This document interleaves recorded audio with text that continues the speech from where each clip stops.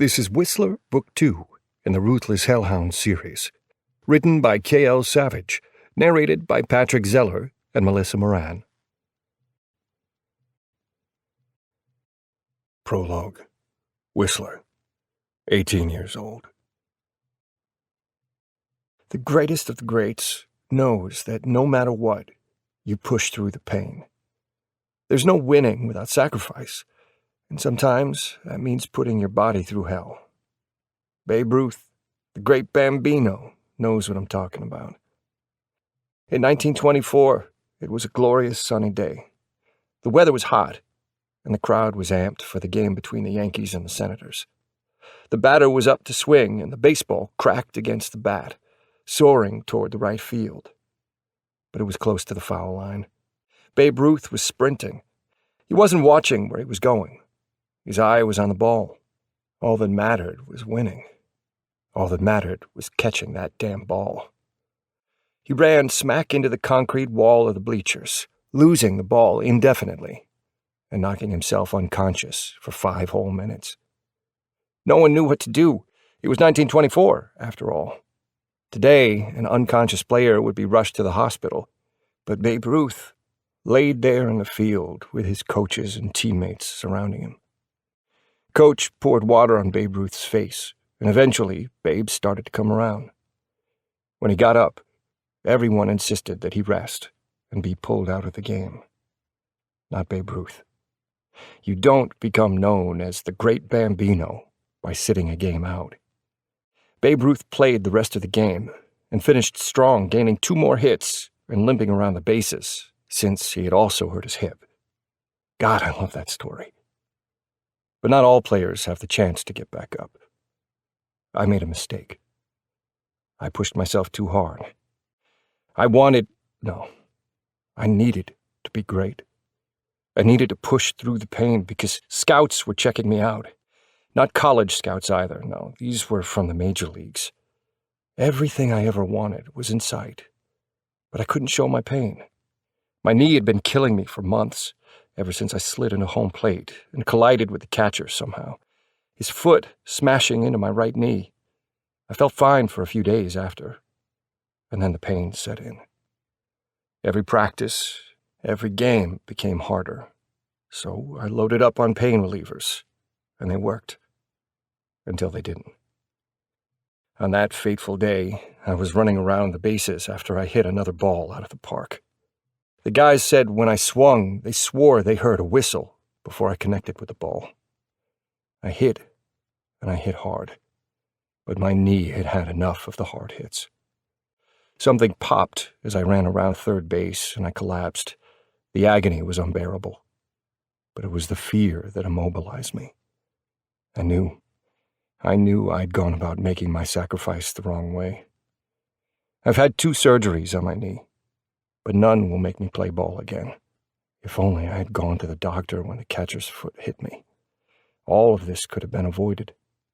I could be playing professionally right now. Instead, I'm stuck living some 3rd-string dream. I'm an assistant coach for the high school team I used to play with. I got the job easily, but I'm unhappy and fucking miserable. All right, practice is over. See you boys tomorrow. Coach Watson announces, and all the guys run from the field to the dugout to grab their belongings. Not me. I'm going to stay for a minute. I need some time alone. It's been a year since my injury and 10 months since I graduated high school. How is it possible I feel older than this damn dirt beneath my cleats? Wesley, you coming? Coach calls out to me to see if he can turn off the field lights. I'm staying a bit, Coach. I pick up all the baseballs and toss them in the pitching machine. I might not be able to run, but I can still hit. And I plan to hit every single one of these motherfuckers out of the park. Don't lose all of our balls with that swing you have. Your talent is expensive. Coach chuckles and picks up his bag from behind the fence before he leaves. My talent is as useless as a wet paper bag. One thing that makes me different is that I like the feel of a wooden bat. I like the weight of it and how it feels in my hand. There's this beautiful sound as the wood connects with the ball. It's crisper than the ringing of a ball hitting an aluminum bat. It's a damn song I can put on repeat. I stand at home plate and hit the bat on my cleats, then get into position. I watch the pitching machine, listen to it whirl and power up. It spits out the first ball, and I swing, connecting the ball and the wood like I always do. The ball soars high, arching as it makes its way over the fence. Home run. If I could run. I'm not sure how long I'm there for, hitting ball after ball, but eventually the sky turns dark, and the gnats are out and sticking to my sweat. I'm batting at them like I do a damn ball, so I call it quits. The field lights are pouring over the diamond, the white lights blinding me if I stare at them for too long. I miss the cut green grass and the red clay. I miss the moment of my stomach dropping as I step up to the home plate. And I miss the look in the pitcher's eye when he'd feel the pressure of having to strike me out. Yeah, I never got struck out. Kissing those memories goodbye, because I need to grow up and move on at some point. I pick up the bucket and make my way around the fence to get the balls. When I'm done, I walk all the way back to the dugout for my bag, my knee twinging since I've overused it today. I need to soak in a nice hot bath. That always makes it feel better than a cold ice pack. Exhaling a breath with so much regret, I take one last look at the field and turn off the lights and head toward the only truck left in the parking lot. Fuck! I curse when my knee gives out and I stumble, slamming my shoulder against the side of my old man's pickup truck. It's a Ford, rusted to hell. But hey, the engine works, and that's all that matters. The bucket of balls crash against the pavement, and they roll under the truck. Instead of getting back up, I stay down for a minute. I get so tired of pushing to my feet. I'm so fucking angry. What's the point of getting back up? I've lost everything at 18 years old. What the hell can the future ever do for me now? I think of my sister. She's 2 years younger than me, and I know I have to stay strong for her. She's too gullible, and she believes everything said to her because she's got a good heart. People like to take advantage of good hearts, and people are the catalysts to how broken hearts are born. And my sister is at the top of that list. I can't let it happen, and if I fall and never get back up, I know she'll get caught in the evil clutches of the world, easily. I reach for the first ball to my left and grab the bucket with my other hand. It's like I'm 8 years old again on an Easter egg hunt, but instead of eggs, it's baseballs.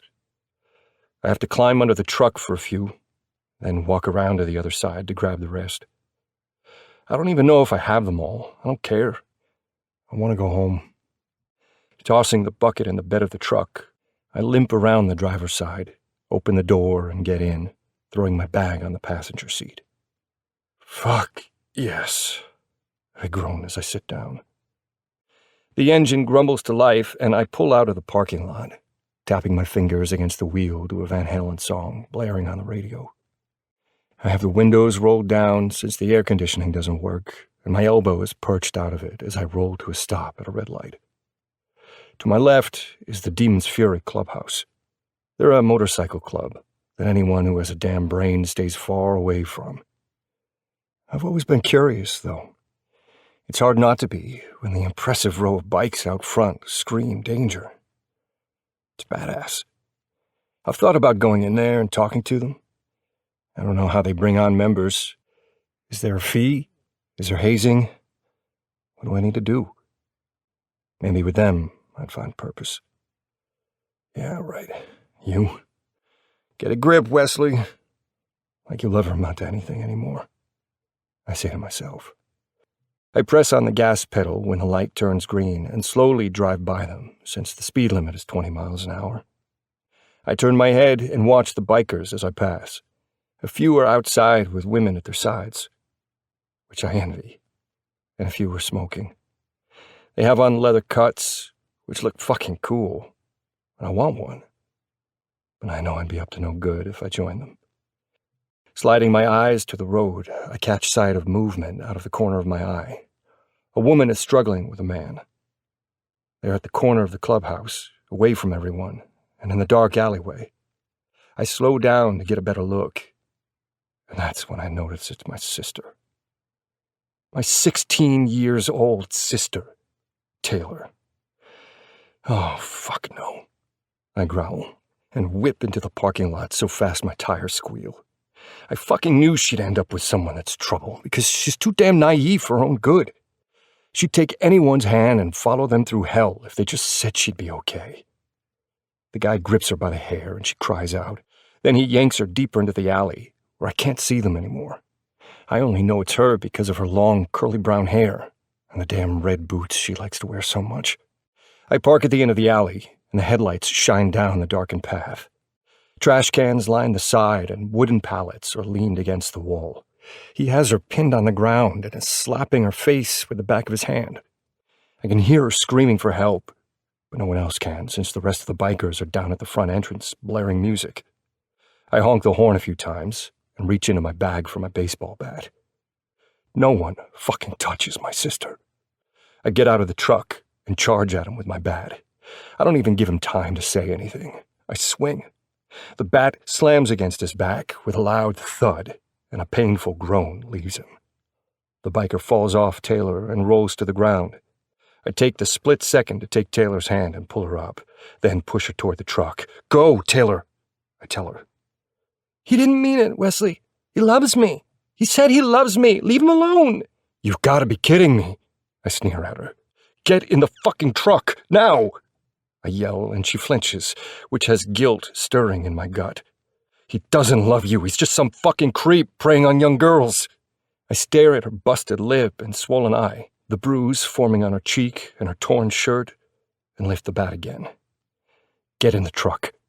"Wesley, don't hurt him, please. I love him." The biker gets to his feet and chuckles darkly. "Oh, Wesley, we were just having a little fun."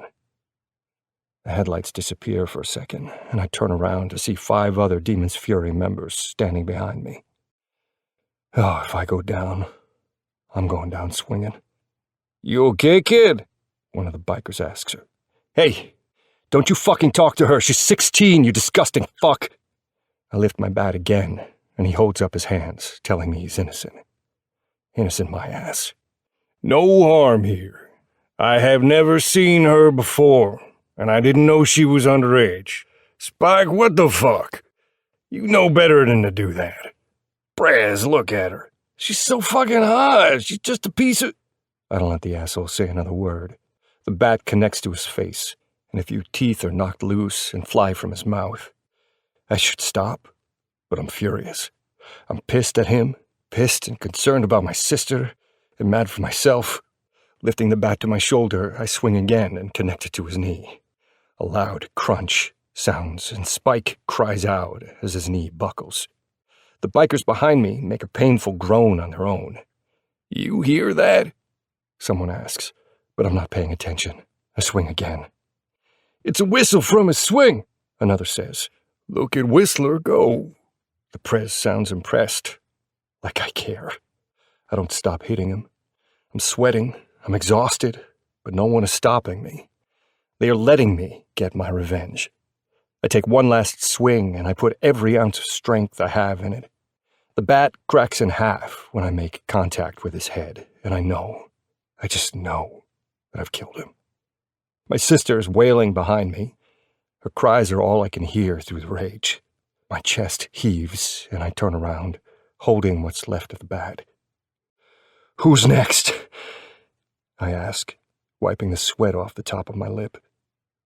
Prez, which according to his patch means president, takes a step forward. A few guys walk around us, grab the body, and hurry behind the back of the building to dispose of it somehow. I hope, unless they're turning me in. "No one's going to touch your sister, Whistler. We don't deal with that shit here. And you took care of a problem I've been meaning to take care of for a while." I toss the bat into the ground and push through the bikers, uncaring if it is disrespectful. I'm sure the full panic of what I've just done will hit me later, but right now, adrenaline is creating a fearless person inside me. and I want to live in it for as long as possible. So, I say, heading toward Taylor. I lift her into my arms as she cries, and she lays her head on my shoulder. I didn't know. I'm sorry, she sobs. You were right. I'm sorry. I mean it. I don't like being right when it comes to men hurting her. She's so young, and she's got a different boyfriend every weekend. She wants love so much, but what she doesn't realize is that she will have it one day when she's older. I set her in the truck carefully and slam the door. Kid, you want a prospect? The Prez asks as I walk around to the driver's side. Not if your guys are like that piece of shit. I open the door and Prez's hand shoots out to close it before I can get in. I grind my teeth together, trying not to beat the hell out of him for stopping me. You got a lot of balls on you, kid. I could use you in a club. We might not walk the straight and narrow road, but underage girls are where we draw the line. Spike was a shithead. He was part of a different crew, and we absorbed some of the members. He was the last one. The rest were just as bad. What's that say about you as a leader? I question him. Says I got a long way to go. But I'm growing. Which is all anyone can do. Fine. But my sister isn't allowed anywhere near here. She'll fall for all the damn bullshit, and I won't let any of you touch her. I think you proved that. Everyone here will only protect her, he vows.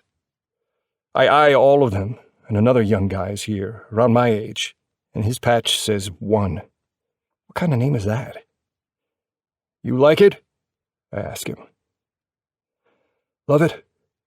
Makes me feel like I'm part of something bigger, 1 replies.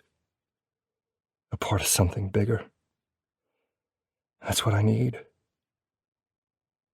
All right. Sure. Give me your number, Whistler, Prez says. It's Wesley. I correct him and hand him my phone. Not anymore. I doubt the name Whistler will grow on me. But maybe this new path will.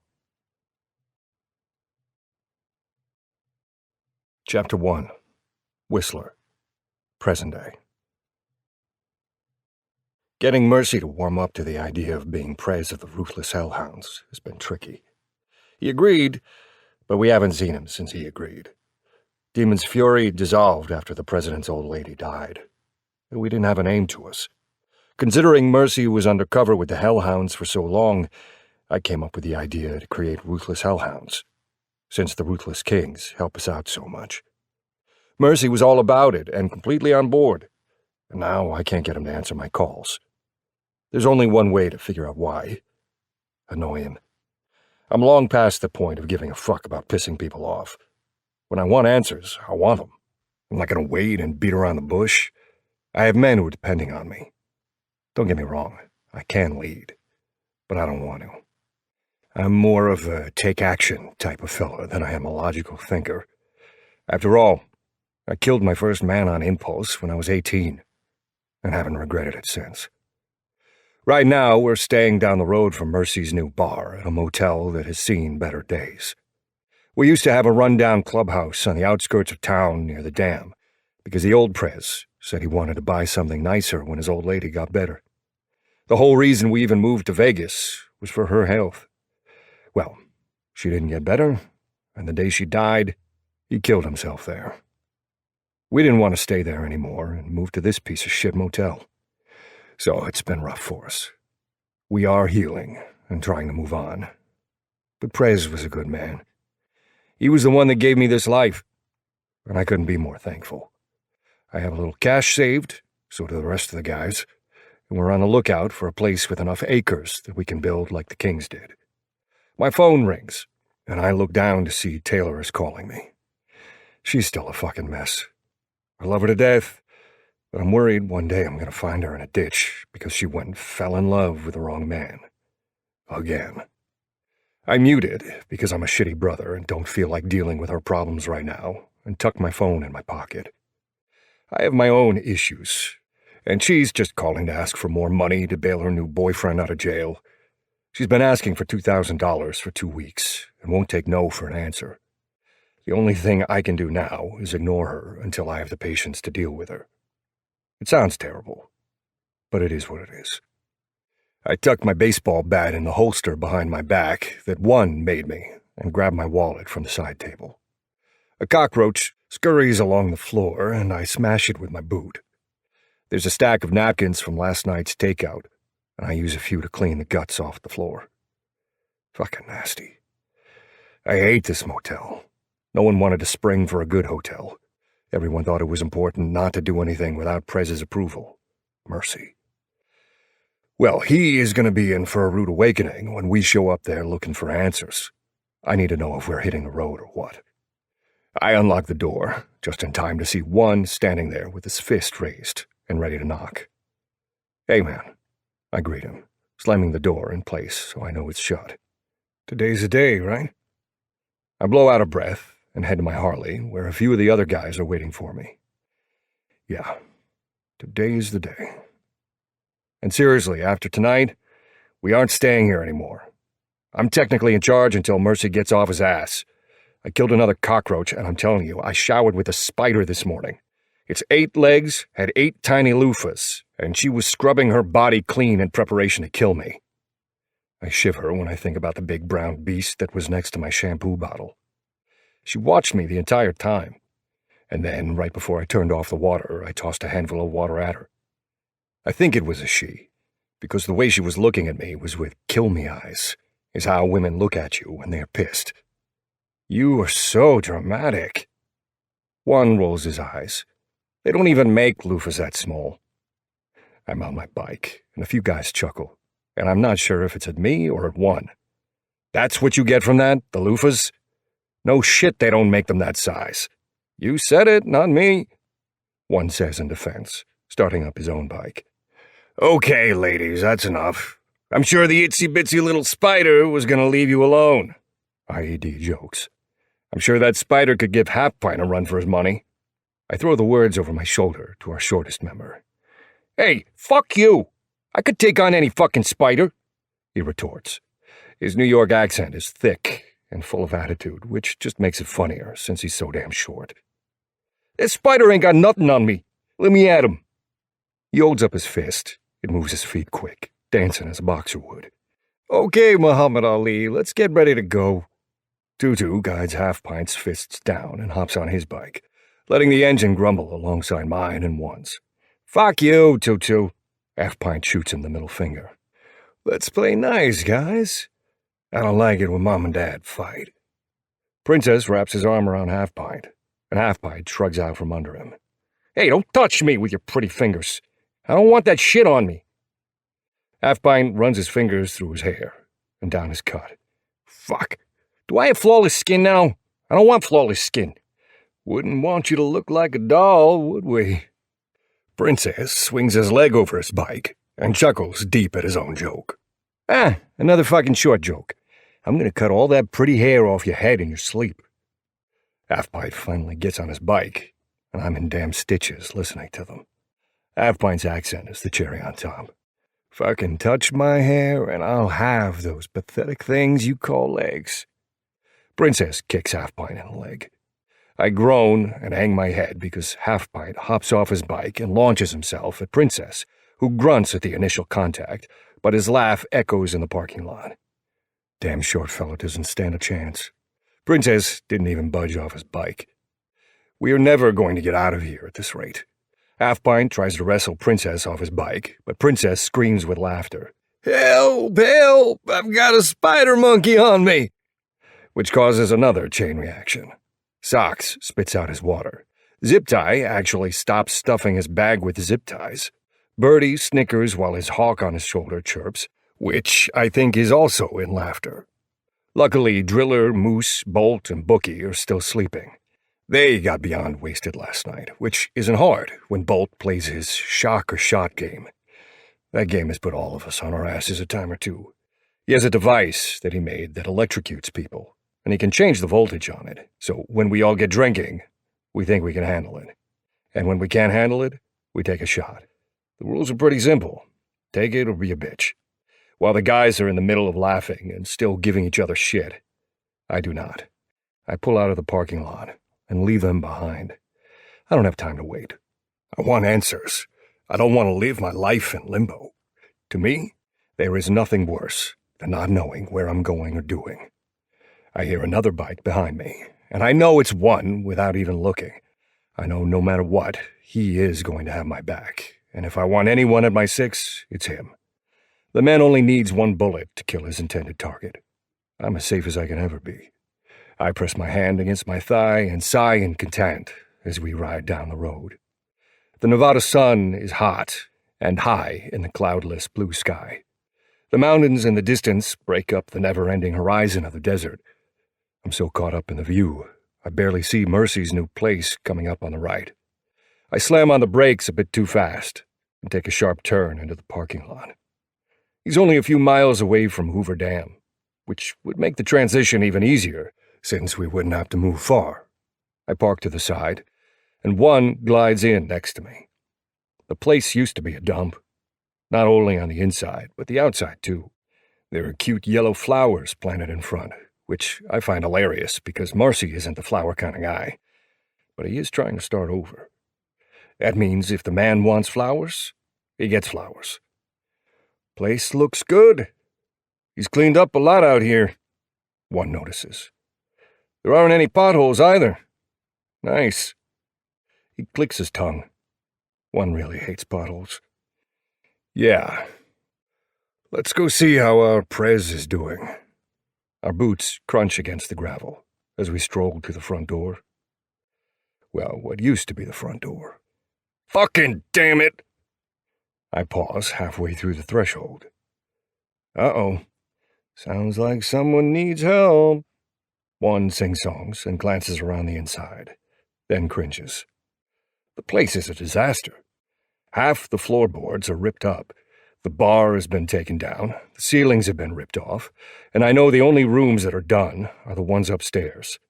The difference is Mercy hired a contractor for that, and he's taken it upon himself to redo the rest.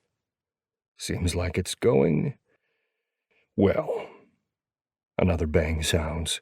Son of a bitch! Mercy yells from somewhere in the back. Hello? I call out and sidestep a tarp, then a broken floorboard, and then an empty box that I assume is for the tools that are spread around the floor. The man can't build worth a shit, I say, keeping my voice low so Mercy can't hear me. He could have called. A few of us know how to work with our hands. Oh, man. One groans. He lifts his leg and shakes it to get the paint off he just stepped in. What is the paint for? Nothing is painted. A splatter of white paint slings from the sole of his shoe. Come on, I huff at him when the paint lands on my freshly polished boots. You're gonna clean these later. Have Mercy do it. It's his fault for not knowing what he's doing. Mercy stumbles from a side room just as dust and wood clatter from his right. He's covered in sawdust as it snows around him. He's sucking on his thumb, and from how red it is, I'm assuming it's from him hitting it with a hammer. What the hell are you two doing here? Mercy brushes off his shirt and coughs, fanning his face next to get the dust away. Seeing what's going on? You haven't answered any of my calls since our little talk, I say, taking a step next to him. I've been busy. I dart my eyes around the room and nod. Yeah, destroying the place. I can tell. Hey, it's coming along. I hung the new light. See? He points to the ceiling where a wire and a light bulb hang. He tugs the string, and a light comes on. Mercy grins. It even works. My God, he even looks proud. Prez, I hate to say this, but this place looks worse than what it was before. And that's saying something, considering STDs lived on the peep show floor, one states, not filtering his words. Mercy places his hands on his hips. It's a work in progress, okay? He exhales and hangs his head in defeat before laughing. It's why I called people to come today. I can't do it. Well, I don't know why you're acting like you're all alone. You have an entire club to back you. Mercy stays quiet and wipes the sweat off his brows with his arm. I know, you're right. I'm sorry, it's been... He scratches the side of his neck. I've been in my head about a few things, and living in my head. I haven't meant to keep you all waiting. Update me? What's going on? Duties? I'm ready, he says, taking a step back onto a piece of wood, and it whacks him in the back of the head. One chuckles, and I cover mine with a cough. Yeah, you're in tip-top shape, Press. I lift my hand above my head. Tip-top? Shut up, he grumbles, rubbing the spot on the back of his head. His eyes flicker to the space where a front door used to be, when tires crunch along the gravel parking lot. Shit. The guy for the floor's coming by to give me an estimate along with a few other things. Only a few other things? One mutters as he surveys what used to be a shithole bar. Now it's just a shithole. I need to clean up. Whistler, can you meet the guy? His name is Charlie from Fletcher's Construction. Please? I have paint thinner on my hands. Why do you have paint thinner on your hands? Your walls are wood. No one asked you one. Mercy walks away and trips over a board, curses, and disappears in the back. Yeah, I guess I'll handle it. I shout across the room, hoping you'll hear me. I'm gonna go scrub my boot. One tries to sling more paint off his boot, but it's already drying. Damn it. I pinch the bridge of my nose and wonder how all this can come together. Did I make a mistake, asking Mercy to take over? We could be rebuilding the old clubhouse. Not that any of us want to, considering everything that happened on the inside. It's okay to want a new start. I just thought Mercy was the one to do that for us. He's clearly in another place. Maybe it's time for the guys and me to move on. I step outside and watch a beat-up brown work truck putter to a stop next to our bikes. The door opens, and I decide to meet the man halfway and tread down the steps. A head full of auburn hair grabs my attention, and my brows raise. That's the longest, prettiest, silkiest hair I've ever seen. A woman steps out of the truck, and she's wearing white wedges. I only know that because of my sister dragging me shoe shopping. As the woman slides out of the truck, her yellow dress raises, and I get a sneak peek of her tan thighs. The dress falls right before I get to see what color panties she's wearing. Sorry, Cupcake. We aren't open for business. Cupcake, because her ass looks made to bite into. Something so sweet, so tempting, doesn't need someone bitter like me. Chapter 2. Charlie. If I had a nickel for every time a man sees me and thinks I've arrived for something other than work, I wouldn't even need to work. I'd be the richest woman alive. Granted, my dad called me to stop by this place when I was on the way back from the grocery store. I need to be heading home. I don't want to get in trouble with my husband. I spin around, ready to mouth off to this guy for assuming that I'm here for a damn beer when my tongue gets tied. There is no way that he is real. He's everything I'd ever want. If I were allowed to want. Maybe in another life where I'm not unhappily married, I'd be able to dream about being with a man like the one in front of me. He is tall with a wide chest, obviously in shape, dark hair, dark eyes, and has trouble written all over him. People would say that is a bad thing, but I married a man who was picture perfect. No tattoos, money, good job, wears khakis, polos, and has a smile that could tame a cobra. And he is the wickedest man I've ever come across. Not always. He had to win me over somehow. But once he did, the mask came off. I've been trapped ever since. Just over 4 years and counting. I'm not here for a drink. My eyes fall to the name patch on his cut. Whistler. Interesting name for an interesting man. His eyes turn stormy and narrow when he sees the scarf I have tied around my neck. I rub it subconsciously. It can't be that noticeable. Everyone wears a scarf. Pretty hot for a scarf, he comments, leaning a shoulder against the truck. I put on a smile, something I've mastered over the years. Not really. It's just to add to the outfit, I say. It's thin. Anyway, I'm here to speak with Mercy. His smile falls. Are you his daughter, too? No. My father is Frederick Fletcher of Fletcher's Construction. I'm Charlie. I hold out my hand, and he stares at it as if he's been stunned with a taser. You're Charlie? You, he points to me, are Charlie. Last time I checked, I say, a bit confused at his surprise. Of course you are. Don't act so excited. No, gosh. No, I'm sorry. I was expecting a man. I finish for him, giving him a smile reassuring him it's okay. He reaches behind his back and scratches his neck. Yeah, I'm sorry. I guess I shouldn't make assumptions. No, it's okay. I'm Charlie because my parents thought they were having a boy, and then bam! I showed up and they already had everything engraved and stitched with the name, so... I wave my hands up and down my body. Here I am. Here you are, he states. But how he says it and the way he looks at me, he almost sounds thankful. That's impossible. No one is ever thankful for me. So, I'm supposed to take a walkthrough? I reach into the truck to grab the clipboard.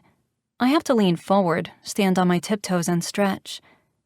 I can feel his eyes on me, and it's been so long since I felt anything other than fear when a man looked at me. Once I have the paperwork, I fall back onto my feet and forget I'm wearing wedges. I hate heels, but Kenneth, my husband, prefers them. My ankle twists, and I yelp as I begin to fall, but Whistler is there to catch me. I feel like I'm in some sort of movie. That's the only place where things like this happen. His arm wraps around me, and his palms stretch in the middle of my back. His eyes dart over my face, and he stares at my lips as I lick them. I got you. The baritone of his voice vibrates against my chest and swims through my entire body. You can let me go now, I whisper, afraid that if he doesn't let go of me now, I might give in to the one thing that's made me feel good in years. He hums and shakes his head. Shame that I have to. He straightens and sits me back on my feet. I blush, not knowing what to say or do. I haven't been held like someone has wanted to hold me in I don't know how long. You aren't dressed for work, Charlie. You're going to break your leg wearing those things in there. It's a mess. I clear my throat and rub my hand down my dress. I'll be all right. I usually don't wear outfits like this to work, but Dad called me on my day off and asked me to stop by on my way home. Where you live with your husband? He asks, glancing at the ring on my finger. For the first time, I'm disappointed he knows I'm married. I didn't want him to know. I wanted to keep feeling wanted and good, which is wrong, I know. I'm a horrible person. Yes, I answer, short and clipped. He's a lucky man to have a woman like you at home, Whistler says, having me enter through the doorway first by spreading his arm out to guide me on my way. Yeah, he doesn't think so. I give him a tight smile, not wanting to thank him for the compliment, but acknowledge it nonetheless. Too bad he doesn't know me well enough to know I'm screaming at him with my eyes to save me from my nightmare. That's the scariest part of being trapped and alone. No one can hear me scream. I'm crying on the inside. I'm begging for the pain to stop, for someone to see the screams instead of hearing them. My soul is getting tired of slamming against my bones to be set free. Hi, I'm Mercy. A very handsome older man reaches for my hand in introduction, breaking whatever moment Whistler and I were having. A moment that should have never happened. Or maybe it's wishful thinking on my end. Charlie, I introduce myself. I'm sorry I'm overdressed. My dad called me in the middle of something, I explain. I don't care. I was expecting a man, I know. I try not to sound annoyed from hearing it. Yeah, Prez, we have had this conversation already. Whistler clears his throat and stands so close to me, I can feel the breath leaving his mouth against the side of my neck. My skin reacts. Hell, my entire body reacts, and I shiver, taking a large step to the left. I pretend I move because I need to look around, when really, I need to get away from him. Sorry. Anyway, as you can see, I've already done some work. Oh, it wasn't like this before? Ha! Told you! It looks worse than before, Prez. An unfamiliar voice echoes throughout the empty space. Shut it, One. No one asked you. Let the lady make her decision. Mercy crosses his arms and stares at me long and hard. I swallow. I don't like this attention. I'm just going to do a small walkthrough, okay? Before I start, can you tell me everything you're wanting so I can tell my dad? Cupcake, he needs everything replaced. You're being sweet saying you're going to look around, but you already know, don't you? He also needs to expand, and in the next lot, there needs to be a house attached that can sleep up to 50 people. I do? Mercy asks Whistler, and the confusion on his face makes me want to laugh. I have to pinch my lips together to stay professional. Yeah, you do. This is going to be the club bar, Prez. No, Mercy growls. I don't care about us hanging out here or the house attached. You're right. It's a good idea and that should be the home base. But I didn't buy this place and set all those workers free to fall into the same place. Those girls that worked here needed a safe place and they didn't have it. I refuse to let it happen again, goddammit. Mercy kicks a board and it flies across the room. The loud thud of the slab hitting the wall has me jumping and closing my eyes, the noise reminding me of when Kenneth slams me against the door. I can still feel a bruise the doorknob left in my lower back. Hey. Whistler stands in front of me and tilts my head up with his fingers. They are rough with calluses and stained with grease. I bet it's from working on his bike. He wouldn't hurt you. You're safer here than you are anywhere else, Charlie. I promise you that. He feels so different from Kenneth. Where Whistler is rugged and tough, Kenneth is soft from moisturizing his hands. Where Whistler's touch is softer than I've ever felt, Kenneth's is the hardest. Appearances aren't everything. Angels and devils are all the same. It's the place they take you to that matters. And I've lived in hell already. What's heaven like? No, I'm sorry. Damn, I'm screwing all this up. No, I hate abusers, and the women that worked here before, they were all running from something. I want this place to be a safe haven of sorts, which means the rooms here and the bar are off limits to members. If the club is going to be here, then abuse is out of the question. Got me? Mercy questions me for the first time as a member. I got you, Prez. You won't hear any complaints from us, I say. This fucking paint is ruining the leather of my boots, one bellows from somewhere else. I giggle and step away from Whistler again. Okay, so like a bar, restaurant, shelter? I step around broken pieces of floorboard and look up at the second floor that's sealed off from us. What's up there? Spare rooms.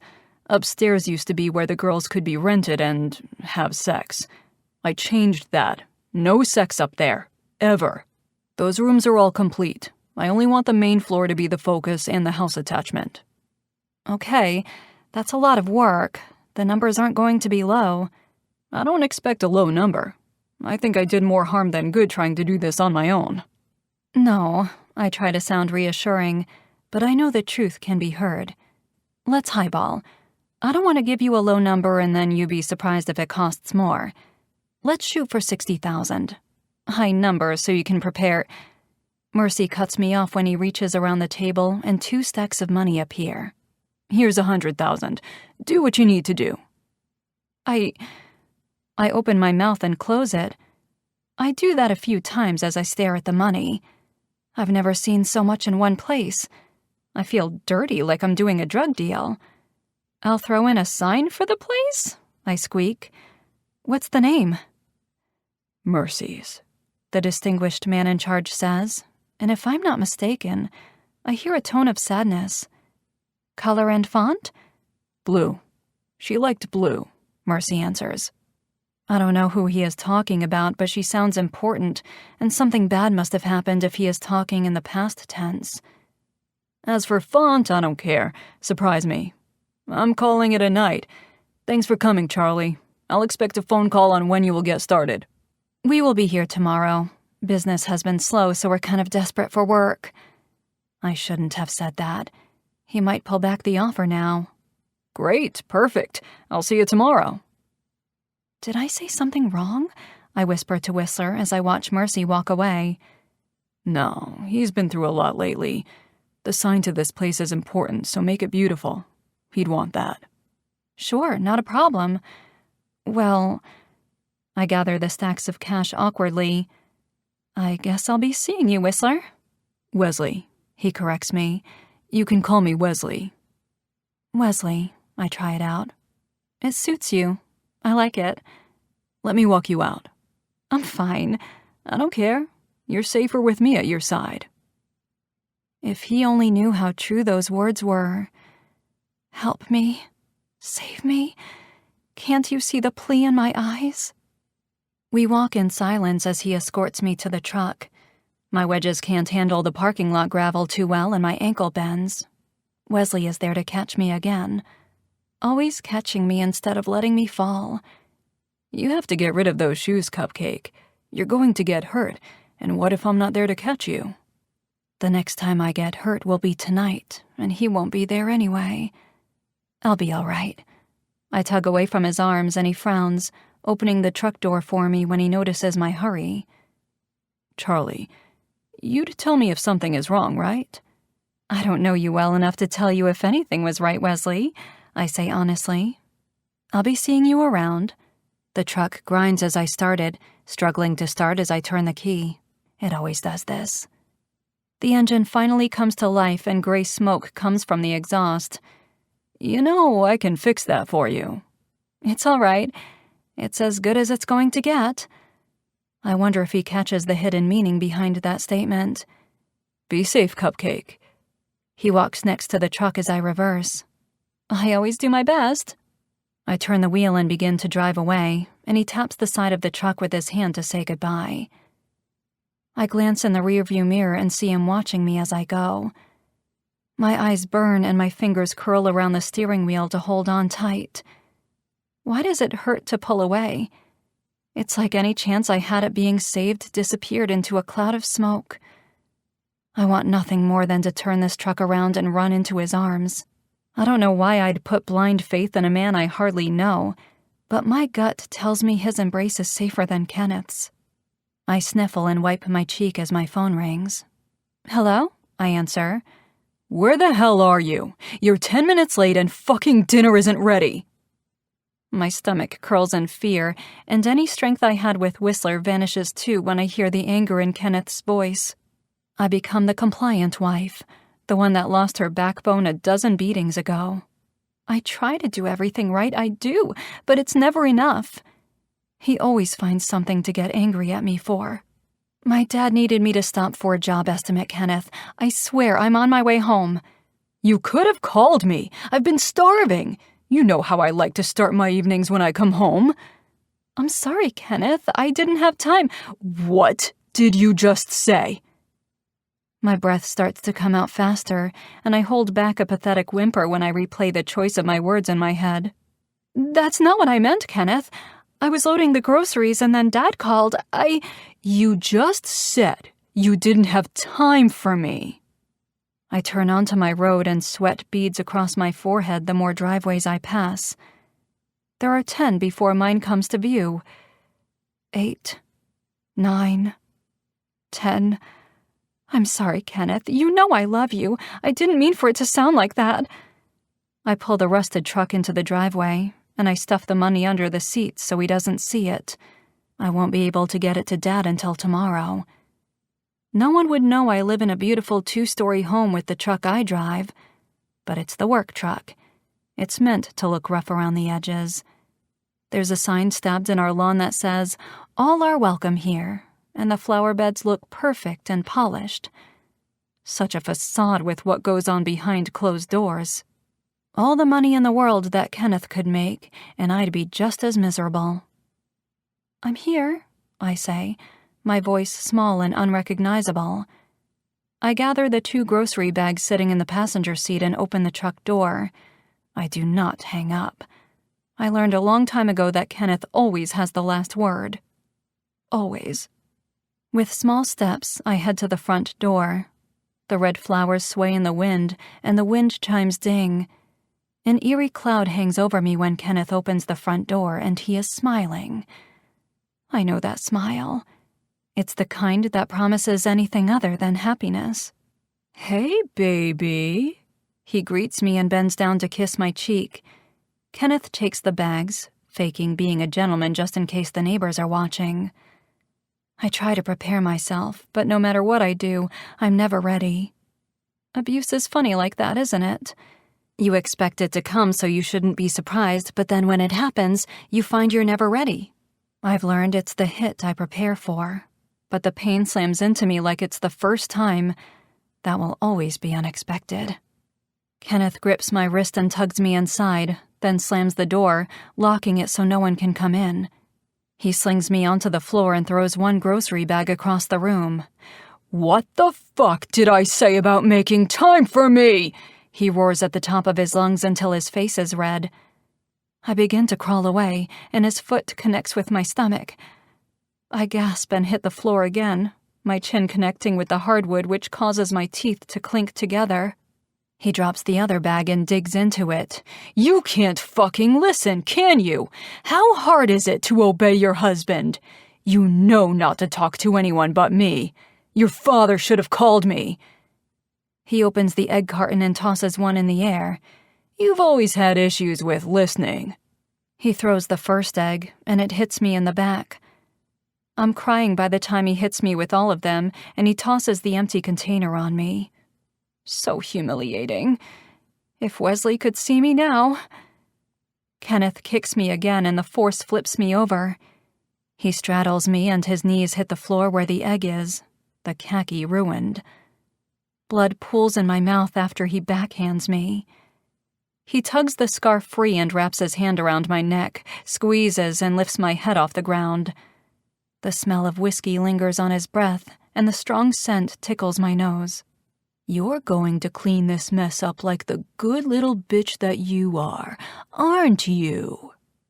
I nod, and he bends down and kisses my tears away. "Good girl." That's me. I'm the good girl. The good, ruined girl. Chapter 3. Whistler. Something doesn't sit right with me about Charlie. I can't put my finger on it, because I don't have all the facts. My instincts tell me something is wrong, so I do the only thing I know to do.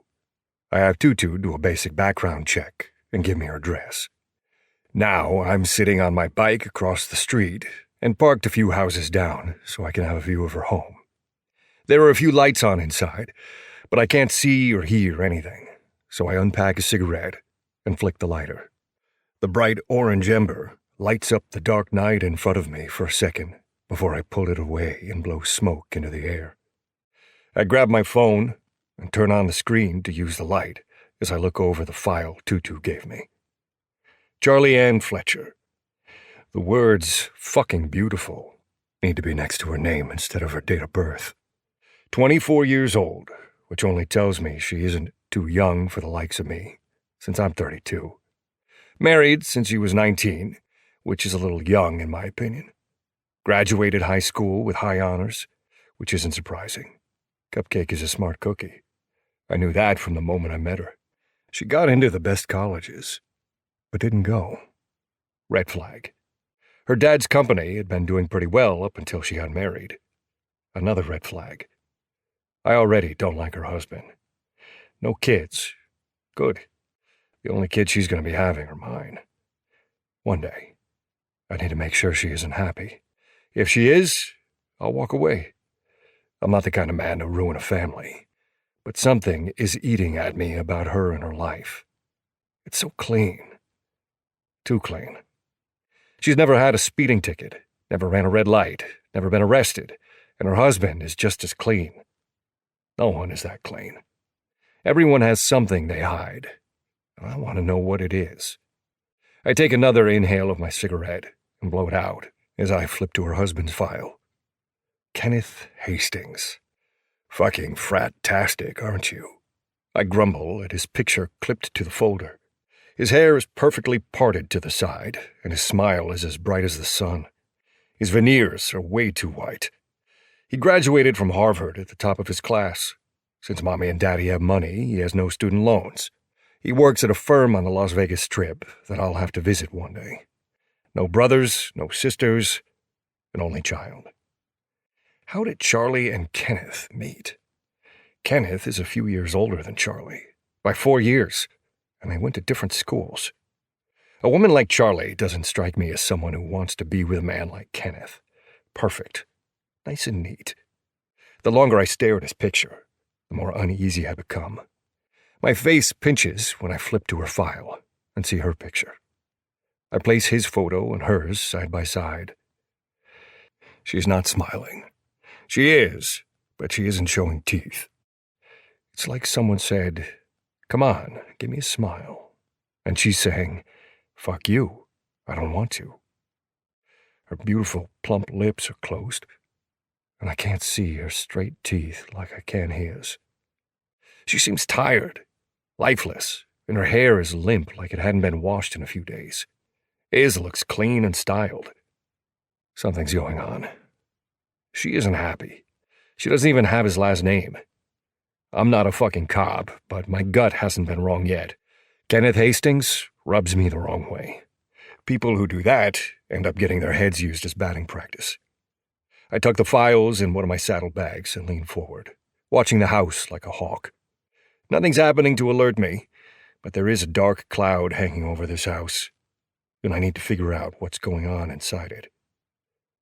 Cute house, though. Perfectly cut lawn, flowers lining the walkway, an American flag swaying from its perch. A little sign that says, "All are welcome here." The house is cozy, but I doubt it's warm. Flicking the cigarette to the ground, I step on it with my boot. The lights turn off in the house, which is my cue to leave. I can't. I need to know what's going on inside. I can be in and out in less than 10 minutes. No one will know. I text Tutu to let him know I need him to disable any alarms in the house, and without asking questions, he sends me a reply less than 10 minutes later, saying there isn't one. What kind of a man doesn't install a security system to protect his wife? Another red flag. If Charlie was my old lady, I'd have alarms on the windows and doors. No fucking way would I ever let something happen to her. I can't figure out why I feel so strongly for her and have this overwhelming need to protect her. I'm interested even though she's married. And she has this helplessness about her I'm drawn to. She isn't helpless, but I think she needs help. And after being around someone like my sister all my life, I tend to know I'm right pretty fast. I sit on my bike for another hour to make sure they're asleep and to think about what the hell I'm doing without backup. One is going to kick my ass when he finds out. Reaching behind my back, I double-check to make sure the bat is there, a habit that is stupid because I don't go anywhere without the damn thing. My phone buzzes in my pocket. I pull it out to see who it is, and then cringe. I check the time and realize I've stood up one. We were supposed to go out tonight. Spying on Charlie was supposed to be quick, in and out. I wanted to know if I was imagining things earlier. She reminded me of my sister so much, I just thought I saw him. It doesn't matter. Fact is, Charlie is a married woman. I need to go to a bar, grab a woman for the night to scratch my itch, and wake up tomorrow a man who has put Charlie out of his mind. But I can't. I need to know she's okay. I'll leave her alone after tonight. My protective instincts are taking over me, and the only way to stop me is to satisfy my curiosity. "Hey, one," I answer in a whisper, my eyes lingering on the house. "Don't tell me you're where I think you're at," he exhales, knowing I'm doing something I'm not supposed to be doing. I hear the sip of him drinking his beer before the soft thud on the other end tells me he set it down. Music plays in the background, softly, and there's a woman's voice cozying up to him. "Sorry, sweetheart, not tonight." One gently lets her down. "Where the hell are you?" he asks me. I just needed to know she was okay. I have that feeling 1. Whistler, you need to stay the fuck out of it. Got me? It isn't any of your business. The last thing we need is a pissed-off husband knocking on our door that isn't even built, by the way, and asking for a fight because some biker has a hard-on for his wife. That's not what this is. I pinch my lips together as a wave of swelling anger begins to build. Isn't it? You don't want her to be a victim, but there is a part of you that wishes she was. So she'll run right into your arms. Fuck you. Do not cross that line with me. Her safety is all that matters. Not my wants or wishes. Do not piss me off. Damn it, Whistler. You aren't going to let this go, are you? I should, but no, I'm not. I can't. Be careful. There's always someone crazier than you, Whistler. I hope this isn't the guy. A controlling husband is worse than a scorned wife. Not the first man I'll have to kill. Won't be the last. Damn it, call if you need anything. He hangs up, and I'm left grinning knowing he'll be there for me, even if he doesn't agree with my process. I tuck the phone in my pocket. Right as it rings again, I sigh and get more comfortable on my bike. It's Taylor. I can't ignore her now. Not at this time of night. I rub the frown off my face as I answer. Hey, sis. Wesley? My name is hushed beneath the trembles of her tone. The hairs on the back of my neck stand up, and I sit straighter. Taylor, what's going on? Are you okay? I need you. I'm on my way. Don't move, okay? I'll be there in 15. I love you, she slurs. I'm sorry. Don't be sorry. I love you too. I hang up and hit my handlebars before sliding my phone into the inner pocket of my cut. The dark camouflages the house and cars, where I can only make out the outlines of it all as I give the home one last look. Damn it, Charlie. Please be safe. Starting my bike, I turn around. The bike grumbles so loud, I have no doubt it might wake Charlie. Good. I hope it does. Maybe then she'll realize I'm here and watching over her. I don't ease into the throttle. I open it up and speed down the road, putting more distance between me and the woman who shouldn't be in the forefront of my mind. I can be her friend, right? There's no harm in that. The night melts over the front of my bike, the road becoming an endless abyss as I head toward my sister's piece-of-shit trailer. My sister's a wreck. She has so much potential, but she ties herself to these loser guys that promise to take care of her, but they never do. I even moved her to Vegas to get her away from the losers we grew up with. She just found herself another one. And I'm there for her to fall back on, which is fine. I'm never going to have my sister be on her own or be afraid. I'll always be there.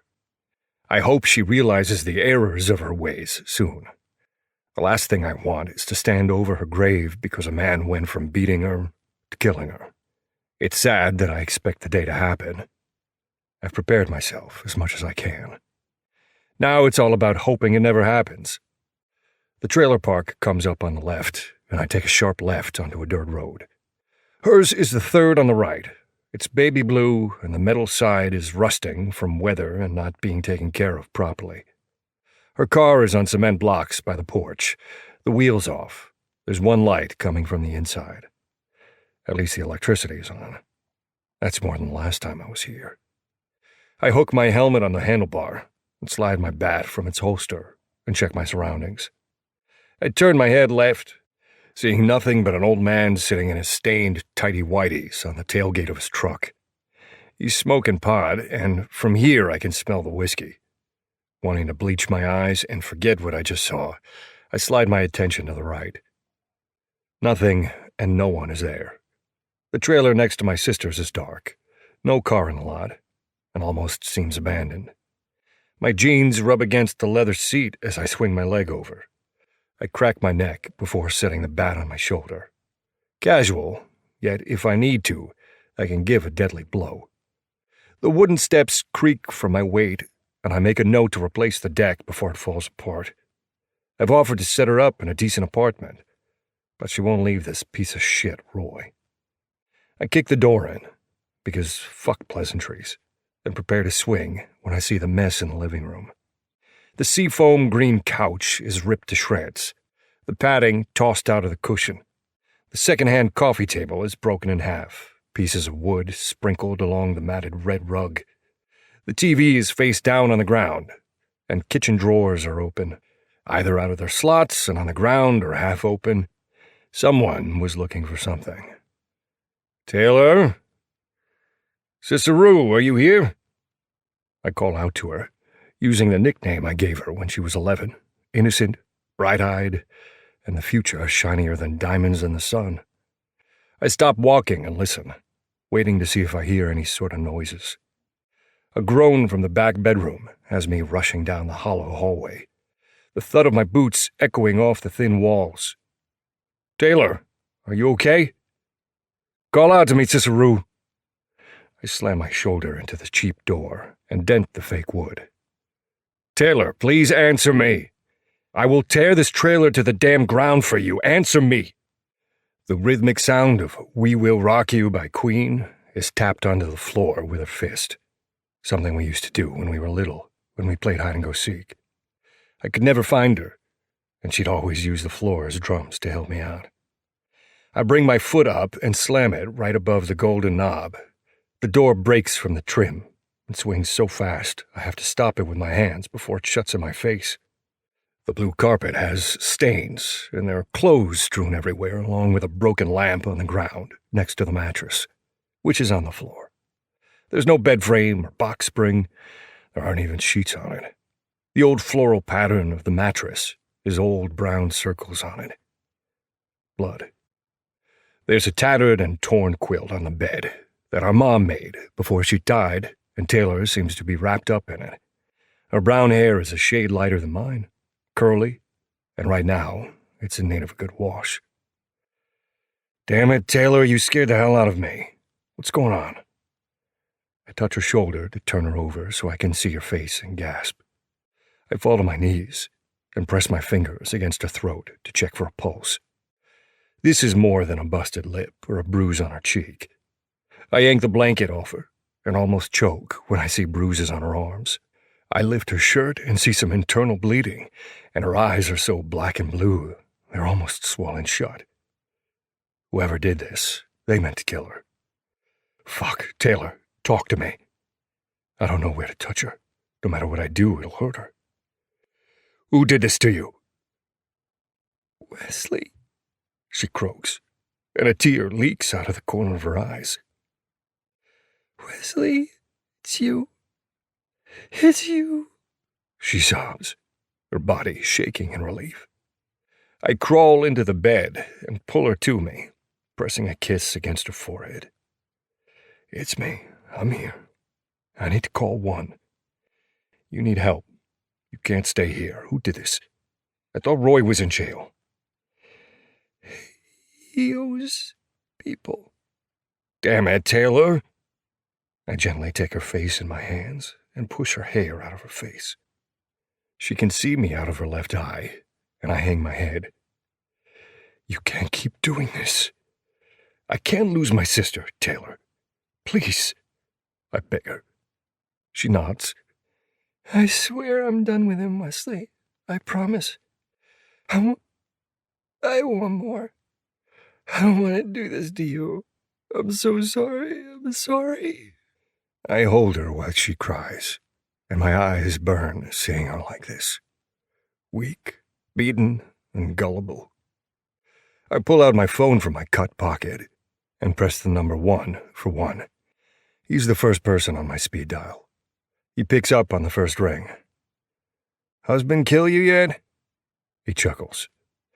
"I need you at my sister's place, now. It's bad one. I need Driller too. It's the worst yet. And bring gasoline. We're burning this place to the ground. She isn't coming back, whether she likes it or not," I explain. She lifts her chin to look at me and nods before placing her head on my shoulder again. "You don't need anyone, Taylor. You got me. I love you. The club loves you.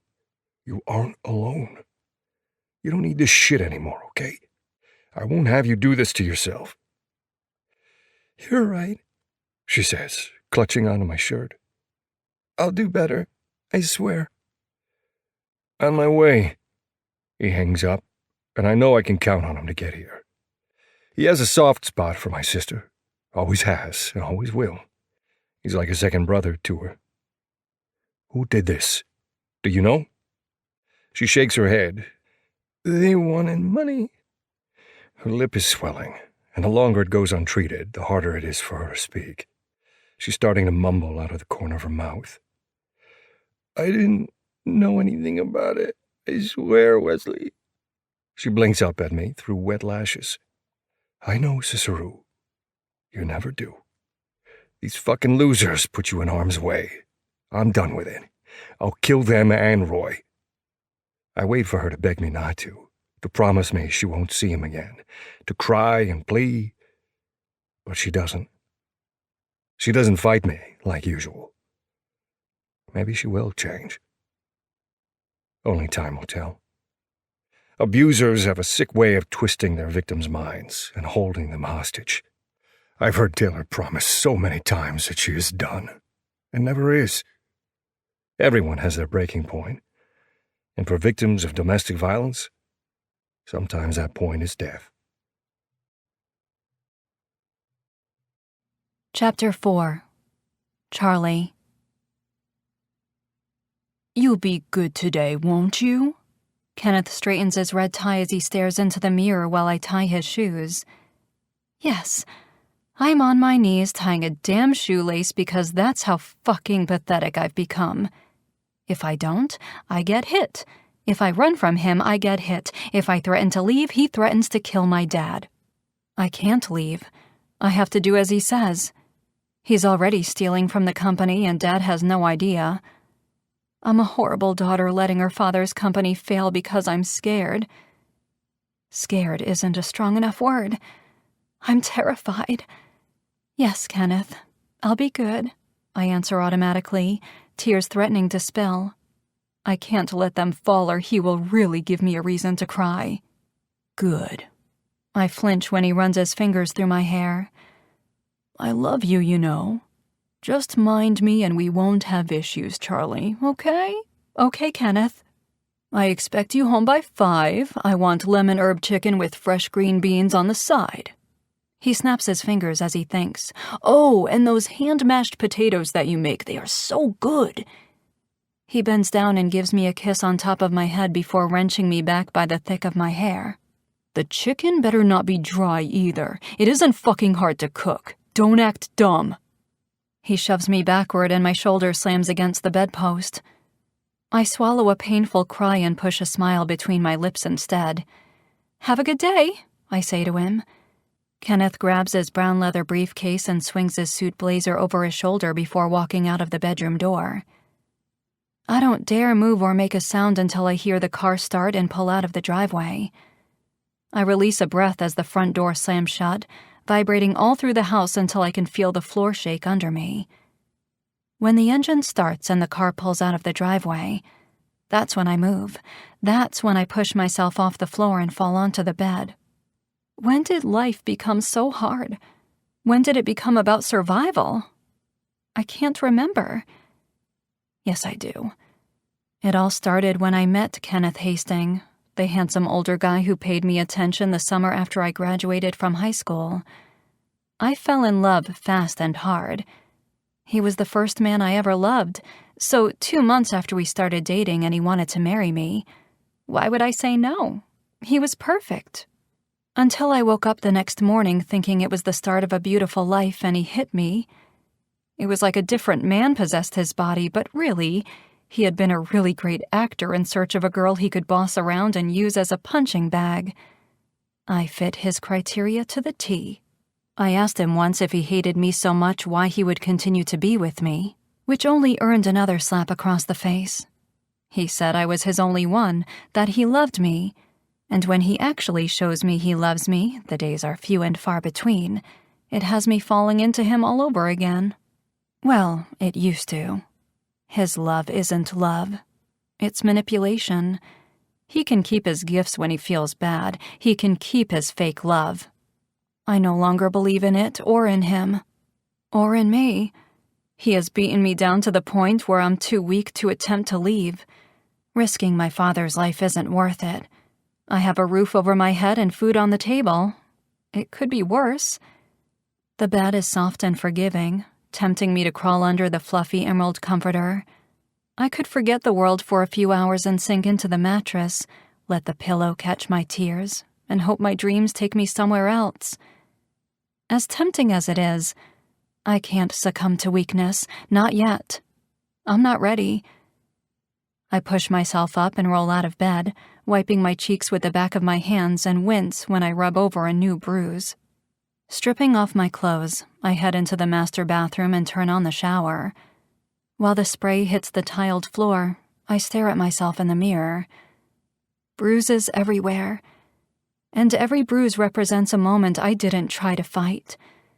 I need to dig deep for my fucking will, the give-a-dams, and the need to want more for myself than this. I've been tired for so long that I've grown numb to the pain he gives. When is my breaking point? Unable to look at my abused self in the mirror any longer, I step into the shower stall and close my eyes as the water hits against my back. My shoulder twinges in pain, and I know by the end of the day I'll have a bruise. I always do.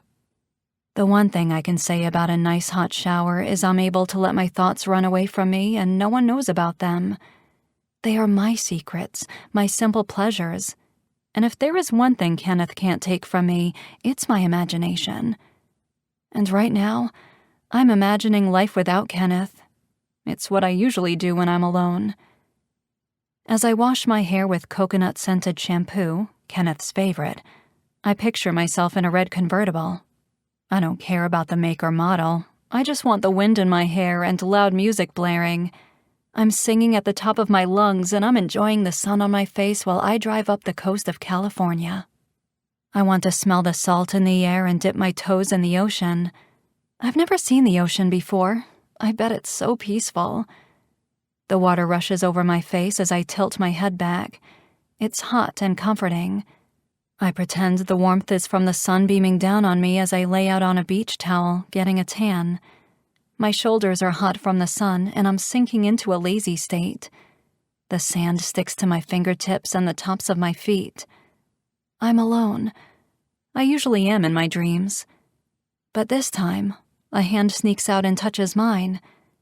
Calloused fingers skim up my arm and tuck my hair behind my ear. I turn my head to see who is there, and it's a man with messy raven-colored hair and eyes that shine amber in the sunlight. His body is kissed by the heat, and his abs glisten from the ocean water dripping from his abs. I snap my eyes open and gasp when Whistler invades my daydream. The one thing that is mine, and he has invaded it. How? I can't think of him. I don't want to be with a man after I leave Kenneth, which I will one day. Just because Whistler seems kind doesn't mean anything. I've been fooled by kindness once before.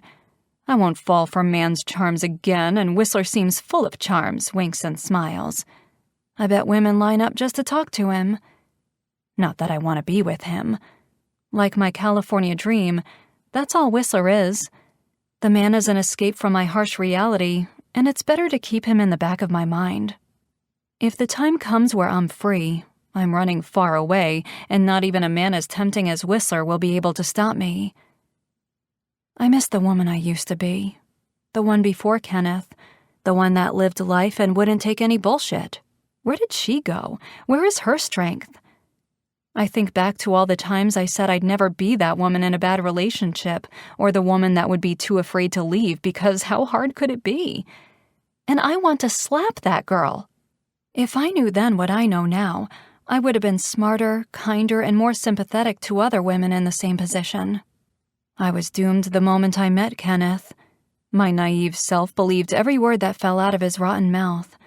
I'd give anything to pry his lips apart and stuff him full of every lie, hit, kick, and punch he has ever given me. Maybe then, when he is about to explode, he'll rethink his next move. I turn off the shower, snag the towel from the rack, and wince when throbbing pain takes over my shoulder. Half of the mirror over the vanity is fogged, but I can still see myself. I turn, and a bruise is starting to form over my shoulder where I hit it against the bedpost. How am I going to explain the bruises to my dad and the crew now?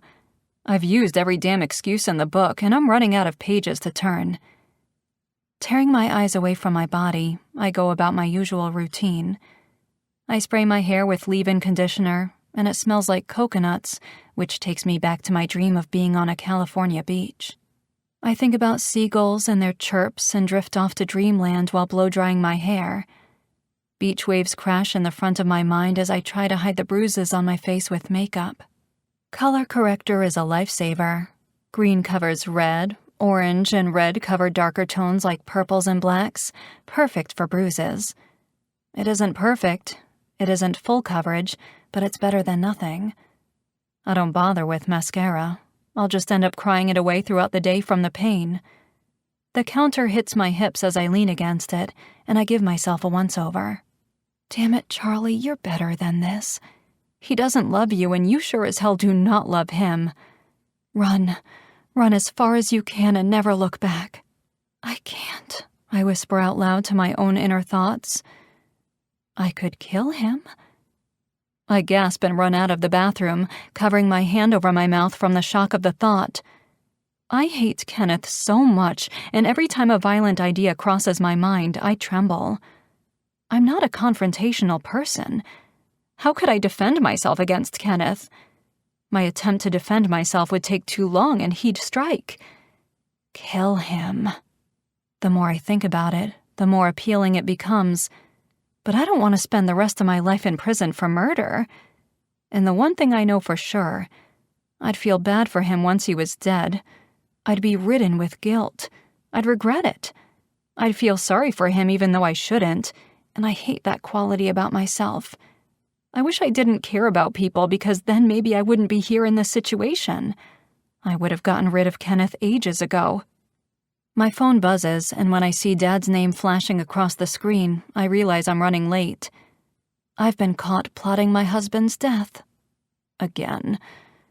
It would be sweet. Bloody? Definitely. In my dreams, I'd prolong it. I'd cut him, stab him, and torture him like he did to me. An eye for two eyes, bitch. That's where I'm at with him.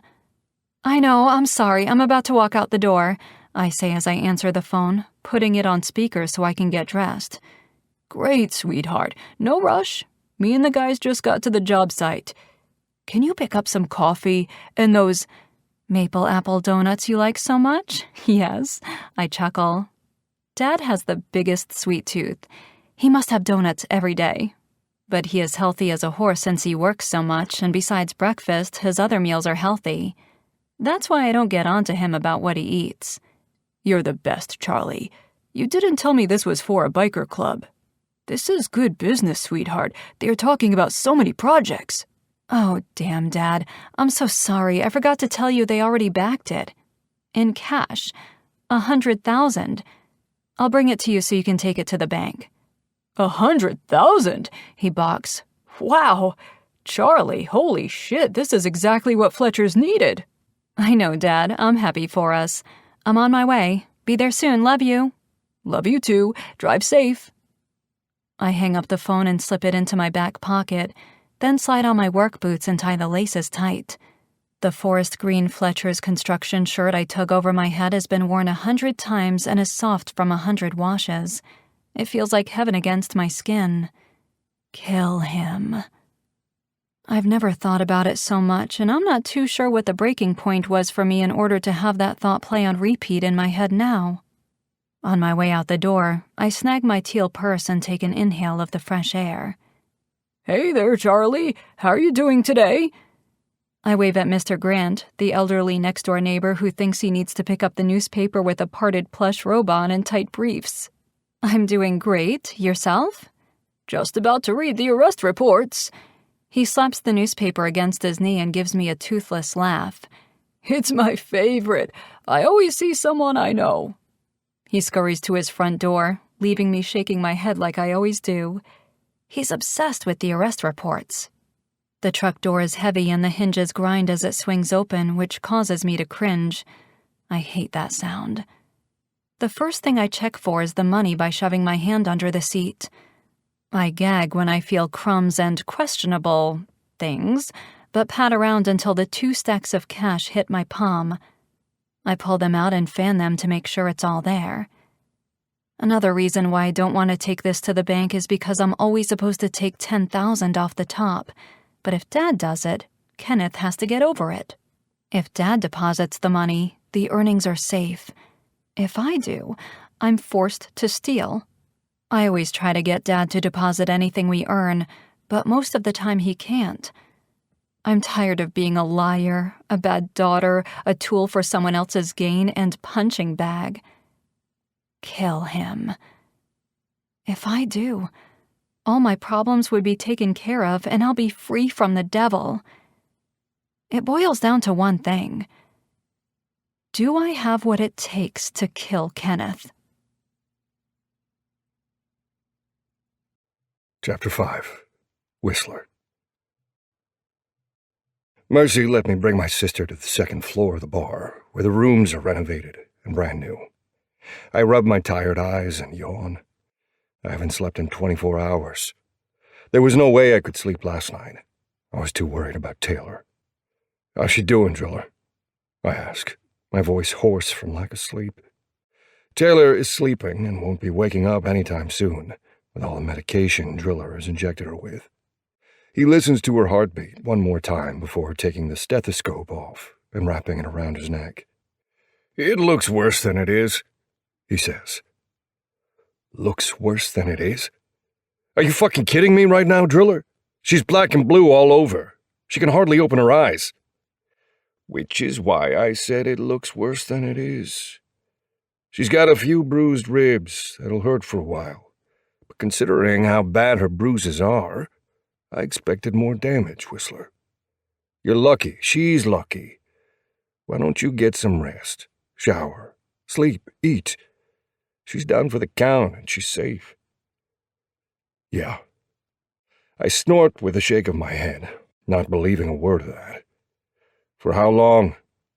How long before she falls into the hands of some other asshole? How long before one of them kills her, Driller? We have to make sure that doesn't happen. We will protect her. I've been protecting her my entire life. I obviously am not doing a great job. She's alive. Without you, she'd probably be dead." He slaps me on the shoulder as he walks out the door. "Really? Get some sleep. We need you rested." I don't know if I could sleep right now. Thanks for everything, Driller. I appreciate it. "It's what I'm here for. She's not in any pain. I gave her a shit ton of morphine." He gives my shoulder another squeeze before exiting the room, gently closing the door behind him. The buzz of the air conditioning kicks on along with the fan blades, swirling, which causes the metal chains that control it to click together. Taylor is sound asleep. My eyes fall to the bed and are glued to the rise and fall of her chest. "What am I going to do with you, Taylor?" I whisper to her as I tuck a piece of her brown hair behind her ear. The lamp is on, and it casts a faint yellow glow against her cheek, causing the black bruises to shine bright. "I'm going to kill Roy and whoever he owes money to, Cicero. I don't care if it makes you hate me. I've been too lenient, too passive, and just wanting to make you happy. That ends now. If you can't make good decisions for yourself, then I'll be making them for you. The nice brother's gone." I bend down and give her a kiss on the forehead. I step out of the room and close the door, stretch my neck left and right until I hear an audible crack. My knee throbs, something that hasn't happened in a while, but kicking down a few doors the other night certainly wasn't good for it. Rubbing the muscle around the kneecap, I groan and hang my head. Fuck, that hurts. I adjust all of my weight to the other leg to give my aching knee a break. I lean my back against the wall and stare up at the ceiling. This bar's bones have so much potential. Huge beams support the roof, reminding me of a cathedral with a Victorian-style twist to it. The staircase is grand, like something from the Great Gatsby or Titanic. The staircase itself needs some love, and after the steps get sanded, painted, or carpeted, whatever Mercy decides, it'll look great. Whoever owned it before was an idiot for having a building like this and letting it go. Mercy had a good idea to buy the place and make it into a safe haven. He's the right man for the job, as Prez. I already can't wait for us to be a part of a mission that's actually good for people. There isn't a lot of good in the world, but when there is, I always want to be a part of it. The back of my head hits against the wall, and I steal a glance at the metallic emerald wallpaper before shutting my eyes. Just for a second. Okay, maybe for a few minutes. I slide down the wall until my ass hits the floor. I slide to the right as gravity lowers my body to the ground naturally, and I lay on my side with my arm under my head. The hard wood is uncomfortable, but I'm too tired to care. No one will even notice I'm gone. A quick power nap. That's all I need, and I'll be good as new. I'm not sure how long I'll lie there, but the sound of a sweet voice that's as smooth as honey filters through my dreams. I slowly come back to the real world and try to pry my eyes open through the sandpaper texture under my lids. I rub my eyes with my fist, rubbing the need for sleep away. I need caffeine. All of it. Just insert an IV drip of coffee in my veins so I can get on with my day.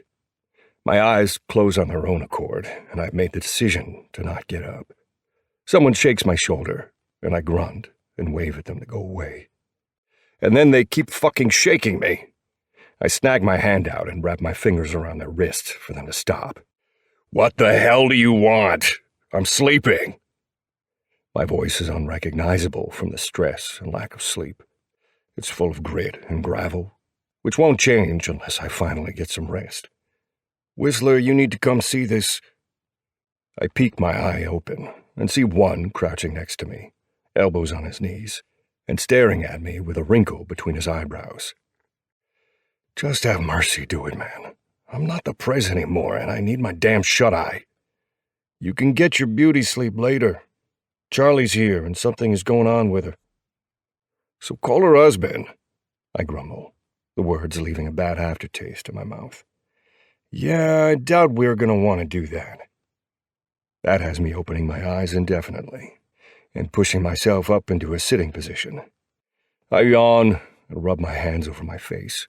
The stubble along my cheeks scratch against my palm, reminding me I haven't shaved in a few days. I brought you coffee. One bribes me.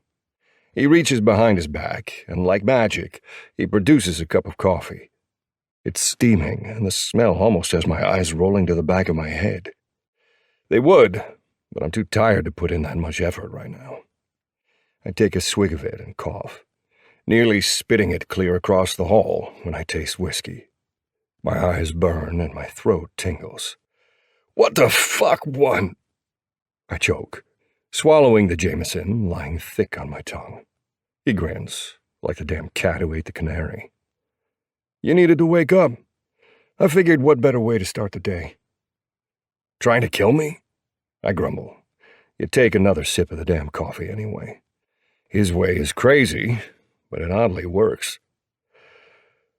Okay, lead the way, master. I spread my arm out, and one holds his chin up high, which makes me chuckle.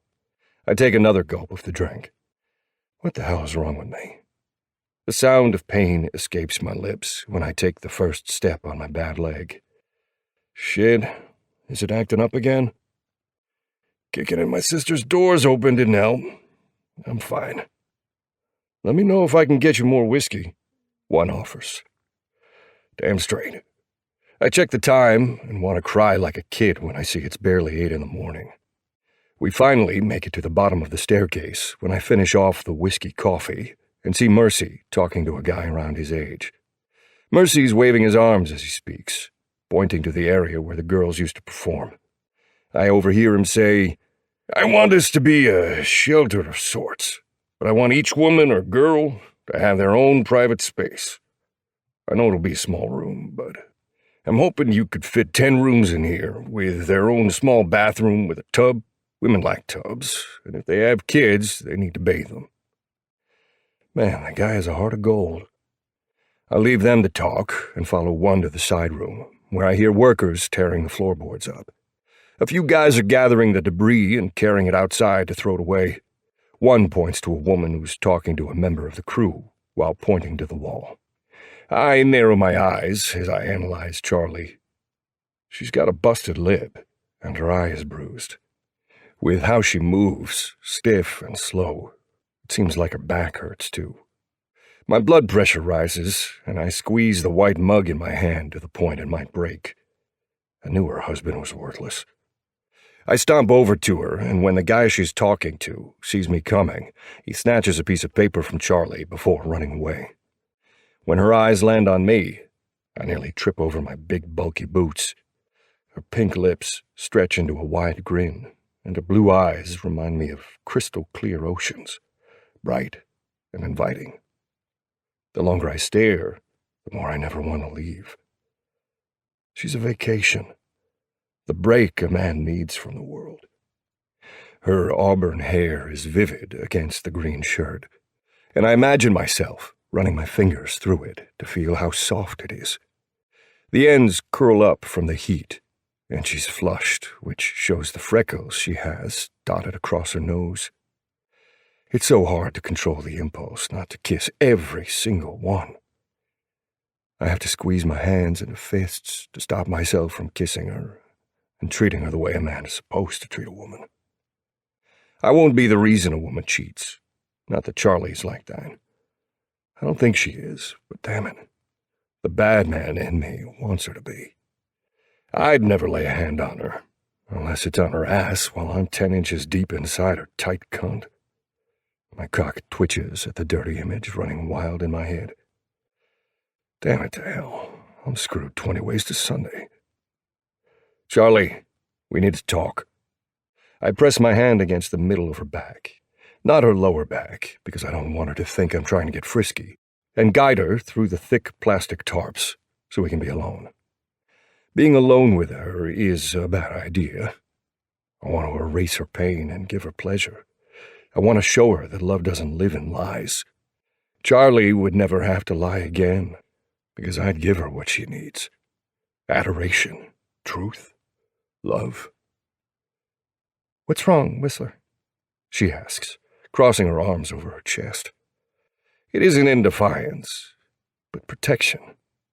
She's creating a barrier between us, so she feels safe. That's all right. One day she'll see she doesn't need to do that with me. How did you get those bruises, Charlie? She lifts her fingers to her eyes and laughs, but it's forced. It's silly. You won't believe me. Oh, I can't wait to hear the reason she comes up with. I know my sister can get pretty creative. Try me, I stayed, leaning my shoulder against the wall. I lace my fingers behind my back, and Charlie's eyes follow. I could see the relief when her shoulders sag. It's less stressful for her to not see my hands. Noted. I tripped while carrying the laundry into the bedroom and slammed my face in the corner of the dresser. Then the basket fell out of my hands, and I tripped over that and hit the bedpost. She won't look at me. Her hand rubs the back of her neck, and there's a small bead of sweat gathering along her temple. I watch her chest, and her breathing becomes quicker. Damn, how many times has she had to pretend? You don't have to pretend with me, Charlie. Not here. This is a safe place. Is someone hurting you? I keep my voice low, and her eyes dart to my face quickly at my question. She opens her mouth, and there's a slight hesitation to tell me the truth. What? No one is hurting me. My husband loves me. We are happy, she says in defense. He loves me. She sounds like she said this in her mind on repeat, hoping to convince herself. Listen, there is better out there for you. I don't believe you for a damn second, Charlie. I know what you'll do. You'll go back home and hope everything changes. You'll give him chance after chance, hoping he loves you like you need him to. I take a step closer and tighten my hands together to stop myself from reaching out to touch her face. Show her how gentle a man can really be.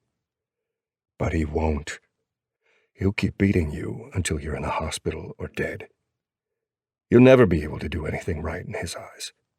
No matter how hard you try, no matter what you do, no matter the extremes you go to please him, nothing will work. It isn't you that is broken, Charlie. It's him. You have no idea what you're talking about. She answers poorly. Her eyes begin to water. I take a chance and remove one hand from my back and lift it slowly. Her breath catches, and she watches in terror, frozen and trembling. Charlie flinches when the pads of my fingers slide under her chin. I'm never going to hurt you, I explain. I'm not that kind of man. I'd never hurt you. He doesn't hurt me. Her voice shakes as she swallows. He doesn't love you. She yanks herself away from me, and her lips frown in anger, while her eyes scream something else entirely. Denial. You have a lot of nerve talking to me about something that is none of your business. Even if he was hitting me, which, she scoffs, he isn't, I wouldn't just blab it to someone I hardly know. Do not talk to me as if you know me and my situation. God, you have a lot of audacity. My audacity will save your life one day, Cupcake. She takes a step forward and shoves a finger into my chest. If anyone is going to save me, it's going to be me. A tarp parts, and one peeks his head out from between them. Everything okay? He asks. Just peachy. You need to put a leash on him. Charlie scowls at me. She stomps away and shoves her shoulder into my arm as she passes. I blow out a breath and tilt my head back, throwing my hands on my hips. She's got fire left in her. Good. She's going to need it. Was I right? He steps into the spot Charlie was standing in just a minute ago. I think so. She isn't a very good liar. What are you going to do? I don't know. But I can't let her get hurt, can I? I have to protect the women in my life, whether they're strangers or not. It isn't right to look the other way. Whatever you want to do, you know I'm here. I can't go around yanking wives from their homes. Husbands won't like that very much. I listen to her talk while she speaks to her dad. I tripped. I'm okay, Dad. You're the clumsiest woman alive, Charlie Ann. What am I going to do with you? Her dad chuckles. One and I share a look. There's no way her dad believes her. He can't. Why hasn't he done anything? I need more information. I want you to dive deep into her past, her husband's too. That's a little out of my expertise. I'll have to sick Princess on it since he goes deeper than Tutu. Do it. I want all the information I need before I do something crazy. I kill her husband with her watching. I need another drink. And I need my head examined for getting in the middle of this. But when a man hurts a woman, it becomes my business. Nothing pisses me off more than domestic violence. Charlie is young and she deserves everything she wants in life. Love isn't meant to be a prison. It's meant to be a sanctuary. I can give her that, even if it means I'm not a part of the haven she's going to find herself in. Chapter 6. Charlie. It's been 2 weeks since I've been to the job site. I told my dad I had a bad case of the flu, but really, Kenneth locked me in the guest bedroom for being disobedient. I'm still here. It's like a jail cell, only I have a bed, TV, books, and a bathroom. But I'm only allowed to eat once a day when Kenneth decides to slide a tray of food through the small opening in the middle of the door. Honestly, it sounds horrible, and it is, but it's a nice break from getting hit. How terrible is that? I'd rather be locked away in isolation than step foot outside of this door where he can get me. When Whistler confronted me, I didn't know what to say. I felt defensive and stupid for being so obvious. God, If Kenneth ever found out, he'd kill me. Whistler had no idea how bad I wanted to scream, "Yes, save me, please help me." But the fear I felt when I thought about Kenneth figuring it out and hurting Whistler because of me, I had to think rationally. Kenneth will hurt anyone who tries to save me. No one is allowed to be my salvation when I'm cursed with the man I married. I'm not loyal to Kenneth. I hate him. I don't love him. I want to leave. I just don't know how. I'm afraid for my life. I finish off the half of the peanut butter and jelly he gave me last night and chug half a bottle of water. I wipe my mouth off just as the door handle turns, and I quickly throw the covers over me, turn over so all he can see is my back, and pretend I'm asleep. What if he hears my heart pumping in my chest? It's so loud I swear it rattles my rib cage. "Sweetie," he croons quietly as he tiptoes through the door. I know that tone. It's the voice he used when we were dating, the one that made me feel safe. The reminder of what used to be hurts my soul because I know it's a lie. Kenneth Hastings is nothing but a lie, and I'm so sick of the fake world he has created for me. The bed dips from his weight, and his fingers slide down my arm. He hasn't touched me in months. I know he is cheating on me, and I don't care. He can sleep and fuck the entire city of Las Vegas for all I care, just as long as it isn't me. I wonder every day what I am to him, what I mean to him, but if he feels anything like me, he must feel nothing. His lips find my shoulder, and the thin, dried flaps scratch my skin, and I want to gag. The bile bubbles in the back of my throat, but I hold it down. "Wake up, sweetie. I miss you." His fingers continue to skim up and down my arm to gently wake me up, and I don't want to open my eyes. For the longest time, I believed this man, this tone of voice, his kindness when he wasn't a complete asshole. I used to sink into his chest when he wrapped his arms around me to hold me instead of punishing me. A hot huff escapes him, and it's the sound of annoyance. He wraps a hand around my neck, and that has my eyes snapping open. "I said to wake the fuck up, you stupid bitch," he sneers, flipping me onto my back and straddling my waist. Kenneth wraps both hands around my throat and squeezes so hard I don't have time to inhale a deep breath to prepare for the lack of oxygen. "You can't do anything right," he sneers. "I don't know why I ever settled for you." He removes one hand and backhands me, the loud slap causing my ears to ring. "You're going to get up, get dressed, and go grocery shopping because we are out of food. Take care of your husband. Do you understand me?" I nod and gasp, gripping his wrist harder as it becomes more difficult to breathe. He smiles wide and the insanity is gone in a flash. He is wearing a plain white t-shirt and sweatpants.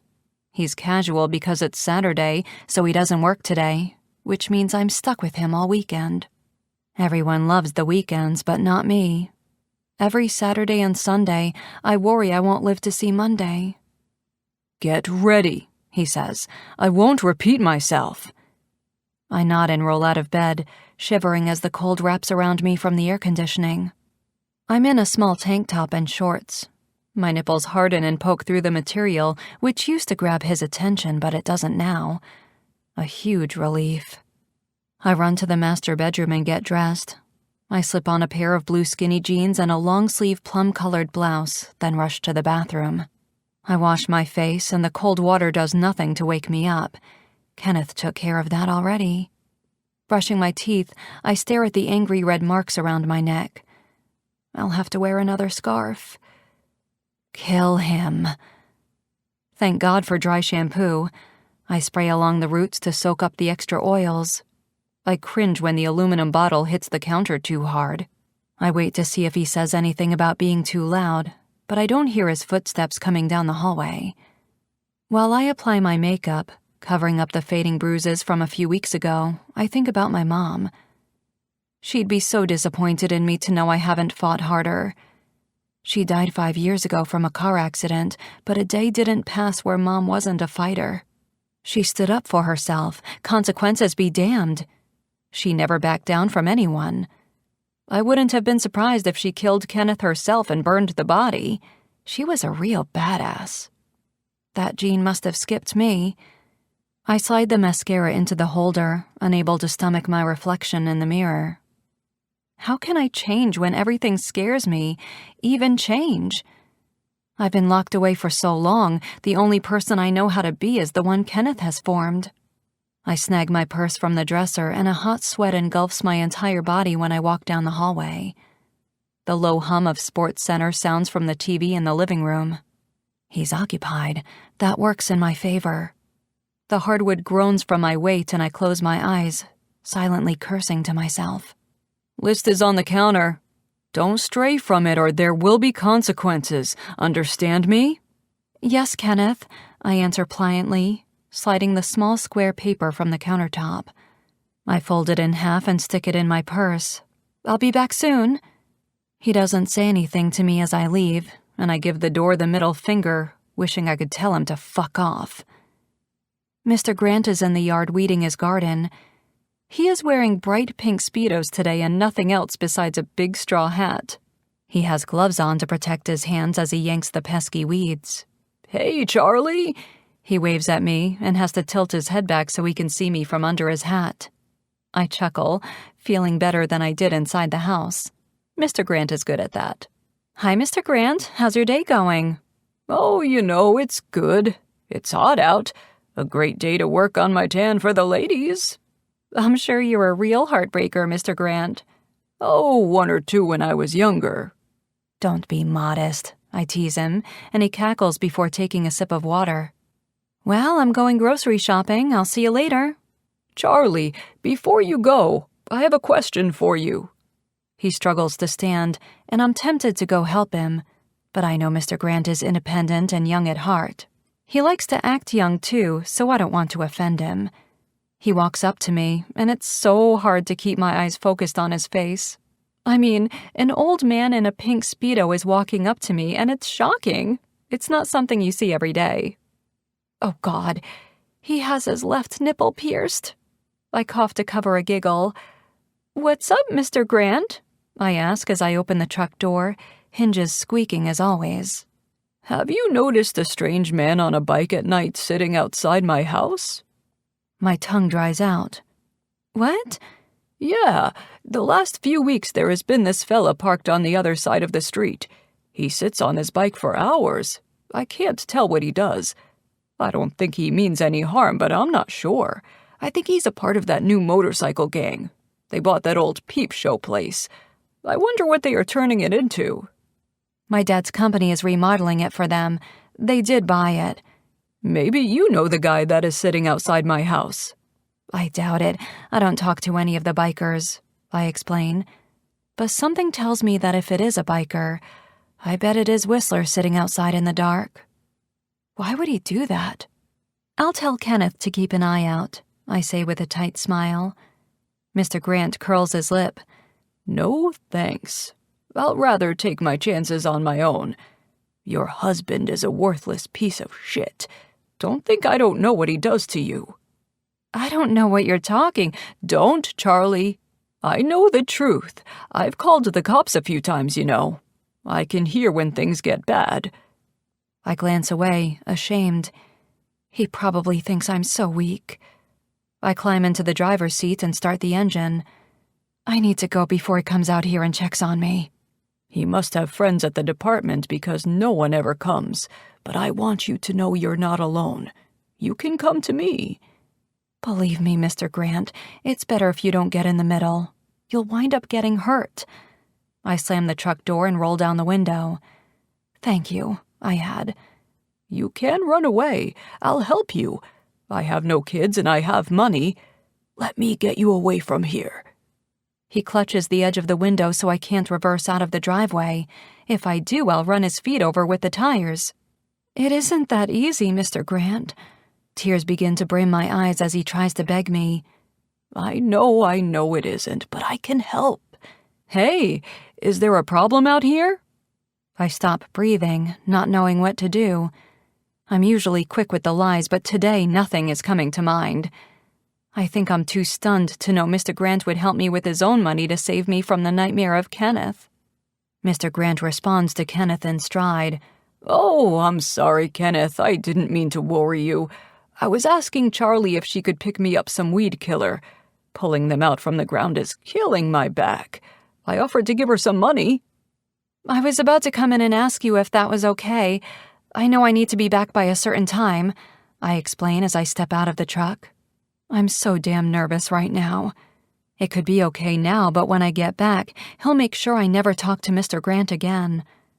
Of course it's okay. You never have to ask to help a neighbor. Just pay us back when you get the chance, Mr. Grant. It's no problem at all. Kenneth gives the older man his charming smile that works on anyone and everyone, but not Mr. Grant. He gives my husband a tight grin. Thank you so much.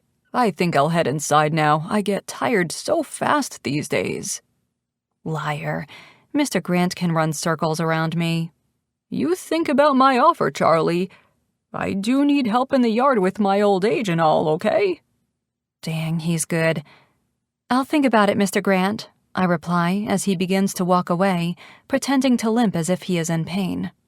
Do you need help, Mr. Grant? Kenneth calls out and heads down the steps. The kindness is such a lie. I grind my teeth together in aggravation and hope Mr. Grant doesn't fall for it. Kenneth is great at bending people to his will. No, the pink Speedo-wearing neighbor waves his hand dismissively.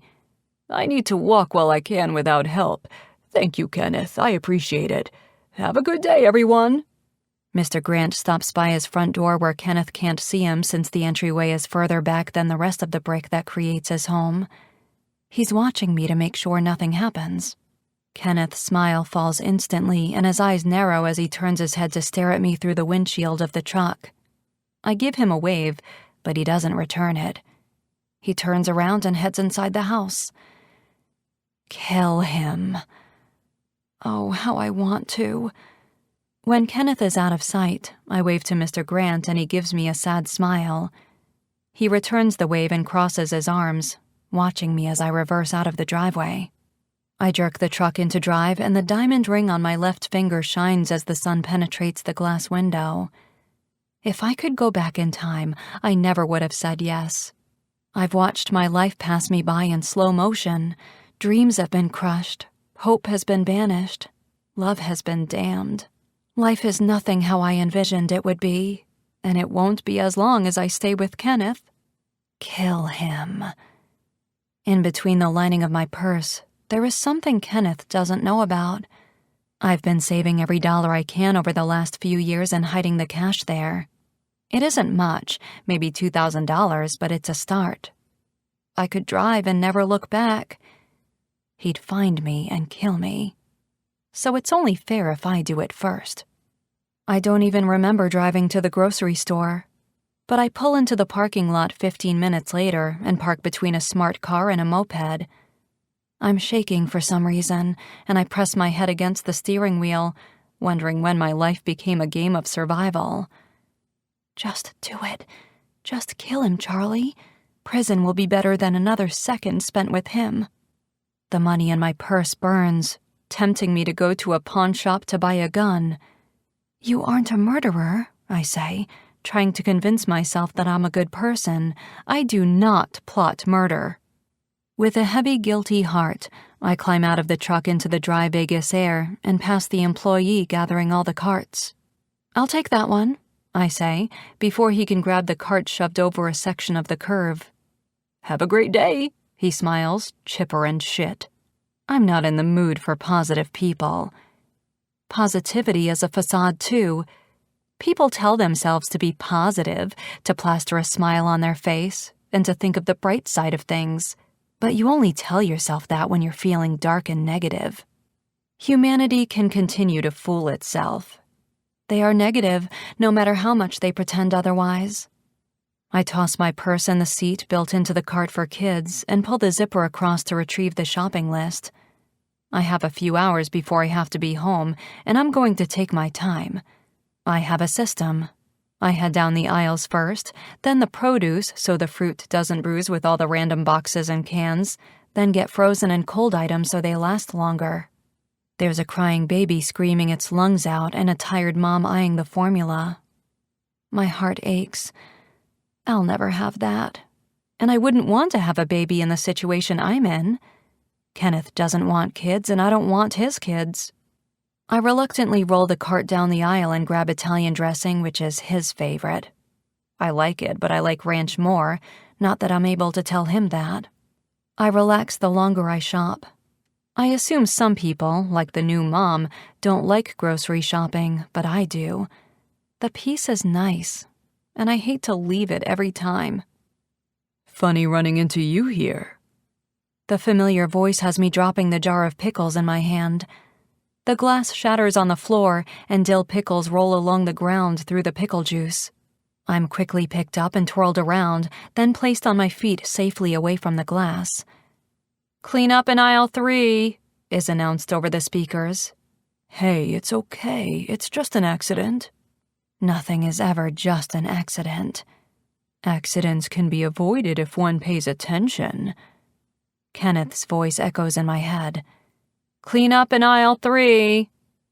Clean up my dignity while you're at it.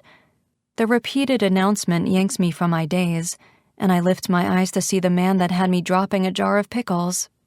Dark hair, dark eyes, the scent of leather and laundry. Whistler. And he is way too close to me. Yet, I don't move away from him either. Chapter 7. Whistler. It's not stalking if I'm at the same place she is. I really had to get some groceries, and this is the best fresh market in the area. Are you okay? She's visibly shaking, and her eyes are darting back and forth to the shelves. She jumps when the mop hits the floor, and when she realizes it's not a threat, she holds a hand to her chest and breathes a sigh of relief. "Wow, that startled me," she says, crinkling her nose at the smell of pickle juice. My eyes drop to where her hand is against her chest, and my blood turns to raging hot lava when I see the red mark around her neck.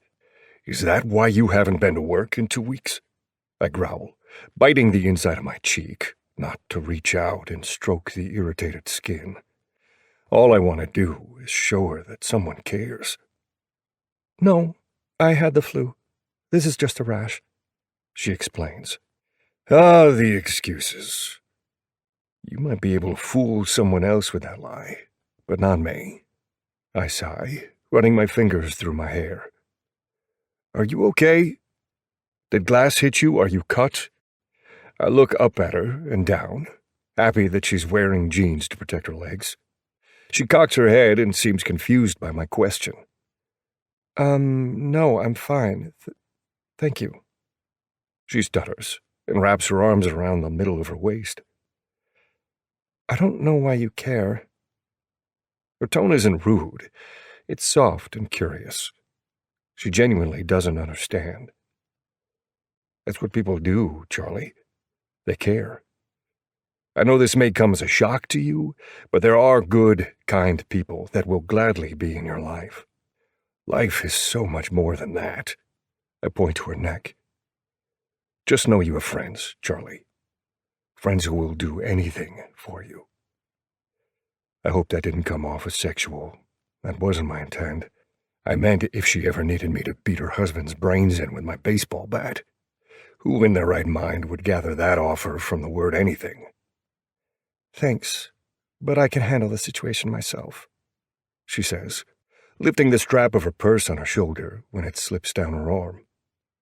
Yeah, that's what they all say. Don't wait until it's too late. I bend down and whisper, then snag a small jar of pickles from the shelf. I hope to see you at the job site. Take care, Charlie. I begin to walk away and pause mid-step when she says something to my back. "I know it's you outside my neighbor's house. You need to stop. You have no idea what you're getting involved in." I roll my shoulders, the soothing weight of my bat pressing against the middle of my back. I remember every single swing I've ever taken, and every man I've had to kill with it. I casually spin on my boots and close the distance between us. I bring my lips to her ear, inhaling a coconut scent that smells good, but it doesn't suit her. I bet he controls that too. I've been involved in worse, and I've killed men for so much less than what that bastard is doing to you.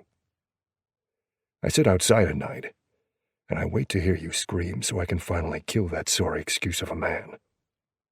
Don't think for 1 second you're saving me from damnation, Cupcake.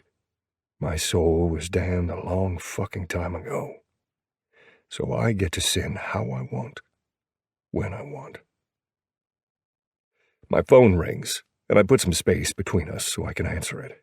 It's 1. I have to take this. Have a good day, Cupcake. I walk away, hating that I'm leaving her alone and vulnerable. She needs protection. There's something about that woman that drives me to want to be the strongest protector she's ever seen, so she can feel safe. I want to be her security, the place she runs to when she's scared. Got something for me, one? I drop the black shopping basket near a cash register and stroll out of the automatic double doors. What I need isn't as important as getting Charlie what she deserves. I mount my bike and take one last look inside the grocery store before putting on my aviators to block out the sun. Princess does. You're going to want to get home. Now. Be there in 10. I hang up, and before I leave, I double-check to make sure the GPS I put on the truck while I was outside of her house the other night is working. The green dot blinks, and I glance around to find the work truck sitting between a pathetic excuse for a car and an even more pitiful excuse for a motorcycle.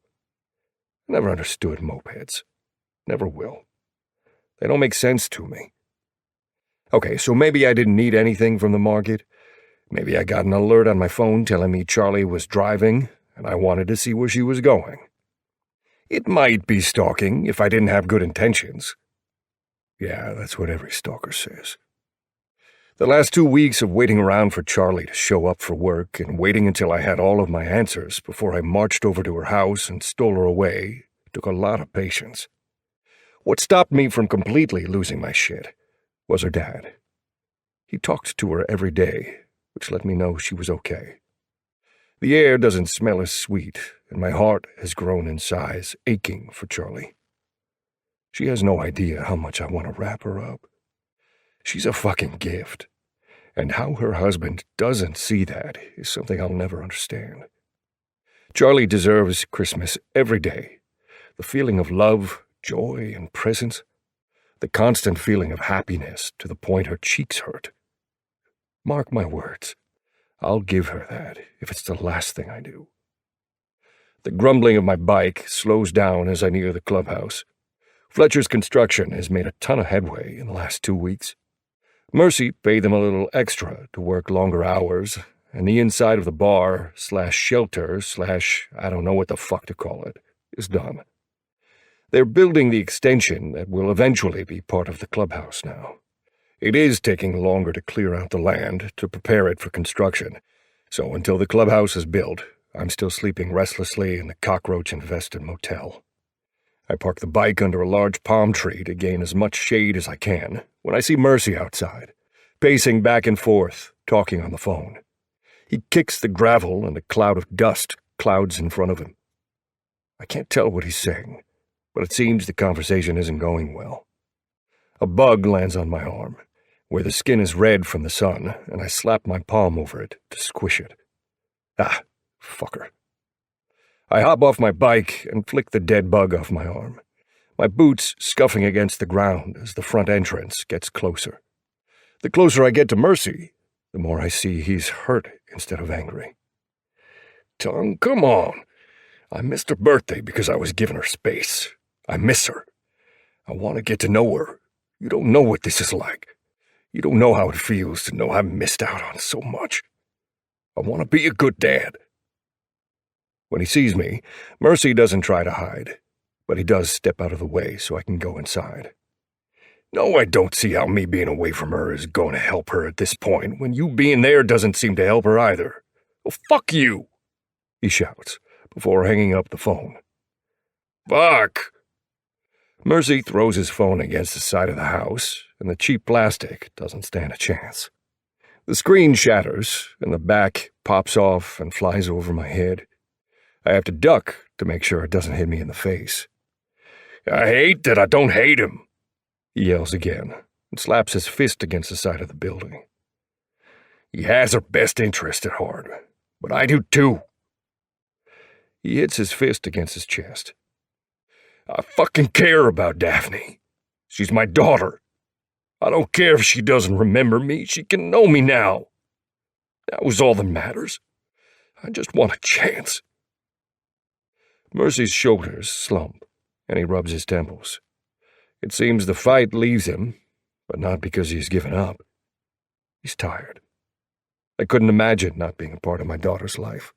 It would crush me if I had a little girl to call my own.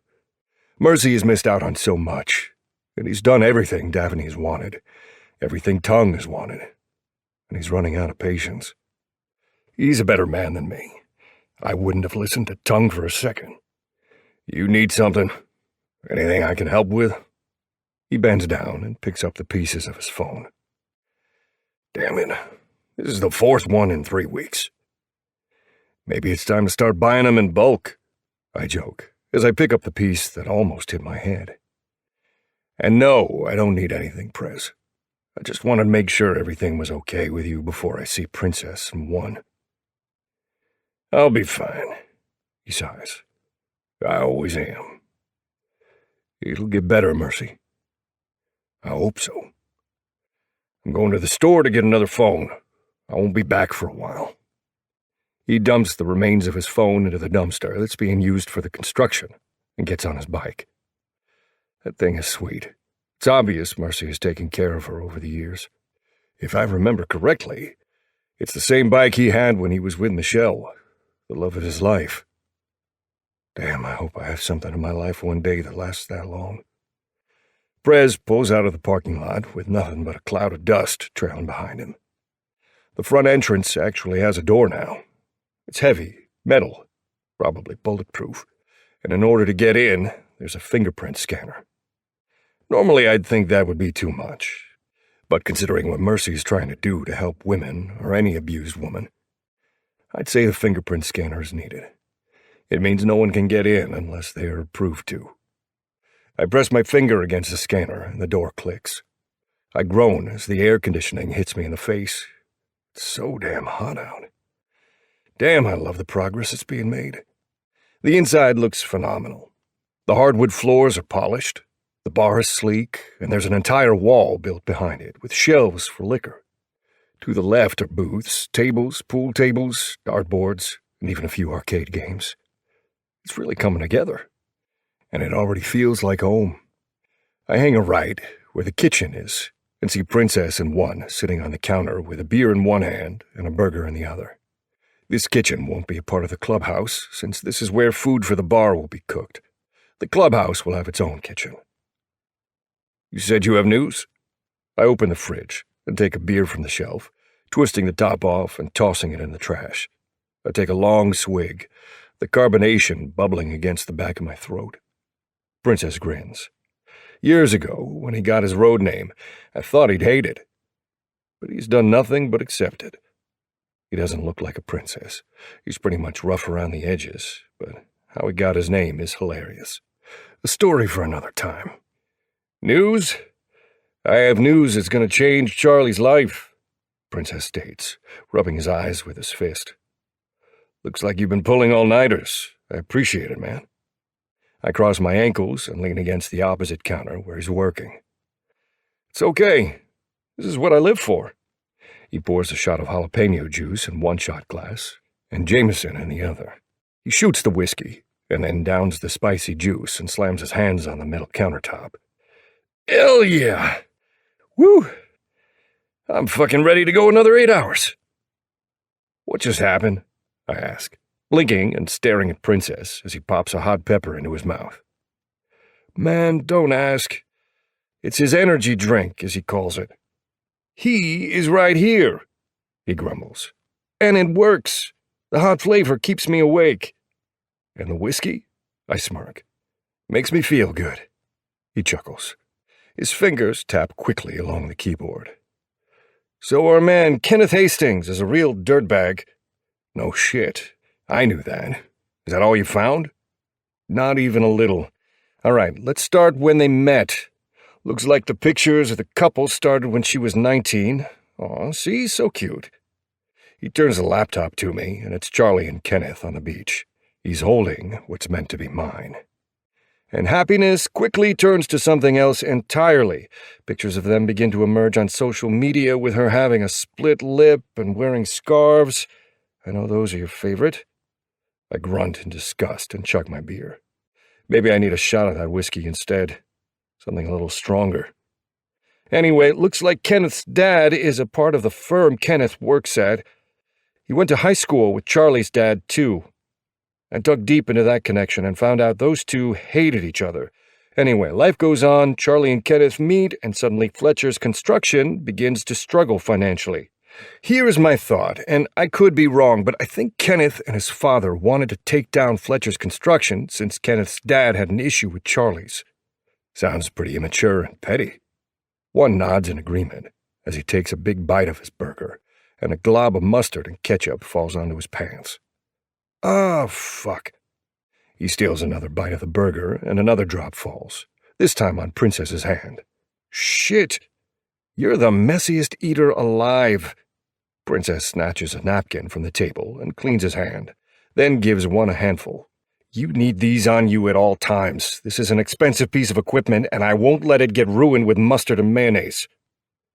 First off, mayonnaise is gross. You'll never see me with it. Princess deadpans him with a I don't give a shit kind of look. Right, which isn't the point. Sorry, continue. One bows, forgetting he has the burger in his hand, and a pickle drops on the mouse pad. Oops. I swear if you don't get away from me, I'm going to deep fry you and feed you to the coyotes. I chuckle around the beer bottle and smile when I see one sliding down the counter, making faces at Princess. Princess flicks the pickle at one and sighs in annoyance as he cleans off his mouse pad. Anyway, he eyes one. I think Kenneth saw Charlie as a way inside to take down her father's company, by doing it slowly, draining the Fletchers dry as he siphons money and using Charlie to do it. The link? Kenneth's dad dated Charlie's mom way back when, but left him for Charlie's dad. I guess he isn't taking the rejection well. The family's a nutcase. Charlie's stuck between a rock and a hard place, but here's the kicker. She doesn't have to be. He stretches back on the counter and twists his neck from left to right until it pops. The marriage license one pulled up to show you? Not real. Kenneth and his father have a few cops and government workers under their belts. You scratch their bag, they'll scratch yours kind of thing. What do you mean it isn't real? I straighten.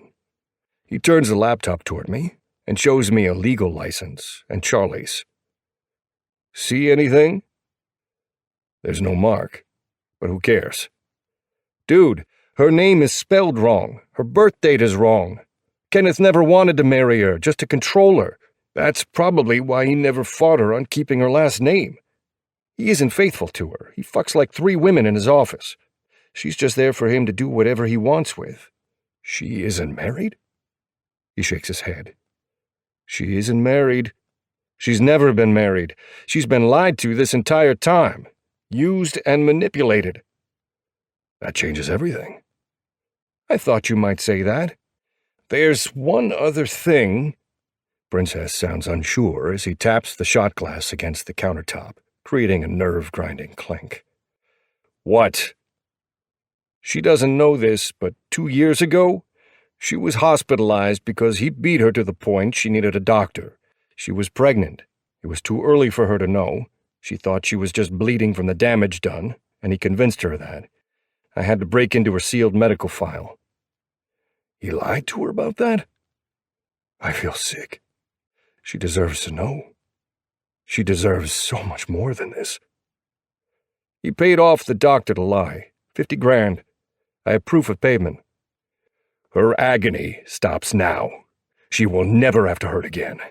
Ever. I'm going to save her, kill Kenneth, his father, and then I'm going after that doctor. No one hurts my cupcake. Not without hearing my whistle. Chapter 8. Charlie.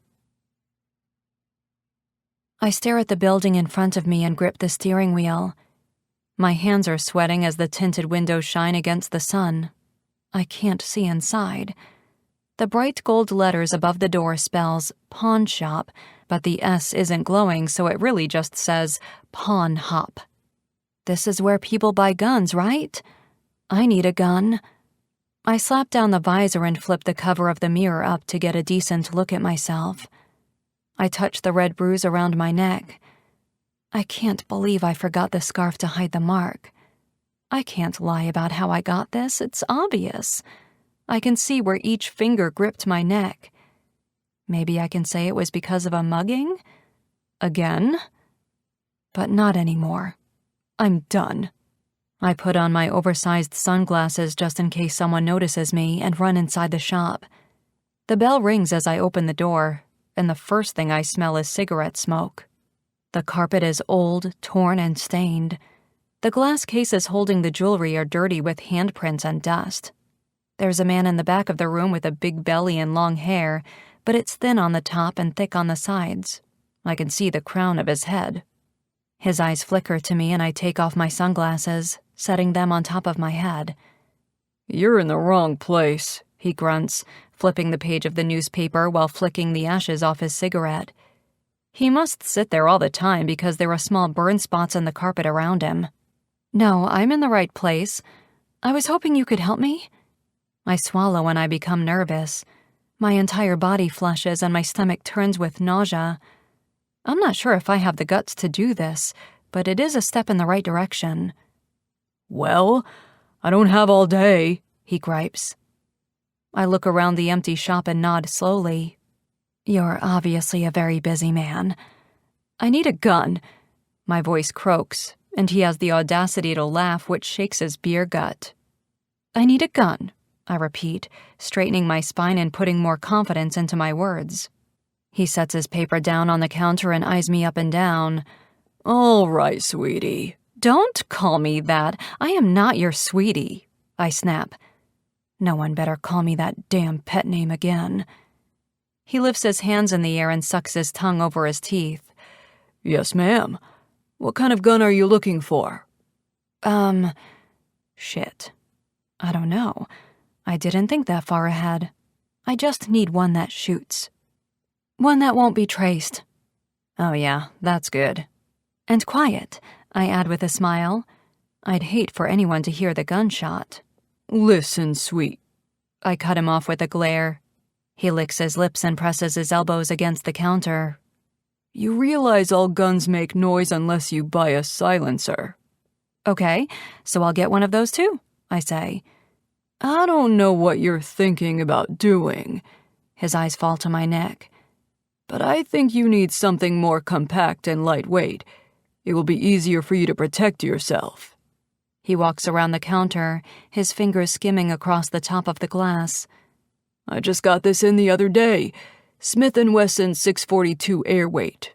It's small, perfect for your purse. I'll give it to you for $800 and throw in a box of ammo." He hands it over to me, and I gasp when I feel it in my hand. I've never held a gun before. I quiver as I maneuver the handle into my right hand and aim the barrel toward the opposite wall. It does feel really good, solid and lightweight like he said. I feel powerful. I finally have something that is mine, something that I can protect myself with. And from. Kenneth is a dead man if he ever touches me again. I'll take it. I shove the gun in my purse along with the ammunition I need. I slide the money across the glass, leaving a clean streak behind. The film on these cases is disgusting. "Pleasure doing business with you." He sits down on the stool and lights another cigarette. I leave, and my purse is almost the same weight as it was when I entered, but there is a comforting weight in it. I let out a breath as I get into the truck and set my purse down in the passenger seat. I can't believe I did this. What am I going to do? Go home and pull the trigger and then cook dinner for myself? Tears well, and I'm not able to stop them from falling. It's been so long since I've allowed myself to give in to my emotions. I'm so sick of holding them back. It's okay for me to be exhausted and tired of fighting. I press my forehead against the wheel and sob, shoulders shaking, chest aching, soul-shredding kind of wails. Is it possible for bones to be tired? The leather of the steering wheel is hot against my cheek as I turn my head and stare at my purse. It's a loaded gun, literally. Okay, you've had your pity party. No more, I say, as I stare at myself in the rearview mirror. My mascara is running down my cheeks in black streaks. I reach over the middle seat and open the glove compartment. I always keep extra napkins in there. It's okay. You're going to be okay. I clean off the mascara and wipe under my eyes where the black liquid is smudged the most. Everything will be fine soon, Charlie. You're going to do this. I dab under my eyelash line and catch the lingering tears. No more pain, no more hurt, no more hits, no more of anything. I toss the black spotted napkin on the floorboard and throw the truck into reverse. My phone blasts, and from the ringtone I can tell it's Kenneth. Fuck him. The tires squeal as I take a right and head home. My nails dig into the leather of the steering wheel, and I chew on the flesh of my bottom lip until it bleeds. Anxiety pinches my stomach, and not even the air conditioning is helping with the sweat gathering on my forehead. I lean my elbow on the door and hold my chin with my palm. A traffic light comes into view, and the green light quickly turns to yellow, then red, but I don't care. I run it. A car blares its horn at me, but I ignore them, my vision becoming blurry as tears form again. I hate myself for being so emotional. It's hard not to be when I think back and remember my dreams as a little girl. I had a binder full of wedding ideas and dresses. I had the names of my kids picked out. I dreamed of a small wedding by a crystal-clear lake surrounded by mountains and desert. There is a place not too far away from here, actually. Instead, I got married at the courthouse, and when Kenneth said he would take care of everything, I was a fool to let go of all my wants for him. I wish I could turn back time. Life isn't a time machine. It's impossible to go back. But I can go forward. I run another light, but this time there are no cars around to threaten an accident. I don't even care. Hit me, run me over, smash into me. Stop me from doing the unthinkable. The song on the radio has changed 5 times before I find myself parking near the water by Lake Mead, the place I'd love to get married one day. Well, in my dreams, I suppose. I snag my purse and get out of the car, not bothering to close the door. The evening is so beautiful. The stars are starting to peek out, and a crescent moon is hinting through the sky to the left. I use the tire to climb onto the hood of the truck and sit there, looking out toward the blue water. It's still, calm, smooth. It reminds me of glass, but I know one rock will disrupt the solace. The water will ripple. Just like me, only I'm an ocean in the middle of a hurricane. I don't have ripples. I have waves crashing inside me, angry and confused. I don't know how to settle. I let the storm take and control me. Not anymore. I think of my dad and I know he'll be sad, but he'll be fine in time. No one else will miss me. I don't have friends. Kenneth made sure of that. He has isolated me from everyone and everything, and I can't do this anymore. I hate him so much, but I couldn't live with myself if I killed a man. So what's the difference in killing myself now instead? I unzip my purse and grab my new gun. I wrap my fingers around the handle, but the grip is weak. I'm trembling. I won't see tomorrow. Why does that feel so good? It's relief. My purse tumbles off the hood and the contents spill on the ground along with the bullets. My phone cracks across the screen as it lights up. Kenneth's name appears between the webs, and I ignore him again and use 2 fingers to pick up a cold, sleek bullet. It doesn't take a rocket scientist to load a gun, but it does take me a minute to figure out how to slide the bullet into the cylinder and spin it. Another tear drops, and I debate if I really want to do this. But I don't have a choice. He'll find me. He'll always find me and bring me home. He'll lock me away. I don't want to be beaten anymore. I don't want to lie to doctors. I don't want to bleed out of every hole I have. I'm done. I cock the gun, and the cylinder turns until it clicks into place. Pressing the gun against my temple, I take a deep breath in and out. No tears, no fear, just peace. I pull the trigger, but nothing happens since there is only one bullet. That's all right. I'll just keep going until I find it. I turn the cylinder again and press the cold barrel against my head again. Click. Charlie, Cupcake, put down the gun. I shake my head, dislodging another tear. I spin the cylinder again. I didn't even hear him approach. I'm too lost in my own thoughts. Click. Come on, I yell as I turn the cylinder again. Charlie, Cupcake, don't do it. Click. The last one is the one since there are only 5 chambers. Cupcake, please don't, he begs. I have to, I yell at Whistler, and my voice echoes over the lake. I have to. It's the only way to be free of him. I need to do it. A string of spit drips from my bottom lip as I scream. I can't do it anymore. I'm so tired. Oh, Cupcake, I know you are. I can only imagine. But you aren't alone in this fight. You don't have to struggle alone. You don't have to struggle at all. I'm here. He takes a step forward, and I lift my arm to press the barrel harder against my temple. Don't take another step, Whistler. I'm not fucking around, I warn.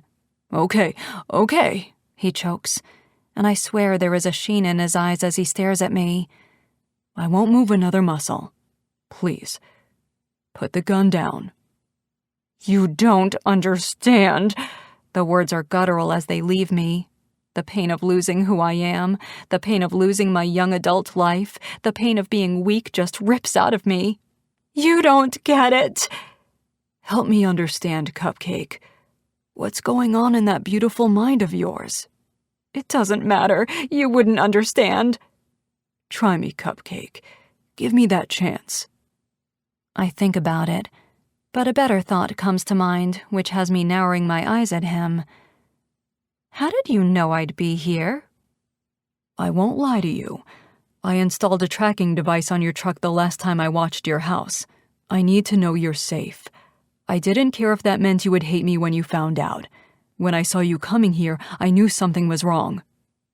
I aim the gun at him next, then me, then him. Fuck, I don't know what to do. You shouldn't have come here. I settle with keeping the gun against my head. I'll always come to you, Charlie. Please go, I cry, wanting to be alone. I can't do this with someone watching. I'm not leaving you. I'm never going to leave you alone. I am alone, I shout as loud as I can. I've been alone. I'm done. I'd rather die than live another day with him. I can't take it. You were right, okay? Does that make you happy? He beats the living hell out of me, Whistler. He chokes me. He locks me in a bedroom when I'm not good. That's where I was for 2 weeks. I wasn't sick. I was in trouble. I'm done. I rub the ache in my chest and whisper, I've been done for a while now. I bet a man like Whistler loves to be right. Well, he wins. I'm another statistic, but you know what? I'd rather die on my own terms than let Kenneth or anyone decide for me. Chapter 9. Whistler. I'm shaking in my fucking boots right now. Christ, when I saw the GPS tell me she was coming out here, I instantly had a bad feeling.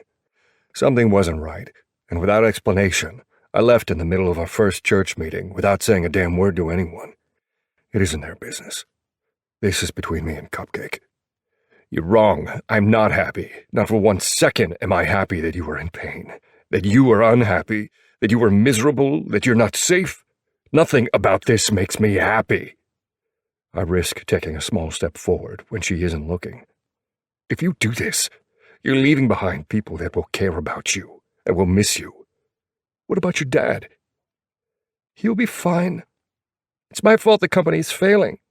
Kenneth wants money and he threatens Dad's life. I have to do it. I have to keep Dad safe, you know? I nod. I do know. I understand that. I press my hand against my chest. I do the same for my sister. I bet you and her would get along. You're a lot alike. And it isn't your fault.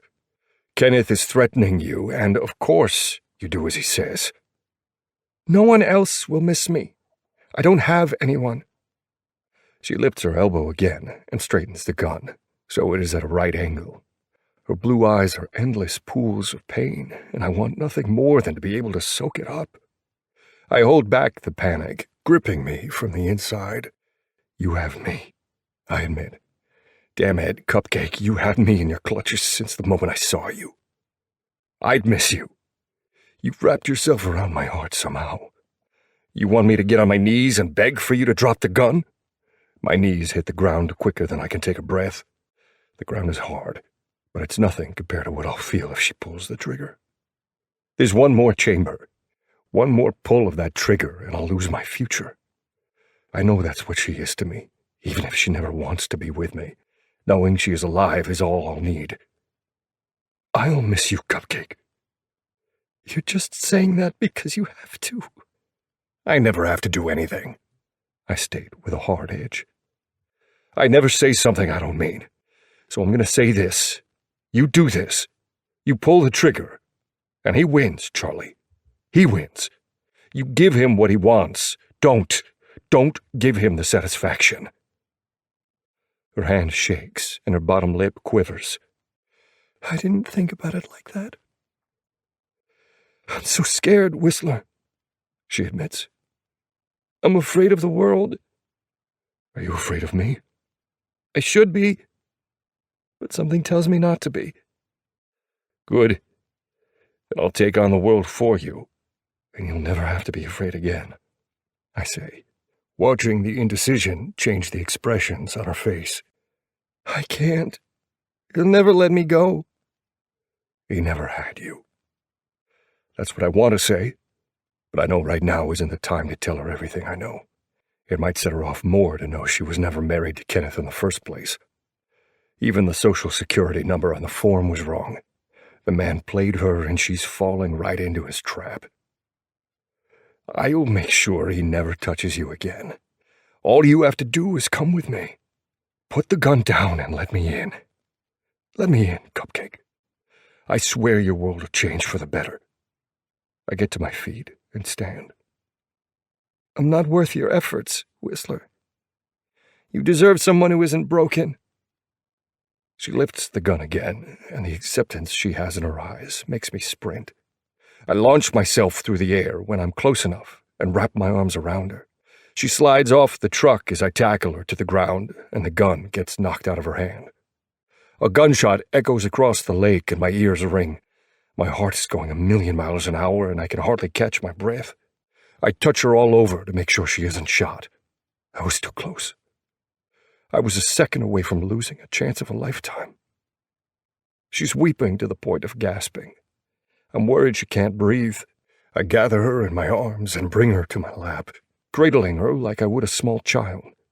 I press her head against my chest, and I know she can feel a wild race in my heart, the adrenaline and fear still pumping strong inside me.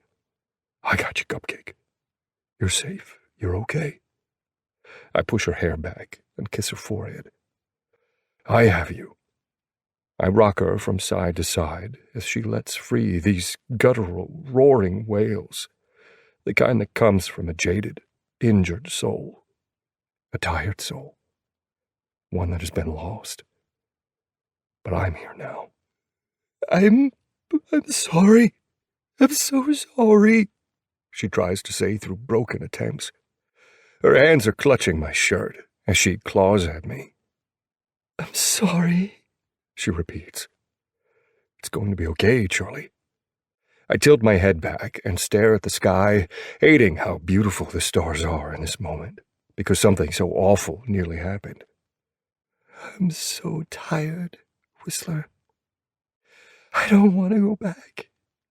She curls up in my lap and grips my cut, her wet cheeks shining against the moonlight. Even devastated, she's the prettiest woman this world has ever seen. Don't make me go back, please. I'll do anything. I don't want to go back to him. He'll kill me. I was supposed to be home, and I didn't plan on going back. I cup her face and wipe her tears away with my thumbs. I tilt my chin down and peer at her through my lashes. You will never go back to him. You'll go wherever you want, Charlie. Okay? You're safe now. I kiss her forehead, closing my eyes as the warmth of my lips kisses along her skin. I can taste the salty sheen of sweat, and it doesn't bother me. She's warm.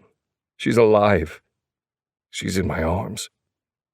I want to be the place she chooses to stay, but I know trust comes in time, and with everything she's been through, I expect earning that trust will take a while. I'll use the rest of the time I have on the earth. Even having her in my arms is more than I could ever want.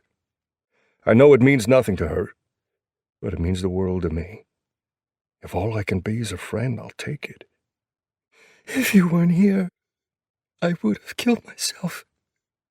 She's able to talk now. It's been 30 minutes of holding her while I sit on the ground. Well, you almost did even with me here. I can't allow that. She stays silent for a few seconds. I don't want him to win. He's won for far too long. Let me take you somewhere safe, okay? She nods, and her eyes close as she leans against my chest. Just don't lock me away. Please, I'll be good. I stand and walk to the passenger side of the truck, my brows pinching as I look down at her sleeping face, finally at peace, but alive. You'll never be locked in a room again, Cupcake. I kiss the tip of her nose and lay her across the large seat. He'll never touch you. He'll never hurt you. Not as long as I'm alive. I stroke her cheek and close the door gently until it clicks. The gun is a few feet away from the truck, and in a few steps, I squat down and pick it up. She had to have dropped a pretty penny on this bad boy. I'll sell it and give her the cash. Whatever she wants, she'll have. I'll buy her a new identity. I'll forge documents, and she can become a new person if she wants. I don't want her to. I want her to stay and fight for the life she can have here. With me. Wiping the gun off with my shirt so her fingerprints aren't on it, I tuck the small silver piece in my waistband and head to my bike. I have to figure out a way to get it in the back of the work truck. I knock the kickstand free and roll the bike forward. When I'm at the truck, I pop down the tailgate. Thank the lucky fucking stars. I point to the sky when I see the long piece of plywood and some 2x4s in the back. That's all I need to help my baby up. I can't leave her out here. It takes a few attempts, and I thought the wood was going to snap in half for a few seconds, even with the 2x4s under it. But I managed to get her in the bed and use some rope to tie her down so she can't go anywhere. I place my arms on the edge of the old Ford and hang my head. My muscles are tense, and my knee is aching again from crumbling to the ground in hopes my begging would deter her. I'll get the full story about the gun tomorrow when she's had time to rest, but a part of me wants to use it on Kenneth instead of my bat. Something about killing him with a gun she bought is poetic to me. Whistler? Whistler? Charlie sits up and calls out for me, panicked again. I run to the driver's side and climb in, placing my hand on top of hers as it rests flat against the seat. I was just putting my bike in the back. I'm here, Cupcake. You aren't alone. I slam the door and cringe as the hinges scrape together. She slides across the seat and places her head on my lap, allowing herself to rest. I stretch my arm along the back of the seat, wanting nothing more than to wrap her up, safe in my embrace. But I want her to come to me before I encroach on her space and body. I dig my fingers into the leather to control the urge to touch her. The truck dips into a pothole as I drive along the dirt road to get to the main one. A horrible pop country song comes on, and I press the knob to turn the noise off. Silence is what we need right now. I slowly turn right onto the road and head home. The sun is officially set, and the starry night is clear. It's so crisp and vivid, I can differentiate the shades of black. Some spots are lighter, some are so deep that it seems like that one spot holds 1,000,000 stars. It probably does. So much beauty in the world, and it's overlooked by so much ugly. The world is so focused on the negative, on just surviving, that they forget something as simple as the night sky can make their day a smidge better. Charlie turns to her side and wraps her arms around my leg as she sleeps, tugging herself closer. She's latched on and too afraid to let go. She might not ever be ready for the love I have to give, but I'll be there on the day she decides to take it. All I can do is hope that time is on my side and that Charlie's heart will know how to heal after I break the truth to her about Kenneth Hastings. He's kept a rare, beautiful creature behind bars for far too long, and it's time to integrate her into the world again. She's a force to be reckoned with, and I've no doubt she's going to unleash the fury that's been building. Anyone in her way will suffer the consequences. She's strong. The strength is hidden right now under exhaustion and defeat. With care and patience, it will reemerge. Another night like tonight cannot happen. I might not be quick enough next time. Instead of parking out front, I decide to drive around the back of the building where the carport is to hide the truck. I have no doubt Kenneth will come looking for her, since she's supposed to be working here with her dad. Most of the guys are here by the looks of all the bikes parked. I check the rear view for the 100th time to make sure my baby's still there, where she needs to be. I'll worry about her later. Right now, I need to get Charlie inside. The hot night air creeps inside as soon as the door opens, and I see one standing there waiting for me. "How was it?" he asks. Charlie mumbles in her sleep as I tuck my arms under her and lift her. Holding her close, I step out of the truck, and one shuts the door gently. Charlie buries her face in the side of my neck, and she releases a soft sigh, melting my fucking heart for her. "Not good, one. Not good at all. Let me get her in a bed, and I'll fill you in, okay?" "All right. I'll unload your bike from the back and catch up with you." "Thanks, man. Oh, hey." I spin around just as he drops the tailgate. "How's Taylor?" "She's okay. She can hardly walk to the bathroom without feeling pain. Triller's going to run more tests to make sure he didn't miss anything." "He better not have. I'll be pissed if he overlooked an injury." "She'll be okay. I've been looking out for her." As always. There isn't a day where one doesn't have her back, just like he has mine. "Thanks. I just need a few minutes." There's a back stairwell that heads upstairs to the rooms where my sister's staying. I press my cheek against the top of her head as I climb the steps. The old wood groans from my weight.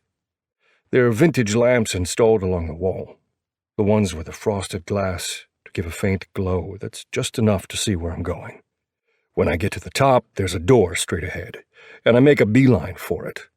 When I'm inside, I take a minute to appreciate how Mercy tried to preserve what was left of the Victorian home, after half of it was turned into a shack for the peep show. The walls are painted blood red, and the bed is queen-sized with a black comforter and red pillows. This room definitely has a darker vibe than the one my sister's staying in. There's a black dresser to the left and a Gothic-style vanity in the far right corner, with an antique mirror hanging on the wall that gives me the creeps. I bet if I look into it, the ghost of my mom will appear. I peel the comforter back with one hand and lie Charlie down. Her fire-burnt hair hangs in her face, and I smooth my knuckles over her cheek, taking the strand of hair with me to tuck it behind her ear. "You're safe now, Cupcake," I repeat, hoping she can hear me in her dreams. I kiss her forehead, hating that I have to leave her. I don't want her to wake up alone. I eye the black leather recliner next to the nightstand, debating if I want to sleep there tonight. Will it be too much? Will she be afraid if she sees me here? I slip off her shoes and tuck them under the bed, then cover her with the soft comforter. Her pale skin against the darkness of the comforter gives her the appearance of a porcelain doll. Light copper lashes fan long shadows across her cheek, and the longer I look at her, the more I see the healing bruises from a few weeks ago. Never again. I'll be right back, Cupcake. I promise. I head to the closet and grab an extra pillow and blanket, then place them on the recliner for later. Giving her one last look, I leave the door open so I can hear if she needs anything, and go downstairs. When my boots hit the floor, the weight of not having any sleep slams into me. I sway. All I want to do is sleep, but I have a feeling shit is about to get worse before it gets better. I can ask Driller if he can give me something for tonight. If I can get one good night's sleep, then that's all I need. I'll be good for another month after that. I hear a few voices coming from the kitchen, and my stomach rumbles, reminding me I haven't eaten since breakfast. I slap my belly and push the silver door open with my boots. I groan when I smell steaks and hear them sizzling. IED is by the stove, flipping the steaks on the flat top, laughing at Socks, whose wrist is zip-tied to a pipe above him. Only one man could have done that, Zip-Tie, who was currently cackling in the corner with Moose and Anvil. "What's going on in here?" Everyone turns their head toward me at the same time, while I take a seat in the corner, where Mercy put a few booths. Socks is a newbie, so Zip-Tie is giving him shit," ID explains, as he sets a black matte mug down in front of me that says, "Have Mercy and Mercies," in white letters. "He said nothing was going to keep him from snatching a steak, so Zip-Tie did something about it." ID pours me a cup of coffee while wearing an apron. It may or may not say, "Come kiss me and explode." "You look like shit." I snort before taking a sip of fresh coffee. "Well, thank you. That's awfully kind of you, sir. Everything okay with Charlie? She seems like a sweet girl." Socks stretches for the plate of steaks that is just out of his reach. ID stomps over and slaps his hand with a spatula. "Don't you dare!" "Ow! You don't have to be so mean about it. You're such a baby." ID rolls his eyes. "If anyone is going to eat first, it is the VP. Where's Mercy?" I set my cup of coffee down on the wooden top of the booth and begin to wonder if one of these times Mercy disappears, if he'll just leave us and never come back. "I heard my ears burning. Smell steak cooking," Mercy announces his arrival in the kitchen, and I release a breath I didn't know I was holding. I guess I'm still nervous Mercy doesn't want to be Prez. I need for this to work with him. The men need it. This club is our home, and without it, I'm not sure where we would be. I really need Mercy to stay. I don't know what we would do otherwise. "Sorry I disappeared. After you took off, I got caught up in a phone call with Reaper." Mercy takes a seat across from me, and IED pours him a cup of coffee. "Everything okay?" "Yeah, everything is fine. I just had a few business questions is all." He hums as he swallows the brew. "Good coffee, IED. It's one of the first times he has acknowledged someone that isn't me or one." IED's brows nearly reach his hairline as he stares at me, then grins. "Thanks, Prez." Mercy leans his elbows on the table and folds them over one another. "Are you going to tell me why you left church earlier? You mean a meeting where you weren't even saying anything to begin with? I'll let you have that one, because I know I haven't been a great leader. But that's going to change. I'll ask one last time. Why did you leave?" ID takes a moment to interrupt, like a damn waiter coming to check on you at the worst time, and places 2 plates of food down in front of us. Damn, I didn't know he could cook like this. There's a fresh salad, mashed potatoes, and the steak is thick, taking up half the plate. Fuck yes. It better be medium rare, closer to rare. I like my meat to move when I cut into it. "This looks great, IED. You want a job as the chef?"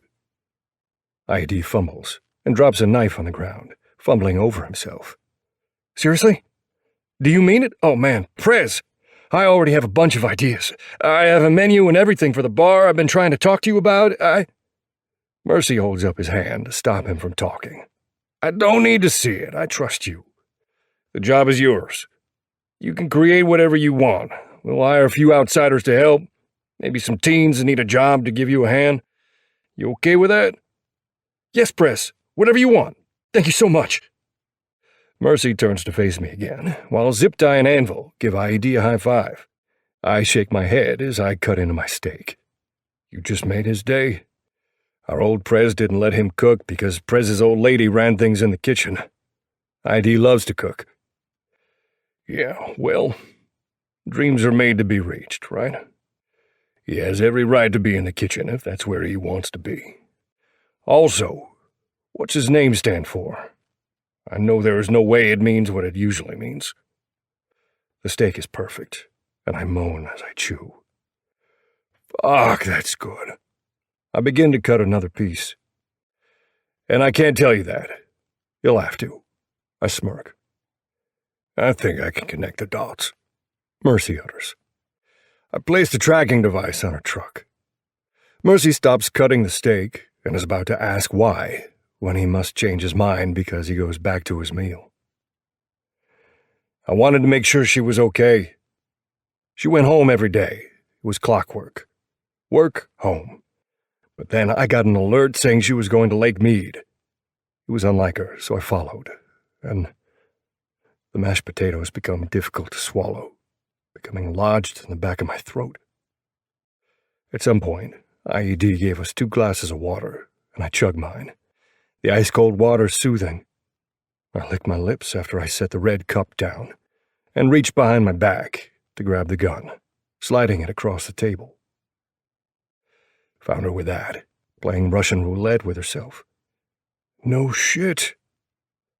I turned to see one standing there in the entryway, staring at the gun with wide eyes. Damn, it's a good thing you left when you did. One sits down next to me and steals my fork, stabbing a piece of steak I had pre-cut. She's okay? Hell no, she isn't okay. She would have killed herself if I didn't stop her and didn't talk her down. She was gonna do it. I tackled her to the ground before she could, though. Mercy whistles. Does she know the truth about Kenneth? No. I didn't want to tell her when she had a gun to her head. Makes sense. One agrees.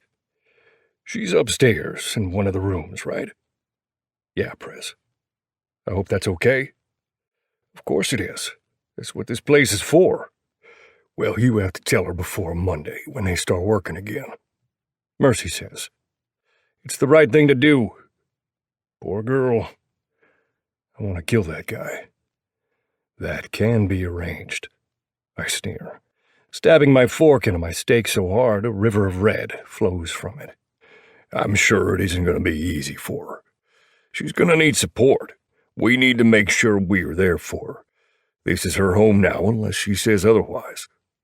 And no one touches her.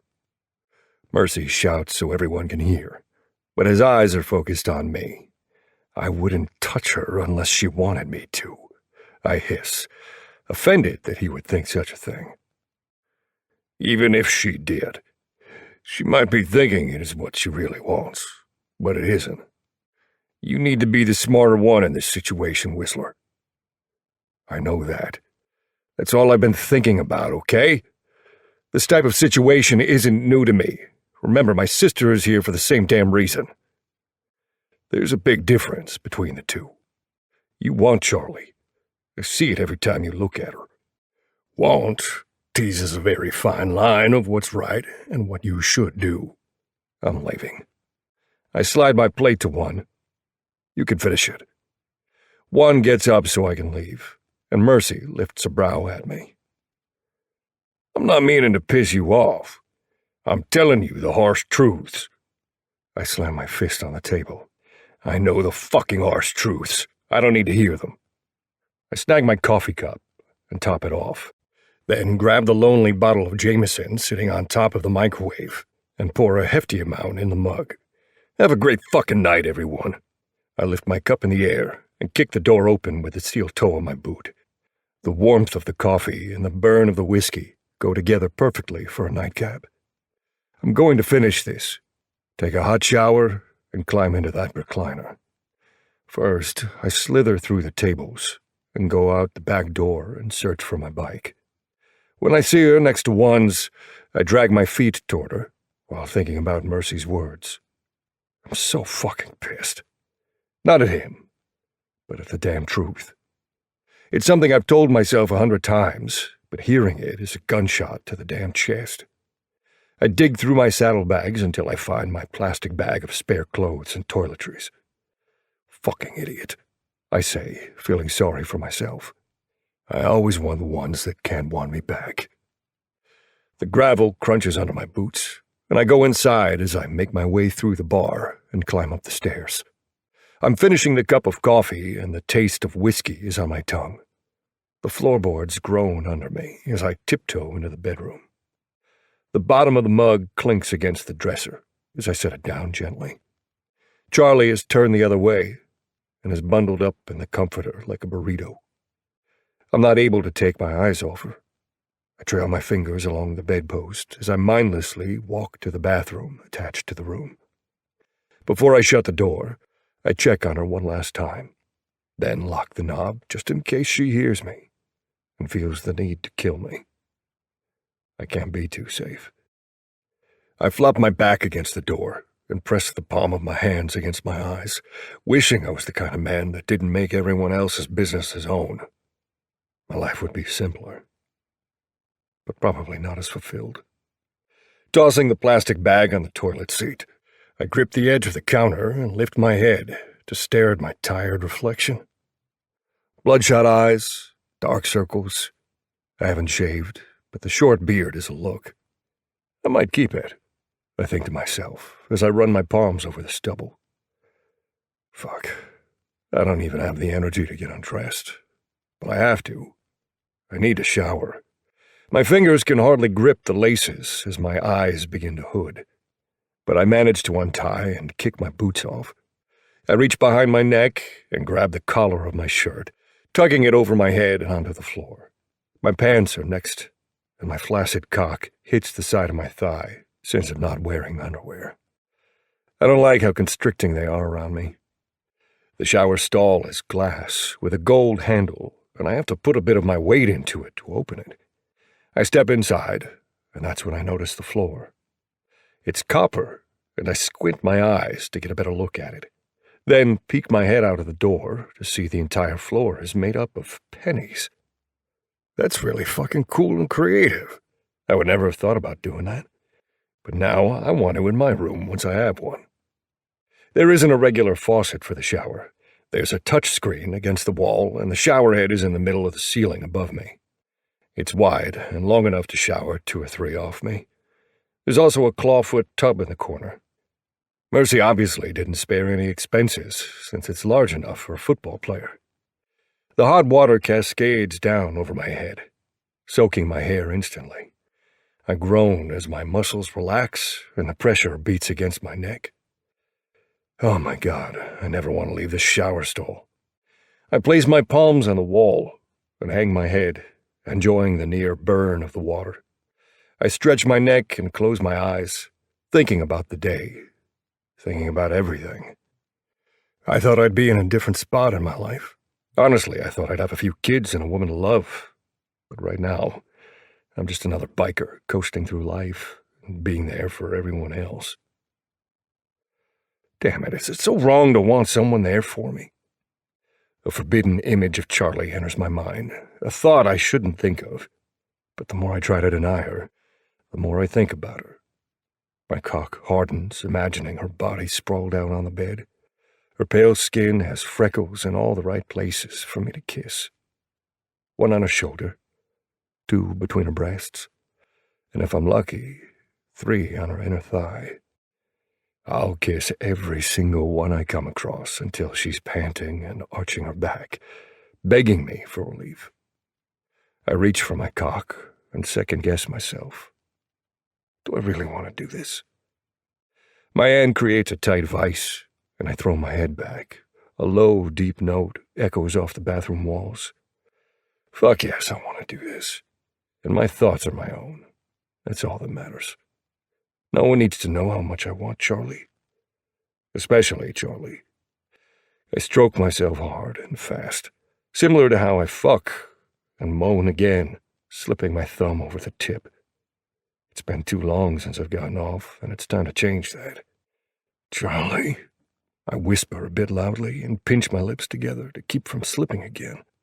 I want to chant her name into her ear and let her know how good she feels around me. She'll be stretched to the brink, stuffed full of me, and dying for release. Damn it. Fuck all that shit. Fuck yes. I pant, staring down at my throbbing cock. It's red. The vein is protruding as the blood rushes into my shaft, stretching the muscle as large as it can go. The whimpers and bleeds that'll leave her lips will set me on fire, and I'll pound ruthlessly into her tight heat, claiming it as mine, showing her how good she's supposed to feel. She'll come around my cock, and I'll thrust, bearing myself to the hilt, coming at the same time she does. I'll pound my fist against the wall as my orgasm slams into me. I paint the wall with thick, white streams, taking a deep breath as I whimper from the sensitivity. The intensity of the orgasm only lasts a second before the empty feeling inside my chest returns. I guess that's all I'll ever have. Moments of short-lived pleasure, and then reality sets in. Pleasure is always short-lived. It's love that lasts a lifetime. Chapter 10. Charlie. I roll over in bed, and the sun peeking in from the blinds sears the inside of my eyes, which has me flipping over again. This bed is so comfortable, so soft, and I have room to stretch out since I have the bed all to myself. My eyes snap open at the thought. I have a bed all to myself. Oh, God. I'm locked in a room again. I'm in trouble. I begin to breathe hard and touch areas of my body to see what hurts. But when I don't feel any too alarming, I become confused. What is going on? I whisper to myself and finally take a look around the room. I'm not home. I don't know where I am, and I know I should be scared, but all I feel is thankful. I haven't slept so well in so long, and I think it's because I'm always scared to close my eyes. I never know what Kenneth will do to me. My neck throbs at the reminder, and I touch the spot where he choked me. I gasp when I remember what I did. I bought a gun. I was going to shoot him, but I decided to kill myself instead. Oh, God. I cover my face with my hands as my emotions hit me all over again. I almost ended my life because of Kenneth. I can't believe I sank so low for me to get to that point. I let Kenneth's venom poison my mind. Hey. A soft yet deep and tired voice has me turning my head and dropping my hands from my face. Wesley? I say his name instead of his road name. I don't know why. It feels more intimate after he saw me at my worst. I'm here. I said you wouldn't be alone. The bed dips from his weight and he tugs my hand gently to pull me closer. I don't fight him. For some reason I can't seem to understand right now, I go willingly and wrap my arms around his neck. You're okay, Cupcake. You're okay. He coos into my ear. The rumble of his voice vibrates against my chest. It happened? It really happened? I ask him, pulling away so I can see his face. God, he is handsome. I know I shouldn't think like that, but he is. I'd give anything to run my fingers through his messy bed hair or stroke the whiskers across his cheek. He has full, plump lips, and the top one is defined, a natural line outlining the shape. His nose is straight and not too big, and his eyes are what have me rethinking about how my life could have been. They are a rich brown with shades of gold and flecks of garnet. It did, but I don't want you to be embarrassed about it, okay? We all have our moments of weakness. I know you're going to feel guilty, and nothing I say is going to change that. Only time and forgiveness for yourself. I got there in time, and that is all that matters. He wipes a tear from my cheek with the wide pad of his thumb, and it's been so long since I've been touched delicately that I lean into his hand. He spreads his palm over the left side of my jaw and swipes his thumb back and forth. I break a little inside because I shouldn't want this. but the touch is appeasing the desperate need I have to be cared for. My shoulders slump and it's hard not to cry again, not to lose control. But this time, it's because I know what a kind touch feels like.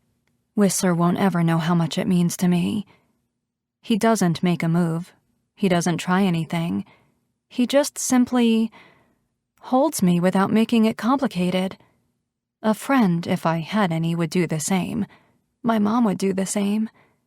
Granted, they didn't make my heart race with desire. And that scares me too. I've learned desire means nothing. It's who someone is on the inside that means everything. Monsters swim inside everyone's veins.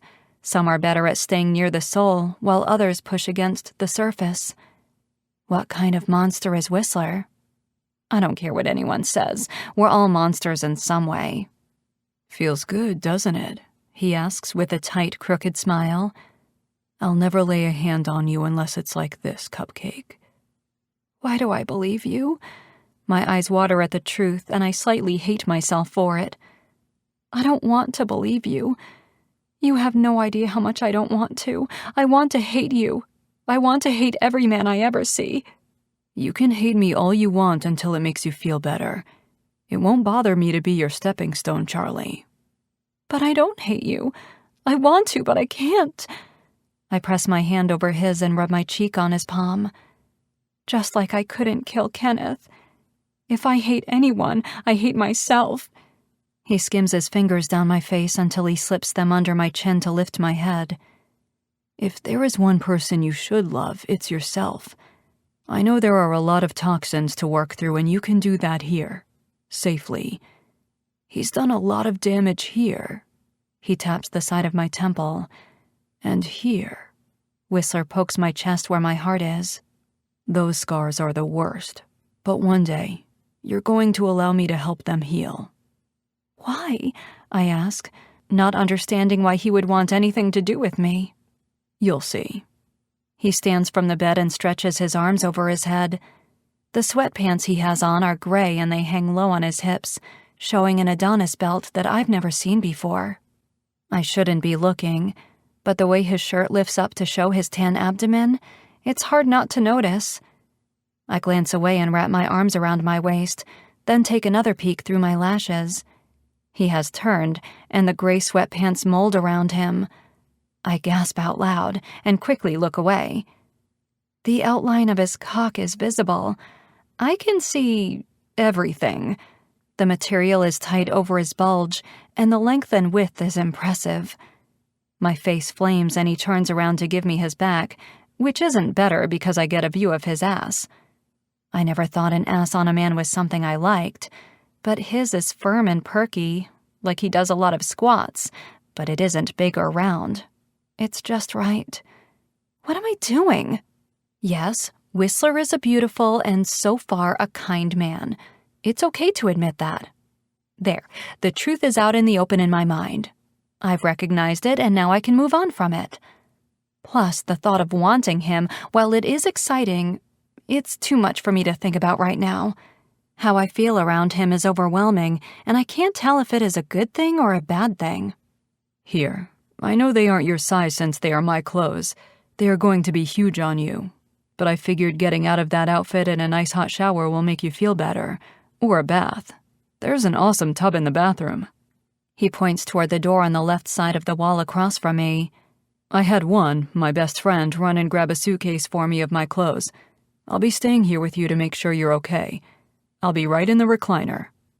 I take the clothes he is holding out and place them in my lap. You don't have to do that. As I shake my head and look down at the clothes, my hair falls, acting as a veil to hide my face. I'm sure you have more important things to do. I don't need to be babysat. I'm in enough trouble as is. Kenneth is going— You aren't going back to Kenneth. Not ever. He raises his voice and I flinch, automatically rearing back to get hit. Hey, Cupcake, I'm not mad at you. I'm mad at him, and like I said, I'm not ever going to hurt you. I know it will take time to believe. Go shower and then come downstairs. I'm making you breakfast, and then we have a lot to talk about. It has to do with Kenneth. I nod. Okay, I whisper. I'll be down soon. Thank you for this, for saving me, for being there when no one else was. I'll never be able to repay you." "You already have, Cupcake." Whistler disappears out of the door, and I'm left alone in the big, empty room. I lift my knees to my chest and wrap my arms around them while looking back and forth across the room. The air in the room feels different now that Whistler isn't in here.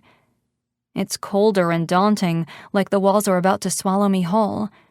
I inhale and exhale as I try to relax, and slowing down the negative thoughts is easier here than it was at the house with Kenneth. I'm okay here. I'm okay. You aren't with Kenneth. You're safe. Whistler said I was safe. And I'm going to do something crazy. I'm going to take a leap of faith and believe him. I hold the clothes to my chest as I roll off the bed and scurry to the bathroom. I flip the light on, but it's so bright, I turn the dial on the wall and the lights dim immediately. The soft glow calms me, and the tub does look inviting, but I want to shower quickly to find out what Whistler has to talk to me about. The floor is made of pennies, a design I've only seen in videos, and the counter is granite. I run my hand along the polished black and gray top. It's a woman's dream bathroom. The square mirror hangs above the sink with a copper frame to match the floor, and I wince when I see my reflection. There are no new bruises, but I look like I've been to hell and back with the top down in the car. I can't believe Whistler has seen me like this. If he would have been Kenneth, I would have gotten punished for looking so rough and unkempt. He isn't here, so I don't have to worry about that. Deep breath in and out. I try to calm my racing heart again. Maybe this is the chance I've been waiting for. This is what I needed to get away from Kenneth. I never have to feel his fist against my face again. I'm almost free. I smile at the thought and quickly undress, then hop in the shower. The touch screen is new to me, but it doesn't take me long to figure out. A few taps and the shower turns on, and I'm able to pick the temperature I want the water. Scalding, please, until my skin melts off, thanks. I like for my body to be bright pink and hot to the touch when I get out of the shower. I stay warmer longer when the air hits me and threatens to ruin it. As I clean my body, I notice yellow bruises, which means my body is healing, and what's better, the only new bruise I have is the one around my neck from when he choked me. I almost want to celebrate. After rinsing my body off, I wash my hair with shampoo that smells like strawberries. I inhale deeply, loving the new scent over the coconut Kenneth made me use. I scrub my scalp and rinse, then just stand under the waterfall and tilt my head back. I'm in paradise. I close my eyes and begin to replay the dream I have. My toes are in the sand, the sun is hot against my skin. The waves are crashing loudly in the distance and people are laughing with friends. I'm with friends too. None of them have faces I can describe, but I'm not alone. A few guys walk by with surfboards and one winks at me, but a hand squeezing my ass and a loud growl has them scurrying away toward the water. "I should drown them for looking at you," Whistler says, kissing the spot between my shoulder blades. I giggle and sip on my tropical storm Rachel we made up after mixing our own drinks. No need for that. They know I'm taken by the hottest man here. "Damn straight you are."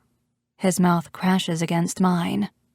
I snap my eyes open and clear my throat, lifting my head to let the water wash away the forbidden dream. Why do I feel guilty? Why do I care that I'm thinking about Whistler when I know Kenneth has affairs? When he hits me for no reason.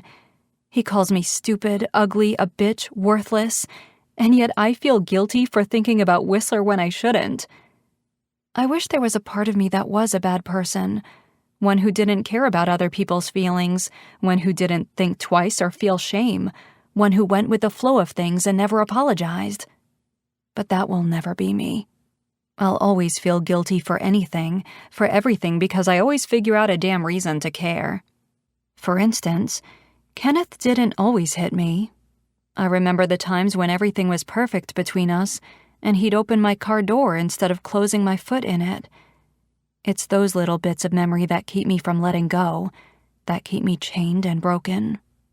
Maybe Whistler can show me how to let go.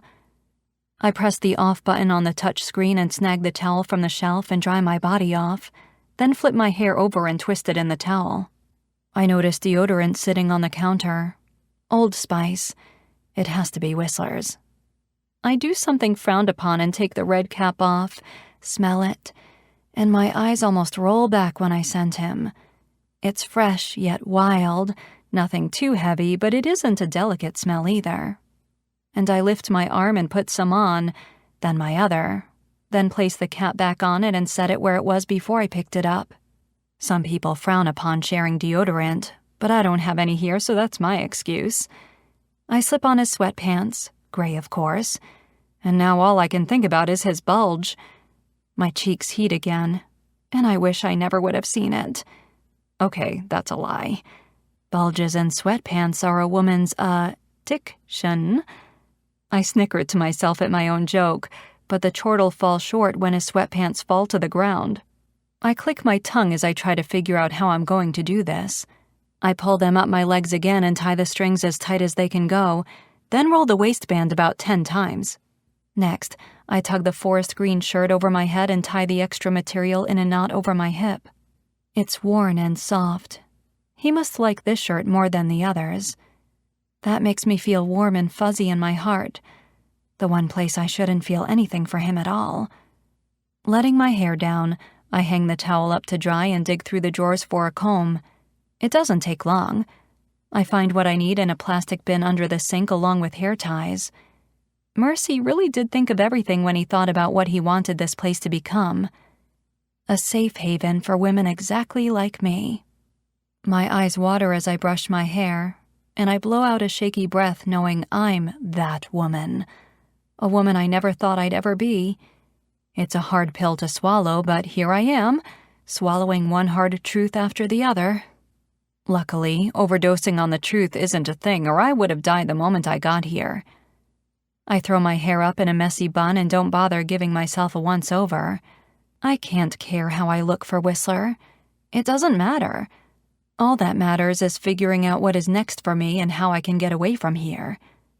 I'll go to the beach, and I'll be alone because being alone is better than being with someone who instills fear in me every day.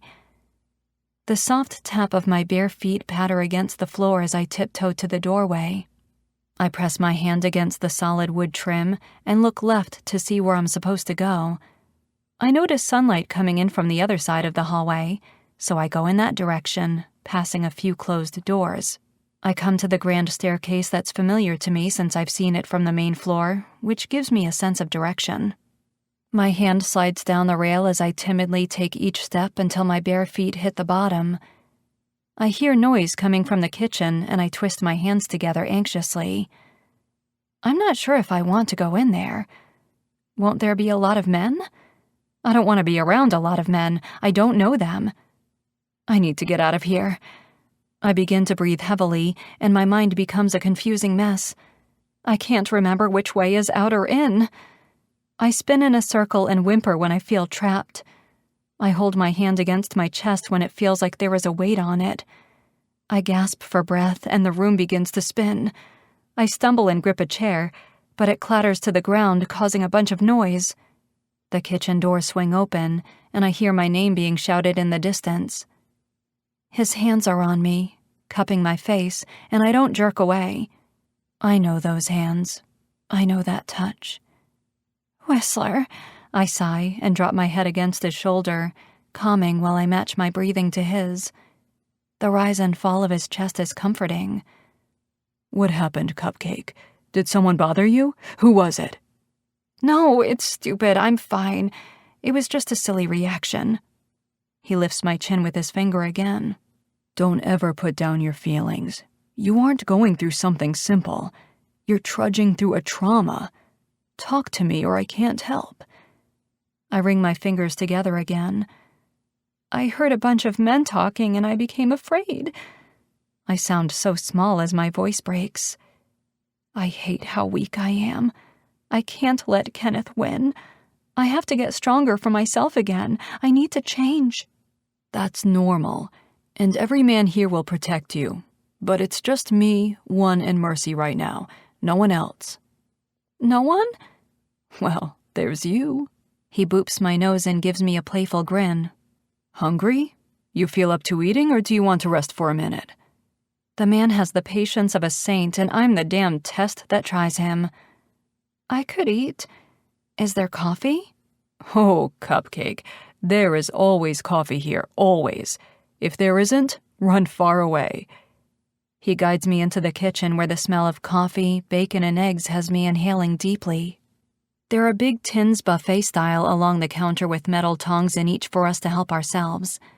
I lace my fingers together again and wring them like I would a rag.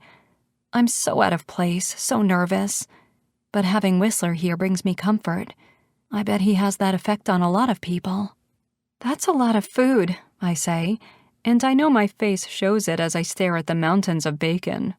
There's a lot of men here we have to feed, but you're first, so it will be just us for a while, he informs, and that has me untangling my fingers and relaxing. Sit, I'll make you a plate. How do you take your coffee? Do you have creamer? I ask, hoping I'm not being a bother. Yes, we do. Princess likes his coffee with sweet cream. I'll bring it to you, Cupcake. I can do it. You don't have to go out of your way. I see the fridge to the left of him and reach for the handle, but he steps in front of me, his hand hovering over the middle of my chest. Charlie, don't you think you've done enough and deserve for someone to bring you a plate of food and a simple cup of coffee? I stare down at the black and white tile floor, counting the squares. I don't want to cause you any trouble. Taking care of you is far from being trouble, Charlie. Go sit. I'll be in there in a minute. He kisses the middle of my forehead, and a blanket of safety wraps around me. Go on. He juts his chin to the corner where 3 booths are. I nod and tuck a piece of hair behind my ear, peeking at him over my shoulder as I head to the booth. Sitting down, I tuck my hands under my thighs as I wait. To the right are condiments like ketchup, mustard, steak sauce, salt and pepper, and in a small tin are napkins. Here you go, Cupcake. Whistler sets down a cup of coffee along with a plate full of food. Too much food.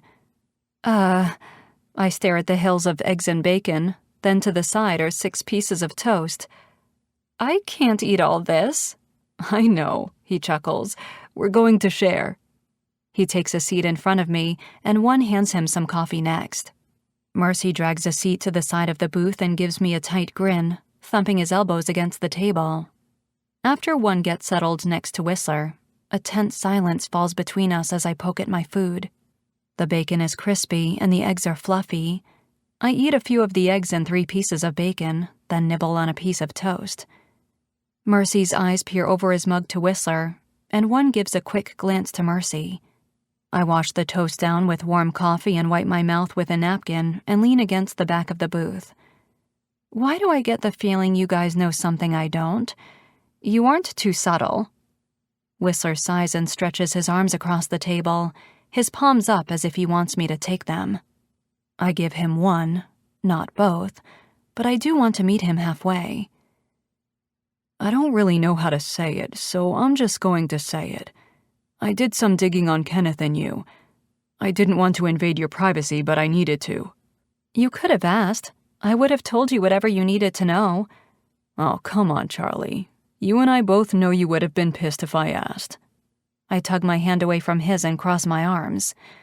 Okay, what did you find out? Kenneth is a lawyer. We got married on... You aren't married. That's what I found. You aren't married. You've never been married to him.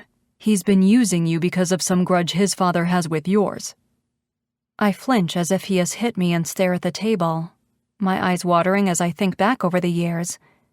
That's impossible. We got married. He filed the license. And for some reason, I hoped.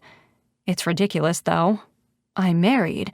I've been married since I was 19. Haven't I? I circle the band on my finger.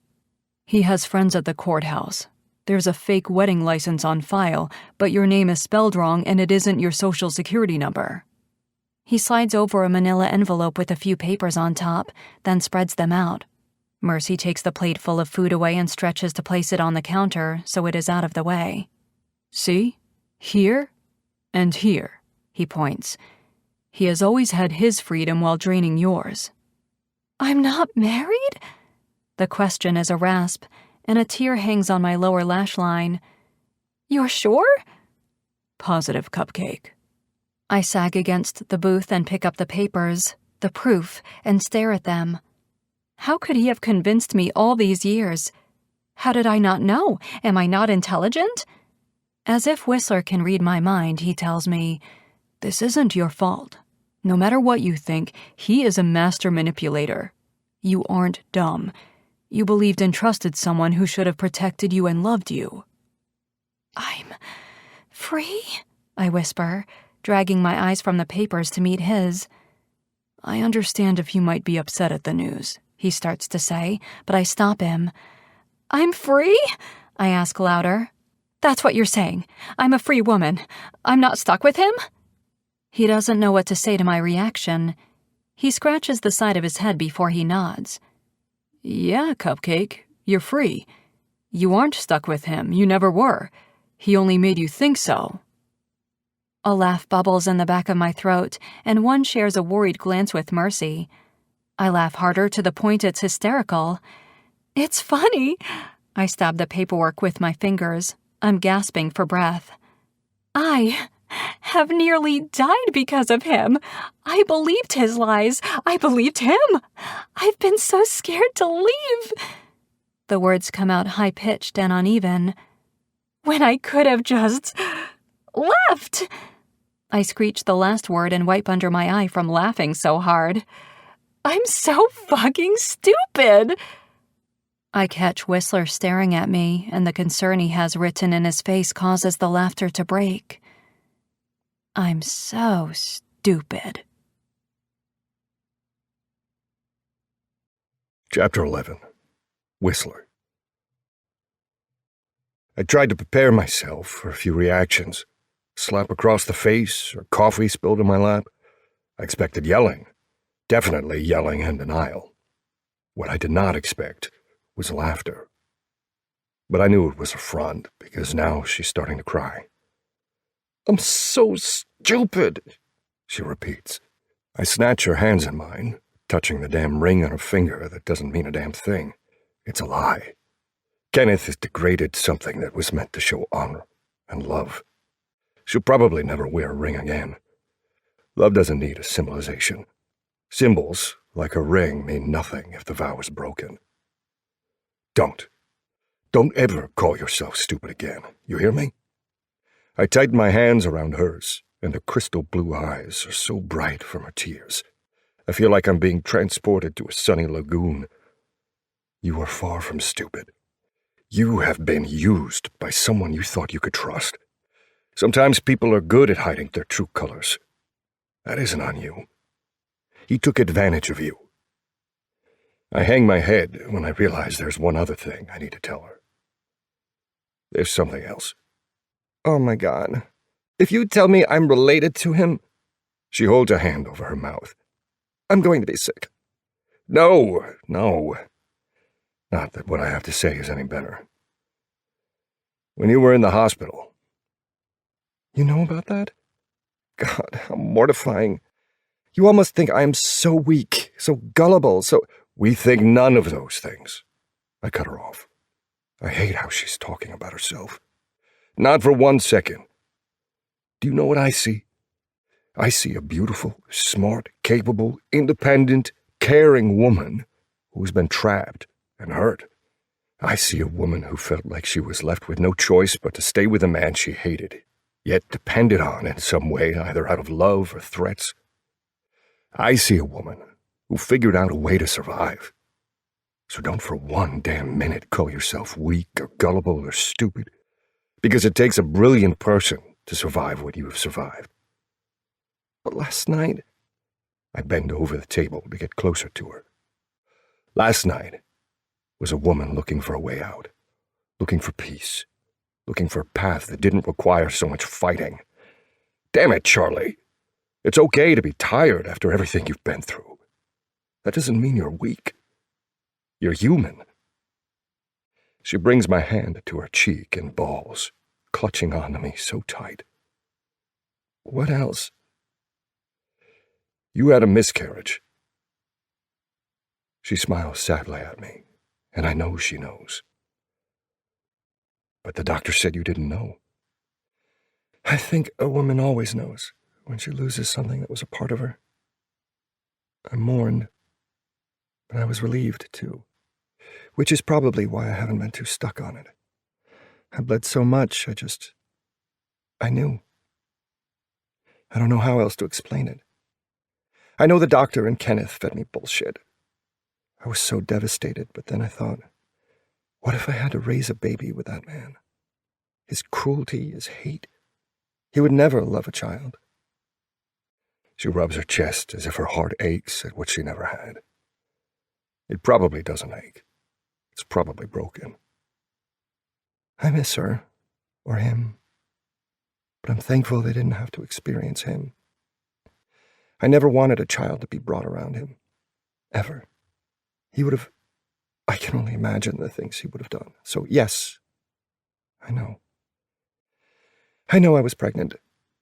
It wasn't meant to be, and I have to trust that was best, because I would have died protecting my child. But then what? Leaving her or him with Kenneth? No fucking way. She sneers, wiping her cheek on my shirt.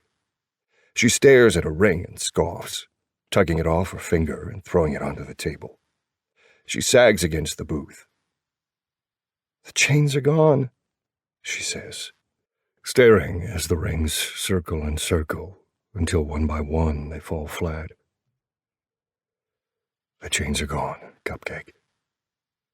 I take the rings and tuck them in my pocket. I'll pawn these two with the gun and make sure she has a nice stack of cash. She smiles and cries at the same time, and it's beautiful to witness. She's cried so much lately, but these tears are different. These are tears of happiness and of a woman who has found her life again. Then she slaps the table and shakes her head, scrambling to get out of the booth. I need to find my dad. Kenneth said if I ever try to leave, he would kill him. Oh God, what if he's dead? What if I killed him because I didn't stay with Kenneth? That was why. That was the only reason why. One slides out of the seat, but I just jump out of the booth inside by hopping over the back seat. Your dad is safe. This isn't my first rodeo. One of the guys is watching your dad. If it makes you feel better, you can call him. She nods fast and feels for her phone. I don't have my cell. Oh God, I'm going to be sick. I turned your phone off so he can't track you. I have your dad's number. Here. I search for his name and press call, then put it on speaker and hand the phone to Charlie. It only rings twice before he answers. Hello? Whistler. Everything okay? Dad? She sobs when she hears his voice. Charlie? What's wrong, sweetheart? You're okay. The words rush out of her in a whoosh. You're okay. I'm fine, but you don't sound it. A beat of silence passes. Kenneth called. Her smile drops from her face, and she grips my shirt so hard I hear the seam tear. What did he want? He wanted to know where you were, but I told him I didn't know. Keep it that way, Dad. Please. I wasn't born yesterday, Pumpkin. I know he isn't a good man. You do? I thought if I let him steal from me, he would keep you safe. He threatened to hurt you if I didn't allow it to happen, but I should have known better. I failed you as a father. You aren't that clumsy, are you? The older man sniffles. Mercy gets up from his chair and leaves. This topic hits too close to home. I don't blame him for leaving. It's hard for me to bear, too. No, Dad. There's so much we need to talk about, but I'm safe. I'm with Whistler. I love you. I love you, too. I'm coming over, okay? No, don't. It isn't safe. Kenneth might follow you. He doesn't know I'm here, but if you come here on a weekend, he might. I won't let him keep me from you. I need to know you're safe. She turns and her copper lashes blink as she slides them from the phone to stare at me. I am safe, Dad. I promise. I think... I have to hold my breath with what she said and what she's about to say. Her eyes dart between mine as she finds her words. I think I'm the safest I've ever been in some time. I nod. giving her a reassuring grin, but on the inside, I'm fucking doing somersaults. This is huge. She feels safe here. Whistler's here, and he's protecting me. I trust him. I could have fallen over if it weren't for one behind me. I like them bikers, Pumpkin. You stay with them, okay? I'll act like I haven't heard from you. I'll see you Monday. Can I call you later? I'll lose my mind otherwise. He gets choked up and must pull the phone away, because when he clears his throat, it sounds distant. Okay, Dad. Love you. Talk later. She hangs up the phone and hands it back to me. I don't know what to do. What do you mean? Well, I'm so used to doing what Kenneth says. Work, money, groceries, dressing a certain way. I don't know what to do now. I'm not his anymore. Maybe I get a restraining order? We can do that. I'm not sure it'll do anything, but legally, it'll be good to have. And Charlie, you're free. You can do whatever you want. It can't be that easy. It is. That ring is gone. He held you back from the truth, but you know it now. You want to go to Italy? I can make that happen.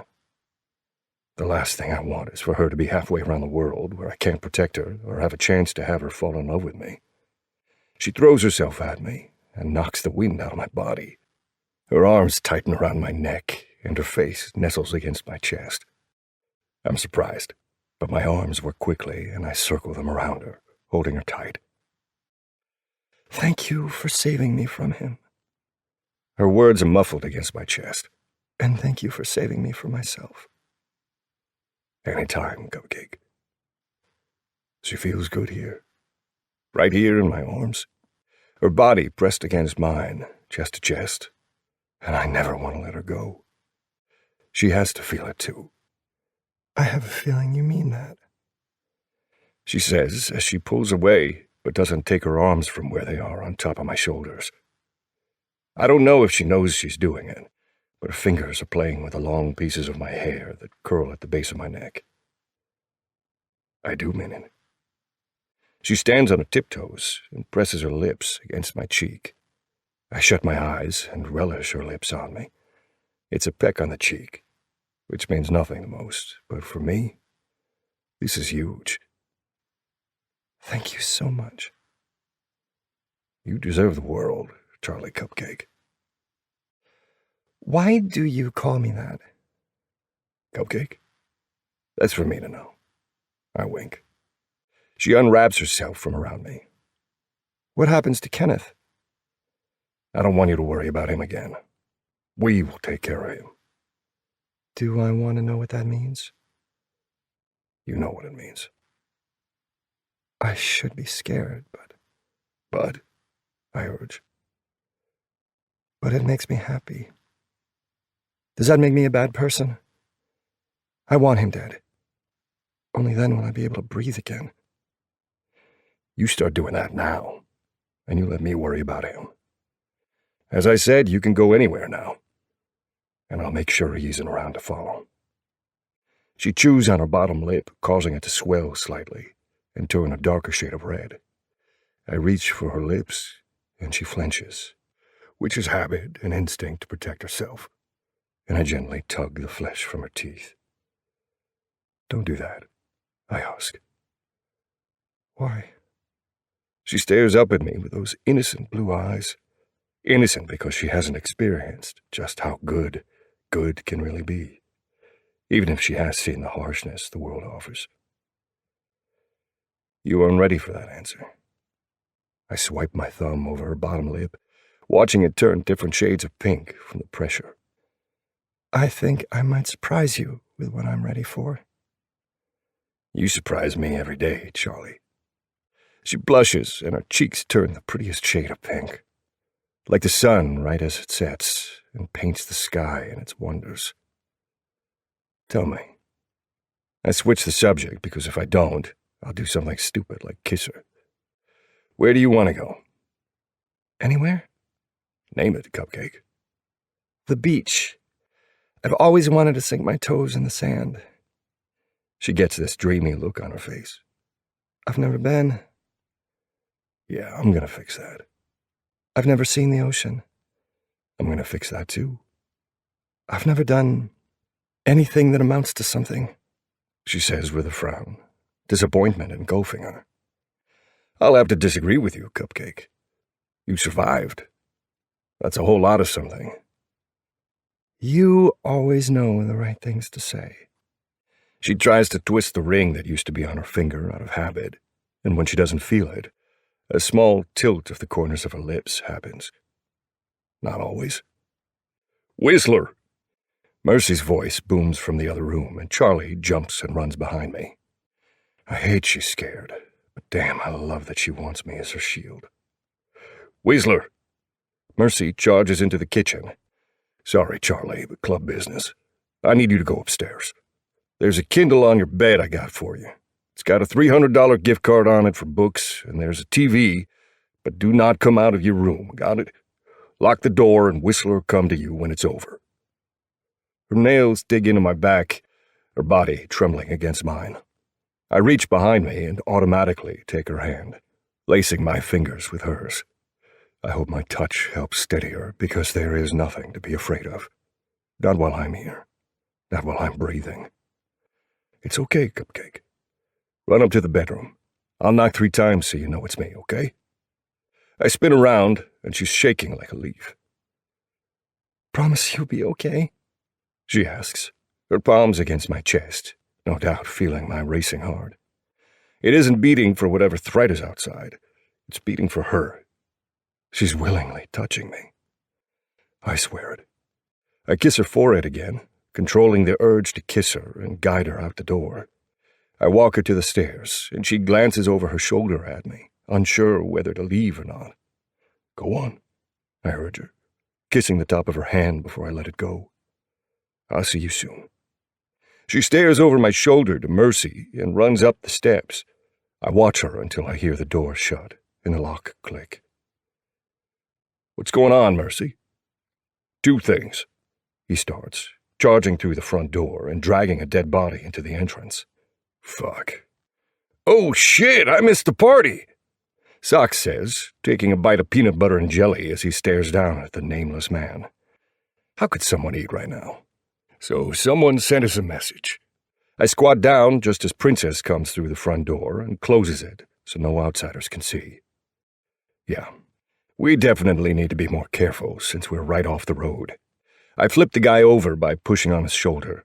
I study his face and tilt my head. He looks familiar, I say, lost in thought while I try to place him.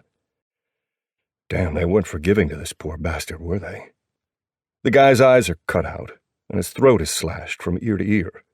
Mercy lowers himself to my position and parts the guy's chest where a note is nailed. Actually, fucking nailed. And my stomach drops as I read it out loud. I'll kill every single one of her dad's crew until she's brought back to me. I will have her. Short, sweet, and to the point. My favorite kind of love note. Shit. I knew I saw this guy. He was the one talking to Charlie the other day when I pulled her aside and asked her if she was being abused. Shit. See the signature? Mercy points at the bottom of the note. It's an upside-down triangle with a goat in the middle, which would be hilarious if it didn't mean some bad shit was about to go down. Holy crap. Please tell me that's not what I think it is, I grumble. I've seen that insignia before, one other time. In my sister's trailer, and her boyfriend had kept the cocaine out when I had dropped by for an unexpected visit. Scapegoats, Mercy informs. You mean to tell me Kenneth Hastings is a fucking drug dealer? No. Mercy shakes his head and yanks the note from the poor kid's chest, leaving the nail in the middle. I think he runs it with his father, and Charlie's found herself in the middle of this. Not just her, Taylor too. I saw this at her trailer. Well, isn't that fucking convenient? What the fuck is that supposed to mean, Press? I grit, not liking his implications or his tone. My sister is a victim just as much as Charlie is. Yeah? Well, that's the second thing I wanted to tell you. Your sister isn't here. She's gone. Any idea where she could have gone? I have an idea, I grumble, then reach for my wallet. Please don't let it be empty. I unfold it and part the middle, cursing when I find the cash missing. God damn it, Taylor! I drop my wallet to the ground and scrub my fingers through my thick scruff, scratching the skin. She went to go get her fucking boyfriend from jail. She didn't do this, Mercy. She wouldn't kill someone. I know that. But she could have the information we need. I want her brought back. As a prisoner? Until she's proven innocent right now, she's fucking guilty in my eyes. Mercy stands and steps over the body. If this kid doesn't have family, get rid of the body. If so, come up with a creative way for his family to claim him. He punches the wall as he strides away. Fuck, he yells, disappearing into the kitchen. I think Prez is pissed. No fucking shit, Socks. I am too. The last thing I need is for my sister to be caught in the middle of some drug ring. Charlie is in the crossfire. She has no idea just how close she is to the problem. No, not close. Dead center. And if I know one thing about assholes like Kenneth, it's that they take their possessions seriously, and he will do whatever it takes to get his punching bag back. I need a scapegoat. Only mine isn't drugs. It's an Auburn beauty, and she's waiting for me upstairs. Charlie Cupcake, the only scapegoat a man truly needs. Kenneth is an idiot. He already had the only drug he ever needed. Chapter 12. Charlie. Cupcake, wake up. Come on, Charlie, wake up. My shoulder shakes and I turn over, taking the comforter with me and pull it over my head. No, I'm tired. I'm exhausted. I'm finally able to sleep knowing I'm not bound to a monster. I tried staying awake for Whistler, but 1 hour led to 3, which led to 6, and I got tired of pressing my ear to the door, so I crawled into bed and fell asleep. Cupcake. I groan and kick the person rude enough to try to wake me. Ow! Damn it, my dick! The intruder rasps. But the intruder sounds a lot like Whistler. I bolt forward, and my eyes open wide when I see him bent over, his hands cupping his cock, and he coughs. Oh my God, Whistler, I'm so sorry. I crawl onto my knees and crawl closer to him. Are you okay? I'm so sorry. I didn't know what I was doing. I was asleep, but I noticed your voice, yet didn't, and get kind of violent when I'm woken up unexpectedly. It's been a while since I've done that. Before Kenneth was the last time I hit someone. I gave my dad a black eye one time. That would have been good to know, he chokes. I'm fine. I just need to find my balls. He stumbles across the foot of the bed and vanishes into the bathroom. The water turns on and I hear a groan, hopefully of relief. Did you find them? Am I allowed to ask? I feel so bad. What can I do? I was asleep. We're good. We're great. 1, 2, all here and intact. I can barely understand him since the door is shut, but I get the gist and spread my arms out like a bird, then fall back onto the bed. My head hits the pillow and I stare up at the ceiling, replaying the information that's been given to me. Not about his balls, but about me not being married. I should be mad or maybe sad? A normal person would be sad, right? I'm not. I'm not sad, not even a little. But I am pissed off at Kenneth for lying to me, for putting me through hell only to decide to keep me there. But I'm so relieved. I'm so happy. Happy. Something I haven't been since the day I married Kenneth. I'm ready to move on. I'm ready to live. I don't want to be afraid of shadows anymore. I don't want to be afraid of anything. The bathroom door opens, and Whistler walks out with his thumb up. Crisis averted. That's good. I'm so sorry. I push myself up onto my elbows and rub the sleep out of my eyes with my fist. I was asking for it. I shouldn't wake a woman in the midst of her sleep, he jokes, which makes me grin. True. I tug the blanket to my chest to hide the fact that I'm only wearing his shirt. How did you get in here? I locked the door. He sits at the bottom of the bed far enough away to make me comfortable, yet far enough away for me to wish he was closer. I've had my fair share at needing to break into places. I check the time and see that it's almost 4 a.m. I yawn and lift my arms above my head to stretch. Pack a bag, he says, slapping his palms on his dark-washed jeans. I'm taking you somewhere. At 4 a.m? I'm hesitant, but I'm not afraid. Whistler doesn't have my stomach screaming at me to run. He doesn't have my body in protective mode. I'm not trying to be perfect around him. I'm simply me. I'm able to breathe without feeling guilty about it. The constant edge of sickness I stayed on with Kenneth isn't present with Whistler. There's no revulsion. I'm experiencing peace after losing so many pieces of myself. There's a small voice inside the back of my head wondering if Whistler is a missing piece. The last thing I need to think about is a man, but really, when have I ever been with one I wanted? I haven't been in love in years. I haven't felt a positive touch. I haven't laughed with someone else. And I want those things. I deserve those things I want. Just do it, he grins. I don't have anything to pack, remember? Unless you count this? I wave my new Kindle in the air. I've downloaded 50 books so far. I find one to read, but then I get recommendations and I go down this rabbit hole of other books, and I'm not even close to being done looking at all the possibilities. I was never allowed to have a Kindle with Kenneth. He said it would take too much time away from my responsibilities. Perfect. It can fit in the saddlebag, and on the way, we will stop and get you a few things. Are you going to tell me where you're taking me? I swing my legs over the bed, keeping the blanket wrapped around me as I dip down to pick up his sweatpants. Nope. That would take away all the fun, Cupcake. You're not going to take me to the middle of the desert and kill me, are you? I realize how bad my joke is when he doesn't laugh. Not even a little, considering the situation. He crowds my space and I hold my breath, tilting my head back and meet his dark gaze. His eyes fall to my lips and his fingers stroke under my chin. There's only one reason I'd take you into the middle of the desert, and it wouldn't be to kill you. I lick my lips and he groans, taking a step back to put space between us. Put your pants on. It's going to be a long drive. The space between my legs tingles for the first time since my wedding night, and my nipples beat in response. Not wanting to get lost in lust, I slip the pants on under the blanket, then drop the comforter. I'm ready, I say, as I slip my shoes on.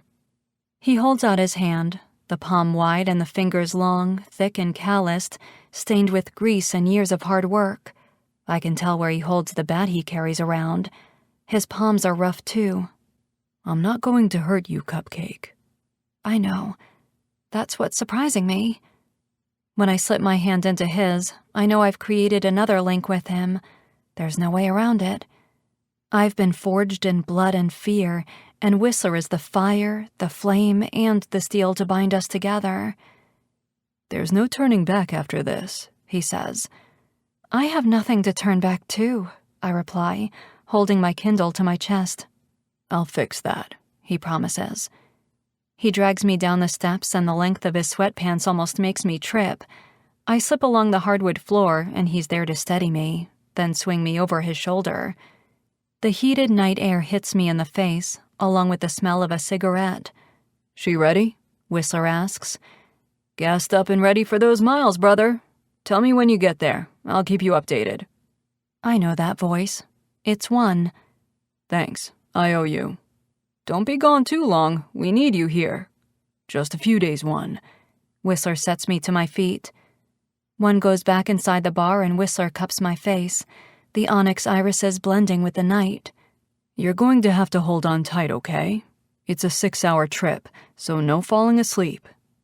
I nod, and before he slides my helmet on, he turns his head and bends down to kiss my cheek.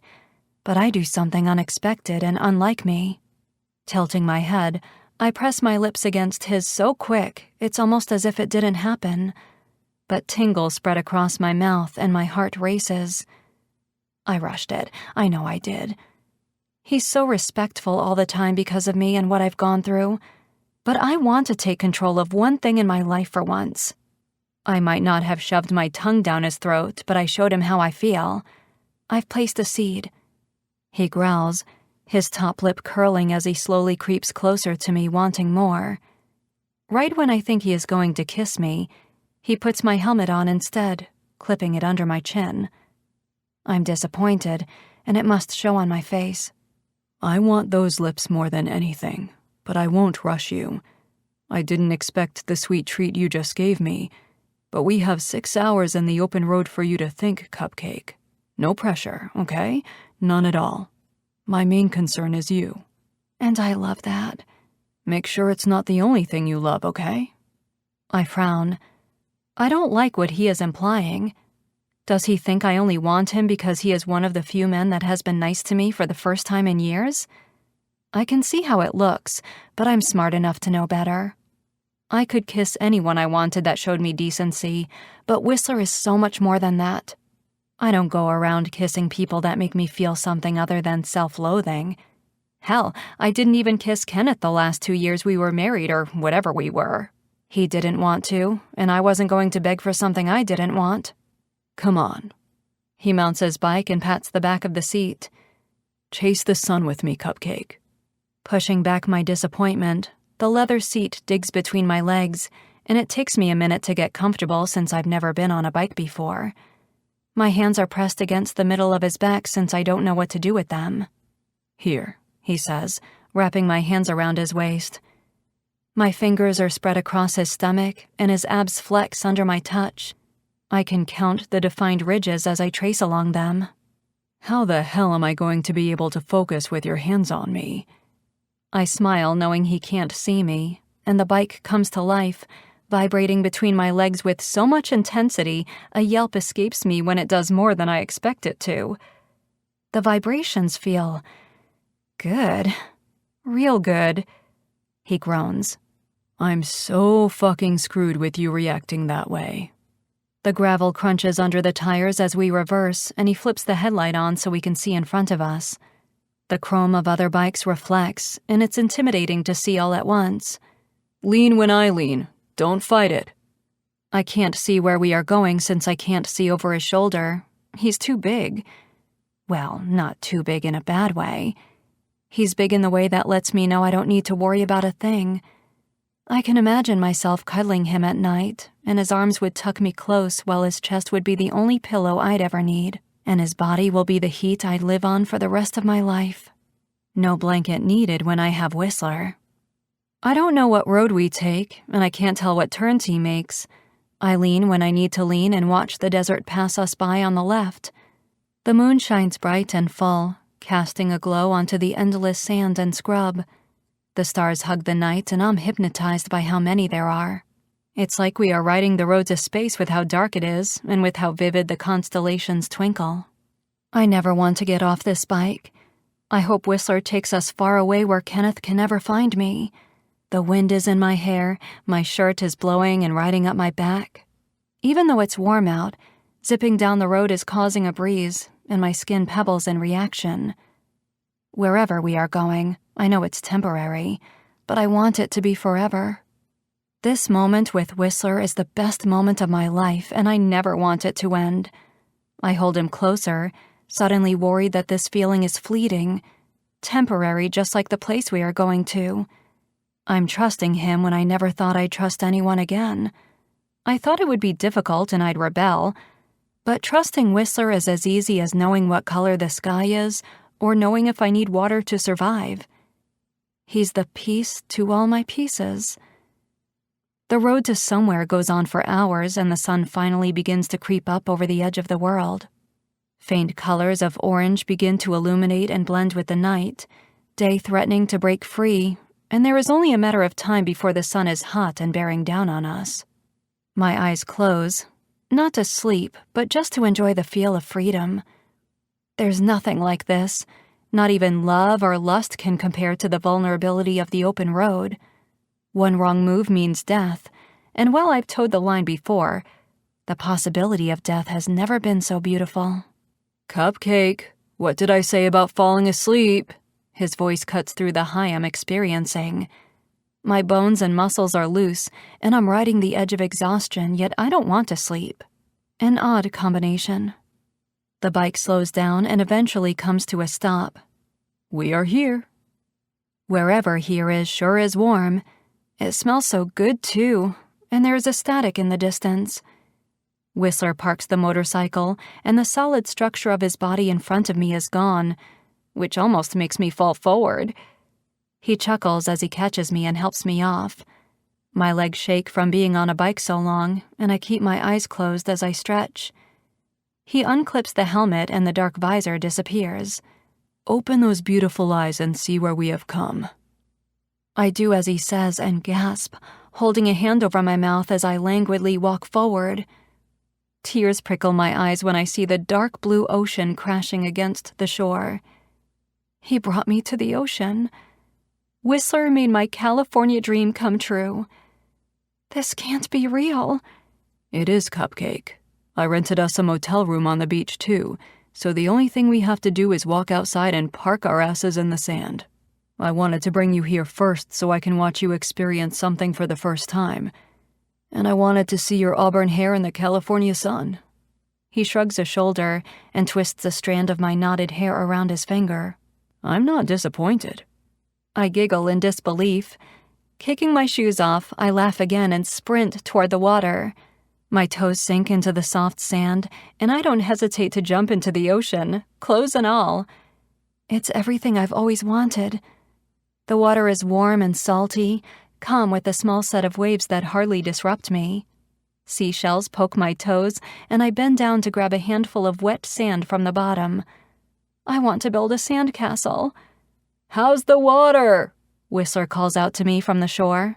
He is dressed in black, and his leather cut reflects the sun. He must be burning up. I dip my head underwater and swim to the shore. When I get my feet under me, I have to hold up the soaked sweatpants to keep them from falling. I didn't think anything could be brighter than the sun. But then your smile right now sure is giving it a run for its money. He snaps a picture on his phone. Sand sticks to me everywhere as I run to him. He tucks his phone in his pocket, and I don't give him time to think about what's right. I slam against him and press my lips to his, long and hard, desperate and needy. The kiss is wet from the sea, and the salt is hidden behind the wild taste of Whistler. I'm drenching the front of his clothes, but he doesn't care. He holds on to me tight and owns the kiss, flicking his tongue across my bottom lip while guiding my head in the direction he wants me to go in by cupping my jaw. He kisses me wildly without rhythm, turning his head every few seconds to get more from the kiss. His lips are softer than what I imagined them to be, and his scruff rubs against the skin around my mouth, leaving behind an extra burn. I never thought my dreams would come true. But then Whistler happened. Proving people wrong has to be one of his specialties. Regret doesn't exist in dreams, and that's the last thing I feel with him. The beach is just a place, but the dream is Whistler. Everything I knew, everything I thought I wanted for myself has changed in the blink of an eye. Chapter 13. Whistler. Her lips are what second chances feel like. She's kissing me with eagerness, her lips soft and pliant, as she allows me to take control, something I never thought would happen given the circumstances. It goes to show I can never assume to know anyone's healing process. Just because I have the privilege of tasting her kiss doesn't mean another man would, and I have a feeling that is exactly the case. I've seen her react around others and with me. She's different. I don't know why she picked me, but I'll always give her a reason to keep choosing me. Skimming my hand up her spine, I cup the back of her head and apply more pressure, driving my tongue deeper into her tentative mouth. She gasps, her kiss stopping for a moment while I explore her depths. I growl and taste how sweet she is, and I grin to myself. I knew she was a cupcake.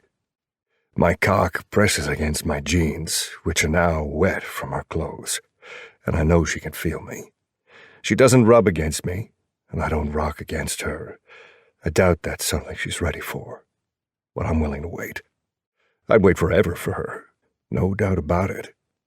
Her hair is wet, and I slip my fingers through the strands. Bits of sand fall into my hand, and the ends of her hair tickle along my forearm. I slow the kiss, bringing it to a slow stop, which has her whimpering in disagreement and curling her fingers against my stomach.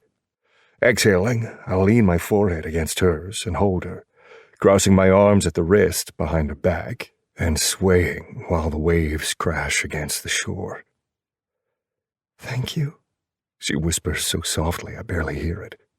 I brush my cheek against the top of her head and stare at the ocean. For what? Doing this, going out of your way for me, letting me experience something good. She uses my stomach to push away, and I tilt my chin down to look at her. She's fucking out of this world, beautiful. All she wants is love. It shines from her.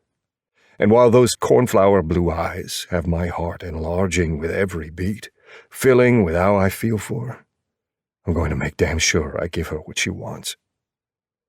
You never have to thank me for doing something that makes you happy. Plus, I think that kiss is thanks enough. I tap the end of her nose, and she smiles. I should have asked. I'm sorry. I was so happy I never felt so... I grip her chin and bend down, pressing a soft peck on her lips one more time. You don't ever have to ask to kiss me, Cupcake. Your kisses are something I've wanted since the moment I saw you. Really? Why me? I'm nobody. She scoffs, the wind changing direction, causing her hair to blow in her face. I know that's what he made you believe, but to me, you're somebody, Charlie. You're my somebody. And I don't care how long it takes to drain the poison he's put in your mind. I'm going to show you that it's you that has always been the somebody, while he's been the nobody, understand? She nods, but I can see the doubt reflecting in her irises. All good things take time, and she's a good thing. You're shivering. Come on, let's get to the hotel and get you in some dry clothes. I don't have any other clothes. Her teeth clink together, and I rub my hands up and down her arms to warm her. I groan when I think of us warming up the natural way, naked body against naked body. We wouldn't have to do a damn thing, but I could hold her and fall asleep with her bare back against the front of my chest. We better do some shopping first. We need to get you a swimsuit, too. Can we get coffee? She asks, her eyes heavy with sleep. Can we get coffee? I scoff, pressing my hand against her lower back to guide her to the bike. Of course we can. A hellhound needs his fix.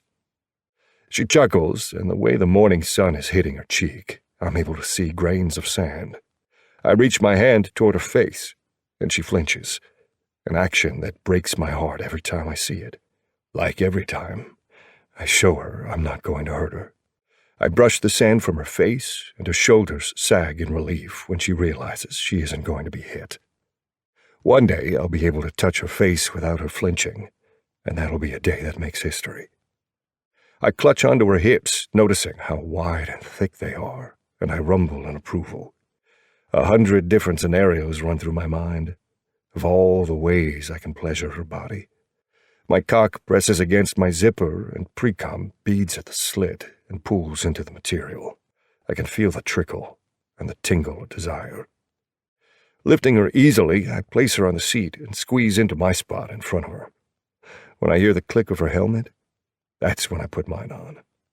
Her arms circle around me, and I caress her arm with my fingers one last time before I jet out of the parking lot and onto the road. I pass the flamingo pink motel we are staying in on the left, right on the water, as I promised, and a ping of guilt hits me. I should have sprung for something nicer. This motel doesn't seem like the nicest around, and she deserves that. The first surf shop I see isn't far from the motel, so I pull into their parking lot and notice their store that has everything: clothes, food, gas, and whatever else. What's my allowance? She questions, hopping off the bike. Allowance? Yeah, like, what am I allowed to spend? Damn, that fucker gave her an allowance? I can't wait to get my hands on him. No allowance, Cupcake. You get what you want. I have the cash. Don't you worry about a thing. She gives me a skeptical expression, a brow lifted in uncertainty as if she wants to believe me, but has her doubts. Come on. I hold my hand out to her and drag her to the front entrance. It's a nice place for being on the beach with all the foot traffic it gets. The outside has huge tinted windows with yellow and red sale signs out front, with boogie boards, noodles, skim boards, and floats. There's a heavy trail of sand from the parking lot to the entrance where people have come in from the beach. I point at one of the signs. Look, Cupcake. Buy one, get one bikinis. You're gonna get all of them, right? Model them for me? I wink, and her pale cheeks fire to a bright red, which has her freckles turning a shade darker too. I can get a few swimsuits? God, I hate how timid she seems right now, as if I'm about to pull the rug out from under her.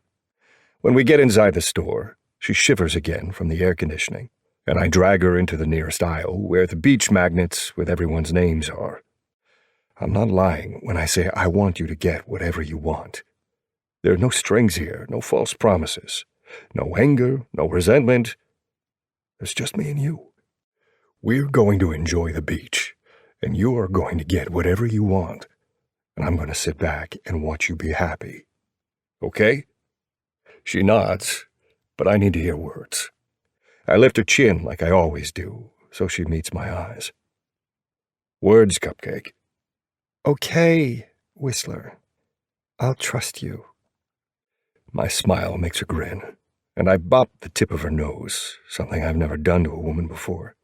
But with her, I seem to do it all the time. Come on, then. The sooner we get out of here, the sooner we can catch a quick nap and hit the beach when the sun is at its highest. She squeals and runs off.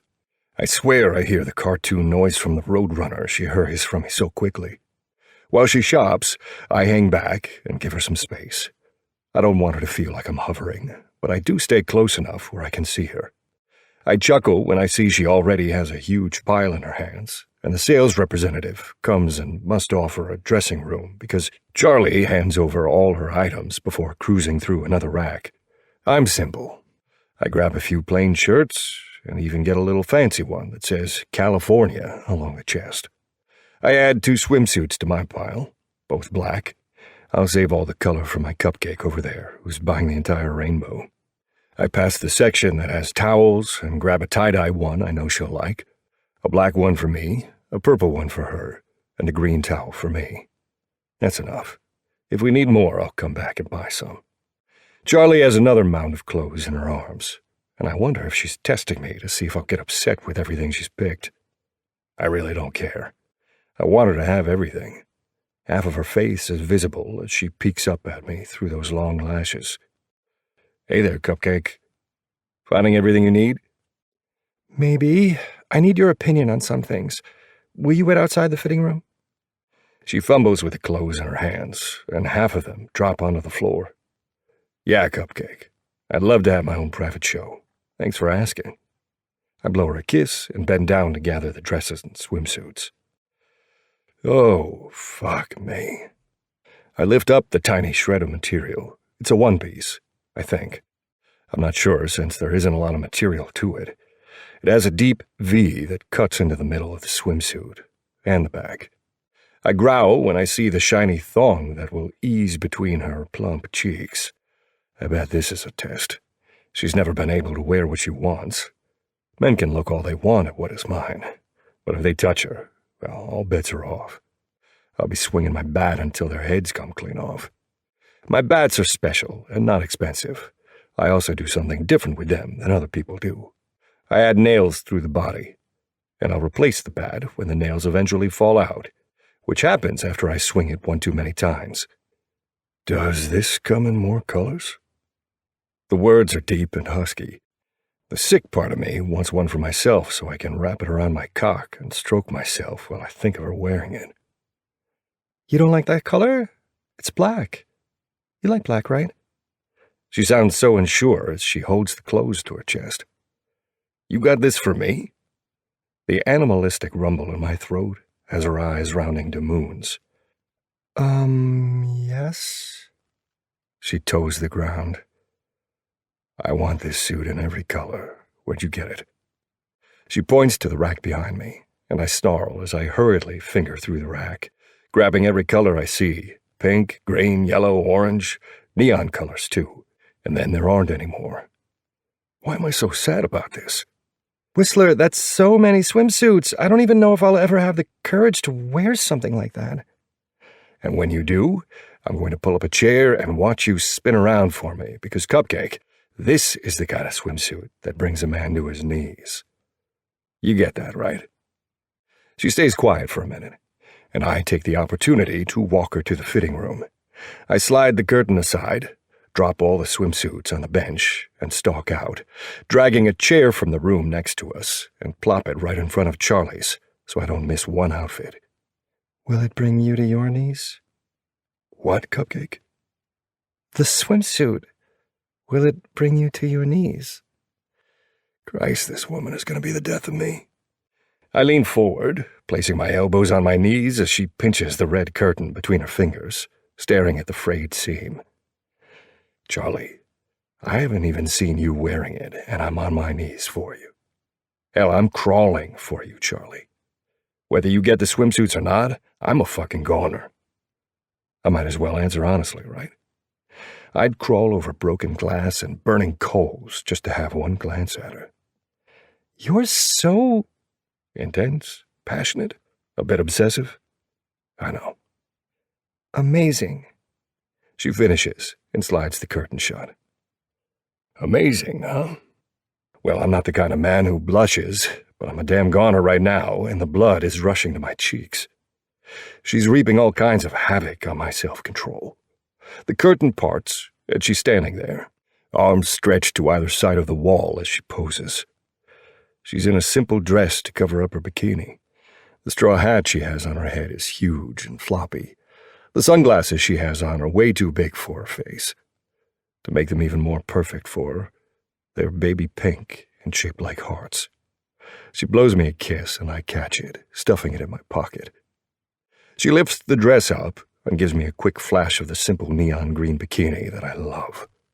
I can't wait to peel it off her. But before I can look too long, she drops the hem of the dress and shuts the curtain. What do you think? She asks me, wearing the 10th bathing suit she's tried on. It's bright red, and she's paired it with a floppy white hat that says Beach Bum in black cursive letters and black sunglasses in the shape of lips to match. Her style is so fun and loud. I can see just how much Kenneth was suppressing her by making her wear dresses and those ankle breakers called wedges. I think you look foxy, Cupcake. She claps her hands excitedly and jumps up and down. My eyes focus on her tits as they bounce from the movement. Perfection. Hey! She snaps her fingers in front of my face. My eyes are up here. You sure? 'Cause these were staring right at me, I tease. She giggles, and the rings holding the curtain scratch along the metal rod as she shuts it. Okay, last one. I readjust my erection, situating it to the left, and exhale when the pressure of the zipper is no longer pressing against my shaft. I've been hard for the last 4 hours. Doesn't that mean I need to see a doctor? Or shower? I need your help, she says. I can't tie it in the back. No need to ask me twice. I stand and look behind me to make sure the sales associate isn't staring at me, and I slip by the curtain. I come to a standstill when I see her standing there in the black bikini I love so much. The cut down the middle stops at her navel, showing the fullness of her tits. She gives a shaky, timid spin, and the thong of the bikini is settled between her cheeks. But I can also see a faint outline of her underwear underneath, too. Good. Didn't want her trying on stuff other people have without washing it. Her ass is something men have fought and killed over. I clench my fists to stop myself from reaching out, or worse, slamming her against the wall, pulling her swimsuit to the side and fucking her raw until she's screaming my name. Do you like it? She didn't need my help at all. Charlie wanted us to have privacy because she knew how much I like it. No. Her shoulders slump. I fucking love it, and I'm gonna leave because I'm too close to ripping it off you and fucking you against that wall. I point to the wall across from her that has a metal hook in the middle holding the outfits that she likes. Oh. Her lips make a cute O shape. Yeah, ho. And you're getting all of them. Because there will be a day where I fuck you against a wall. It just won't be this one. I press a hand over my cock, and her eyes drop between my legs. I snap my fingers, taking a page from her book, and say, "My eyes are up here, Cupcake." But I give her another once-over, grunting a frustrated noise from not being able to touch her, and force myself to leave. "Excuse me, sir. Only one person allowed in the fitting rooms," the associate says, her high-pitched, nasally voice grating my nerves. I sit down and don't bother to hide the effect my woman has on me. Sorry, she needed help with her thong. "Whistler!" Charlie scolds me from the fitting room, and I give a cheeky smile to the sales associate. The annoying saleswoman, who causes my erection to flag, opens and closes her mouth, and fiddles with her mousy brown hair before scurrying away. I give her a four-finger wave, a simple toodaloo. When Charlie comes out, she's wearing a new green flowy dress, and by the looks of her hard nipples, she isn't wearing a bra, and my mind comes to the conclusion of no bottoms either. Out to kill me. "Hey, sexy cupcake." I greet her with a low rumble, staring at her perky tits. "Cupcakes aren't sexy." You obviously haven't seen herself. She shakes her head, but a small smile plays on her lips. She spreads my knees apart to stand in the middle between my legs, and she runs her fingers through my hair. I hum in delight from her touch and close my eyes, enjoying her fully. She's coming to me, touching me, needing me. Nothing has ever made me feel better. You have everything you want, Cupcake? "What can I get from everything?" All of it? "Whistler, that's too much. I didn't expect us to get all of that." I slide my palms under her jaw, and she flinches, but doesn't pull away. You can get all of it. I want you to. We're going to be here for as long as possible before I have no choice but to go back. And we can always come back out here, every weekend if you want, and you'll have everything you want. Then we will come back in here and get you more stuff because I want to spoil my cupcake rotten. "This is enough stuff to last me years." Good. Plus, this is more for me and less for you, I promise. I tell her. Kidding, yet not at the same time. Seeing her in a bathing suit is for me, and it's selfish, I know. When it comes to her, I'm going to be selfish and selfless all at the same time. She wants all the stuff, it's hers. See? Selfless. You mean I get to see her in a thong bathing suit? Fuck yes. Selfish. Not ashamed of it either. Not even a little. She gathers a pile of clothes, and I do too, so she doesn't have to struggle with all of the goodies. I rip the price tag off the white hat and black sunglasses shaped like lips and plop them on her. Her personality is bright and loud when she allows herself to show it, and I want her to with me. "I can't wear that hat, it'll blow off on the bike," she says. Good point. Fine, but the moment we get on the beach, I want to see you wear it. She stands on her tiptoes and gives me a quick kiss on the cheek, making me feel a bit boyish. We can't hold hands since ours are full of stuff, but we managed to pile high some unhealthy snacks to the top of the mountain of clothes and towels. The cashier couldn't come fast enough. I was losing grip on my stuff. We groan in unison as we throw it on the worn black conveyor belt. I sneak in a few packets of Starburst from the shelf as the lady rings us up, each item dinging to signal a new purchase, and run to grab a red lifeguard backpack. Did you get flip-flops? I ask Charlie as I pull out my wallet. "Oh, no, good idea." Get me a pair too, size 15, I tell her. "Holy crap," she whispers when she hears my size. "You know what they say about big feet." The cashier jokes, and Charlie gasps before hurrying away to the shoes. "I was only kidding," the lady says, a hint of regret in her voice. "I didn't get to finish the joke." Big socks? I finish it for her. She nods hurriedly, but doesn't say anything else. Too nervous to offend us, Charlie isn't offended. I'm sure she's overwhelmed, though. Her mind went straight to sex, which there's no pressure there at all, but I can understand her wanting to run away from anyone that brings it up. Charlie comes back with black flip-flops for me, and bright blue flip-flops for her with small cupcakes on the plastic. She'll wear these out, I say, snapping off the price tag and handing it over. Charlie's old sneakers are plain, a brand that reminds me of Keds, but they aren't. She slips off the wet shoes and slides on her flip-flops, sighing in content when her feet are no longer trapped in wetness. I hold all of the bags as we walk out of the store, and the sun is higher now, brighter and hotter. I catch Charlie aiming her face toward the warmth, and she yawns, closing her eyes as she feels the sun. You want to go back and take a nap before we tackle the rest of the day? Yes, that sounds great. I stuff as much of our new purchases in the saddlebags as I can, and her arms wrap around me when my hands are free. You're going to have to carry the rest of it in the backpack. Thank you so much. You have no idea how much this means to me, Whistler. If it's anywhere as close as how much she means to me, then I have an idea. Chapter 14. Charlie. I'm starting to get nervous. The only man I've ever spent the night with before is Kenneth, and he didn't exactly pave a positive path for what men expect at night. Granted, Kenneth stopped wanting me years ago, and I'm thankful for that. I know what mindset I should be in. I've been in a relationship where I was abused. I need time to adjust to my new reality, but what I want more than anything is to be wanted, truly wanted. And maybe I'm crazy for that.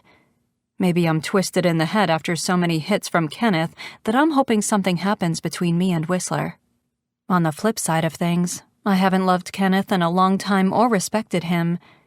He traumatized me and sent me to my breaking point.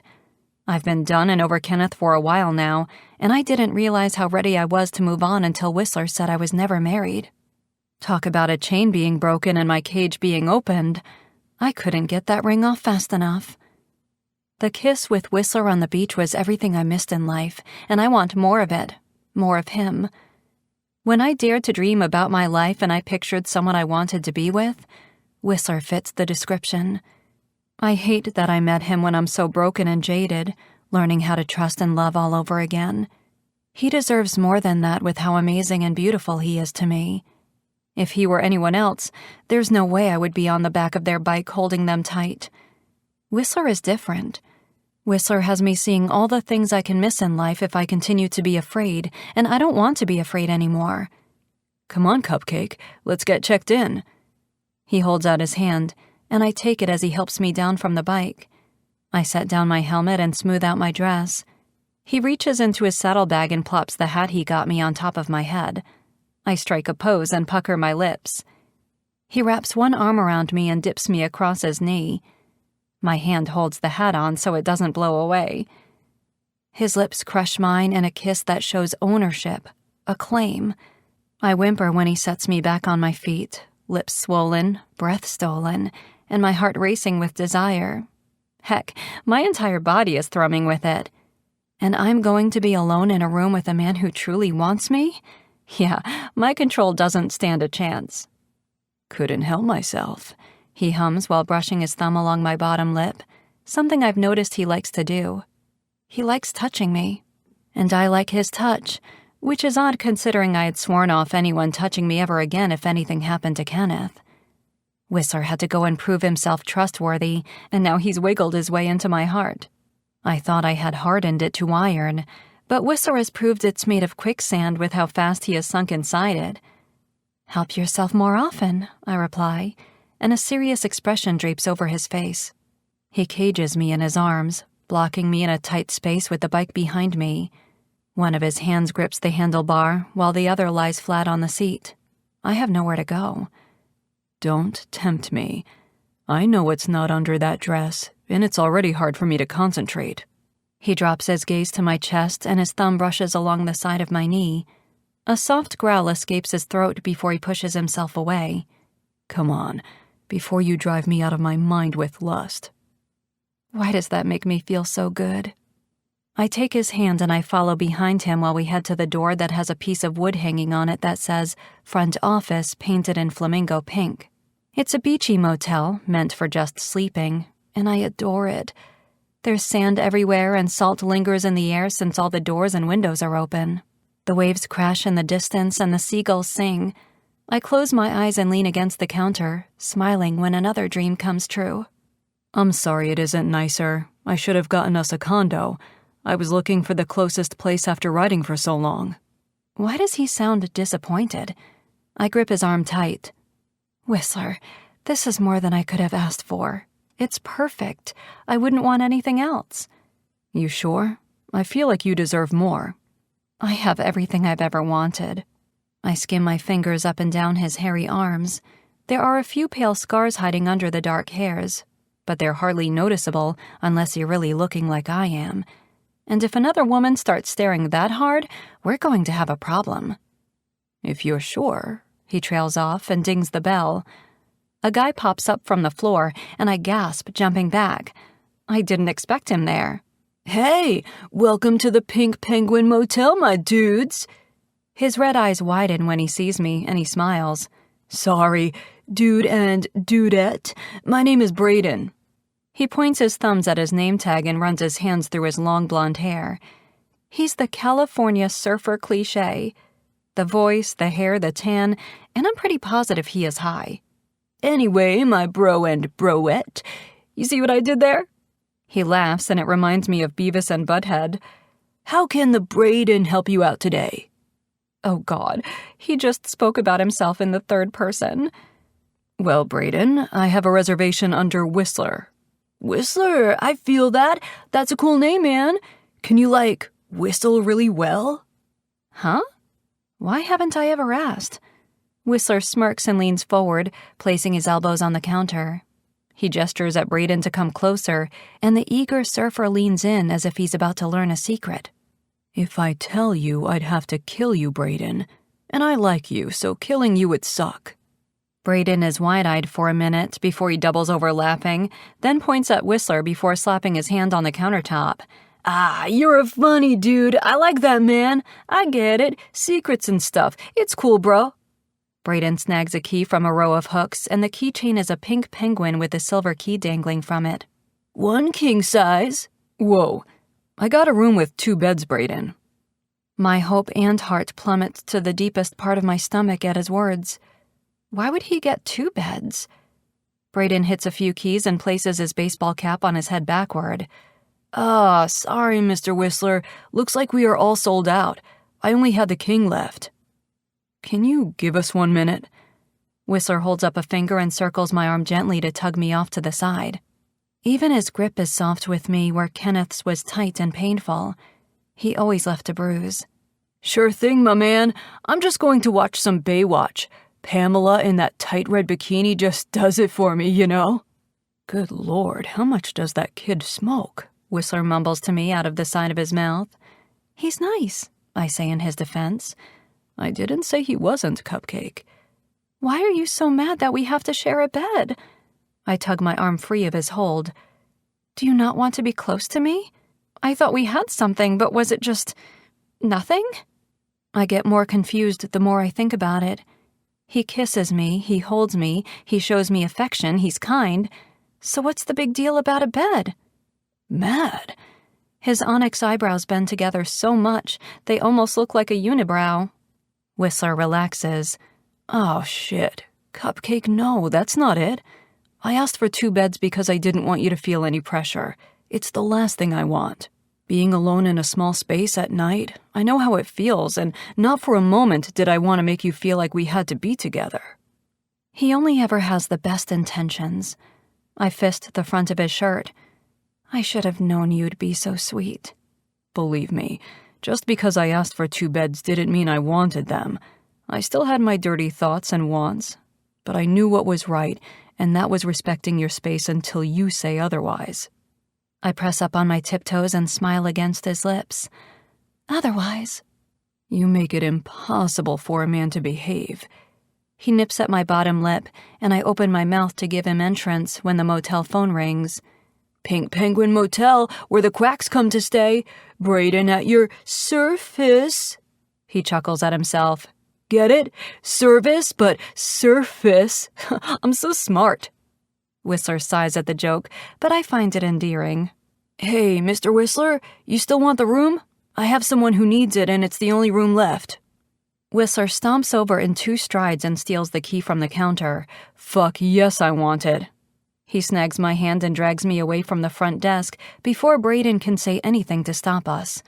Room 3A! Awesome! Main level! Whistler stops in front of the motorcycle and gets out the rest of the bags. I barely have time to catch my breath before he is dragging me to room 3A. He fumbles with the key, and while I wait for him to get the door open, the hairs on the back of my neck stand up. I peer over my shoulder, placing my chin along the curve to look around, but don't see anyone. There's a couple walking across the parking lot, their skin like leather from being in the sun for most of their lives, but they don't seem threatening. Must be my nerves or paranoia. The door finally opens, and I shiver as soon as I step inside. The air conditioning is freezing. It's so cold in here, I say, rubbing my arms up and down. Yeah, it is. Damn, they're going to freeze us out. Whistler fiddles with the AC unit, and the air finally kicks off. There, it should warm up soon. The plastic bags crunch together when he places them on the small table next to the bed. I'm going to wash up. Whistler takes off his boots, and they hit the floor with a solid thud, one after the other. And then a nap, because I can barely keep my eyes open. Sounds good to me. Even though the room is cold, my palms are sweating. I rub them against my dress and explore the small room. When I hear the faint hiss of the shower turn on, a filthy image of Whistler soaping up his body has me falling over and catching myself on the circular table made for 2. I grip the edge, and my nails dig into the fake wood. It's when he starts singing, badly, that I'm yanked out of my lust-induced haze. I stare at the wall the shower hides behind and muffle my laughter as his voice cracks as he sings off-key. Well, I guess no one can be perfect, but Whistler is pretty damn close. I chuckle to myself and sit on the edge of the bed. It's soft, and the comforter seems kind of itchy and cheap, but I think that adds to the wonderful appeal of it all. To the left, there's a picture of the beach hanging above the lamp. It's tilted.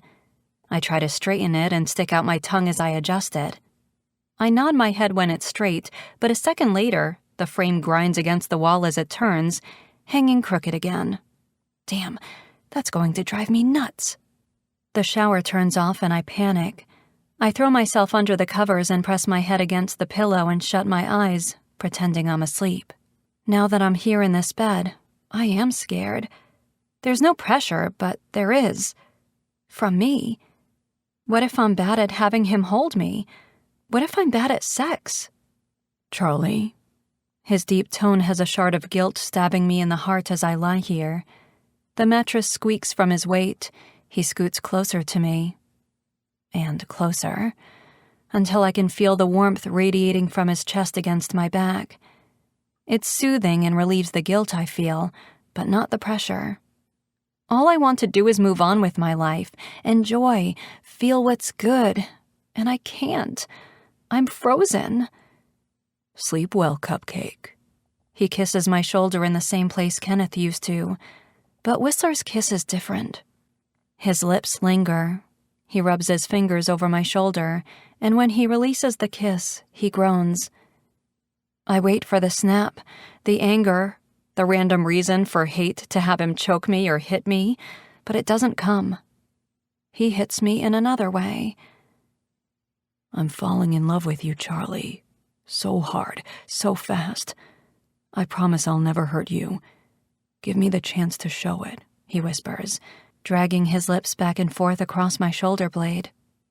Tears spring to my eyes, but I keep them closed, afraid I'll say something like, I'm falling in love with you too. Because the last time I loved, I ended up not being loved at all. Love can be a form of abuse within itself. It's either used against you or used to strengthen you, and I've only ever received one.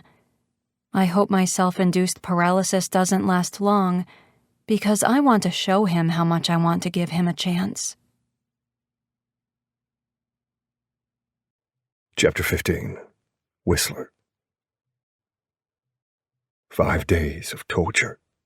5 long, painful, never-ending days of torment.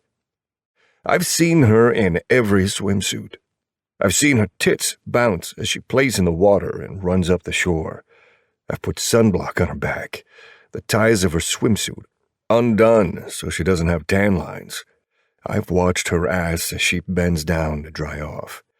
The sun has kissed her body in ways I want to, and the water has slid down her the way I want to drag my tongue down her. The breeze has sifted through her hair the way I want to run my fingers through it while I'm clutching onto the strands tight and diving into her depths. I can't take it anymore. My God, a man only has so much self-control, and I'm at my brink. I need to get on my bike and keep driving until I run out of gas. Wow, I'm so hungry. She bounces into the room, holding the box of pizza, and I drag my hand down my face, exhausted since all my blood is in my cock. You want a piece? Actually, I think I might go to bed. I'm exhausted and have a bit of a headache. I wince from how cliché that sounds. But what choice do I have? My mind needs a break from looking at her and constantly wanting her. In bed, she's kept her distance, which is why I asked for the room with 2 beds. I knew she wasn't ready. Oh. She sounds so disappointed. Guilt gnaws at my gut. Sorry, Cupcake. Must be from the sun. I kiss the middle of her forehead and grab a t-shirt and briefs. I'm going to wash up and hit the sack. Do you need anything? She asks sweetly. Yes, you, naked, legs spread, and taking my big cock like you're meant to do. No, Cupcake. Nothing a little shot I can't fix. Are you sad we have to leave tomorrow? I wish we could stay here forever. Me too. But I can't wait to get back, too. I miss... Oh, God. She's going to say Kenneth. My dad. You see him, Cupcake. I peck her on the lips and disappear into the bathroom, shutting the door. I clutch the counter and stare at my reflection. My cheeks are sunburned from being in the sun all week, and my hair is oily from the salt water. There's sand along my hairline, and I drop my head and see the outline of my cock tenting my shorts. If I have to jerk off for the rest of my life to have more days like this with her, then I will gladly rub myself raw. I get undressed, kicking my shorts to the side and grunting when my cock slaps against my belly. The tip is red, the slit is glistening, and the vein throbs. I can see the pulse thumping against the base. I flip on the shower and don't wait for it to warm as I step inside. The water hits my face, the pressure hard and punishing. Nearly too much for the skin to handle, but it's just what I need right now. The harshness tingles along my chest, but it feels good along my hardened shaft. I spread my legs and step back, letting the pressure dance along the long, thick inches. I reach between my legs and palm my sack, tugging and pulling on the round orbs. Fuck yes, Charlie. My voice echoes off the bathroom walls, and I hope she doesn't hear me. No, I hope she does. She needs to hear what she does to me. I close my eyes and slip my hand from my balls to my cock, creating a tight fist as I think about Charlie and how sweet she would feel. Oh, tight, wet, and hot. As hot as a shower, which is scalding. I bet she'd burn me from the inside out, searing me with her every touch. Arms wrap around me and hands press against my stomach. I jerk, letting my cock fall from my hands as I spin around. Charlie is standing there, naked. A wet dream. Her nipples are the color of red sprinkles, tight and elongated. Freckles are sporadically placed along her chest. My eyes drop lower to see her auburn bush trimmed short, glistening from water droplets. Charlie, I rasp, debating if I need to cover myself. There's no doubt she saw what I was doing. Fuck, wait. What is she doing here? I locked the door. Her eyes widen when she sees my cock. Yeah, fucking tell me about it. I'm dying to come, Water gets in my mouth, and I spit it out. How did you get in here? You didn't lock the door. Charlie rubs her palms over my chest. I had to have. That isn't like me. You aren't tired, are you? She asks, drifting one finger down the hairs on my stomach. And right as she gets below my navel, she works her way up my abs to my chest again. The death of me. Cupcake, listen. There's no pressure. It's why I'm doing this in here. I'm not going to push you into something you don't want. I know you aren't ready. What if I do want it? The question is spoken under the flow of rushing water, and I swear I think I'm dreaming this. There's no way Charlie is standing in front of me. I figured months, maybe years before she was ready. I'd wait. Maybe she doesn't know that. Charlie, Cupcake, baby. I make the mistake of grabbing onto her upper biceps. Her bare, smooth, flawless biceps. Even if the shower is hot, I can barely feel it because I have her in my arms instead. My eyes linger on her chest, her tits full and ripe, begging for me to take them. With how pale her skin is, I bet I could leave dashes of red marks and my kisses along her perfect mounds. Would you like that? Or would it be another bruise she'd mentally add to the collection Kenneth gave her? I never want her to compare my love marks to his abusive ones. There's no need to feel like you have to do this. I'll wait until you're ready. I know. I bet. Her lips tease against my pec, her breath hotter than the damn water plummeting against my back. I bet you'd wait forever if I asked you to. Because you're a good man. I'm not. But for you I am. She presses a kiss against my nipple, sucking the damn thing into her mouth before letting it go with a plop. Fuck. I had no idea that felt so good. Women have never played with my nipples before. I love that about you. Do you know how hard it's been sleeping next to you and not feeling your touch? I've been afraid. Of me? She shakes her head, the ends wet and sticking against her body while the top half is dry. Me. I was too afraid to make a move and not be good at it. I want you, Whistler. She kisses across my chest and sucks my nipple into her mouth, again yanking a snake-like hiss from me. I doubt you could do anything you wouldn't be amazing at, Cupcake. I finally managed to move my hands and cup her face. It's me and you. Whatever we do, it'll be amazing. And whatever you're not sure of, I back her against the wall and knock the breath out of her, gripping her leg and hoisting it over my hip. I'll teach you, because you're all mine, aren't you, Cupcake? The middle of my cock is pressed against her entrance, and as much as I want to sink into her right now, right here, I'm not going to. Baby steps. She might think she's ready, but she probably isn't. You could never be bad at anything. I stroke her jaw, darting my eyes over her delicate face, a face that leaves me in shambles every time I have to leave her. Who could ever hit such perfection?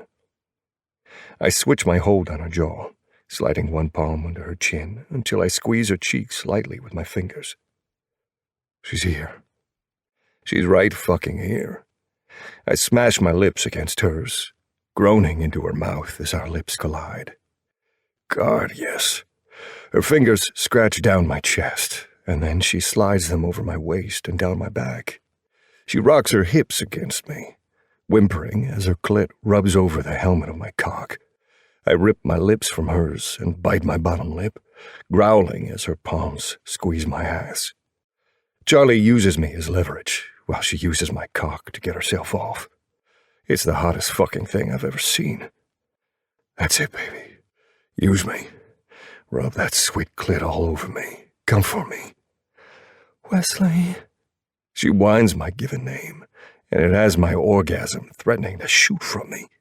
I suck her bottom lip into my mouth and knead her breasts, gasping as her clit rubs over the sensitive glands under the tip. Fuck, Charlie. Fuck. I ripped myself away and dropped to my knees to stop myself from coming first. What are you? I shut her up by latching my mouth onto her folds, sucking each one into my mouth. Oh. Her hands smack against the walls of the shower, and I smirk around her sheath, spearing my tongue into her tight hole. My eyes roll to the back of my head when I taste her icing. Fucking sweet as sugar, just like I knew she'd be. Wesley! Oh, God! Her stomach inflates and deflates with each haggard breath she takes. I lift my eyes through wet lashes and watch the emotion flash over her face. Her mouth falls open, and her cries are all for me as she screams to the heavens. Flattening my tongue along her slit, I circle the tip around our bundle of nerves. That sweet fucking cherry I can't wait to suckle. I nibble on it with my teeth, and she doubles over, nearly falling over me, but I keep her steady. Never have I. I've never. No one has. She can't speak. Her words keep twisting and turning, causing her to stutter.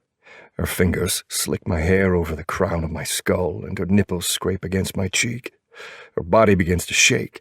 Her hips stutter and ride against my tongue faster. No one has ever made me come. Wesley, I'm Wesley?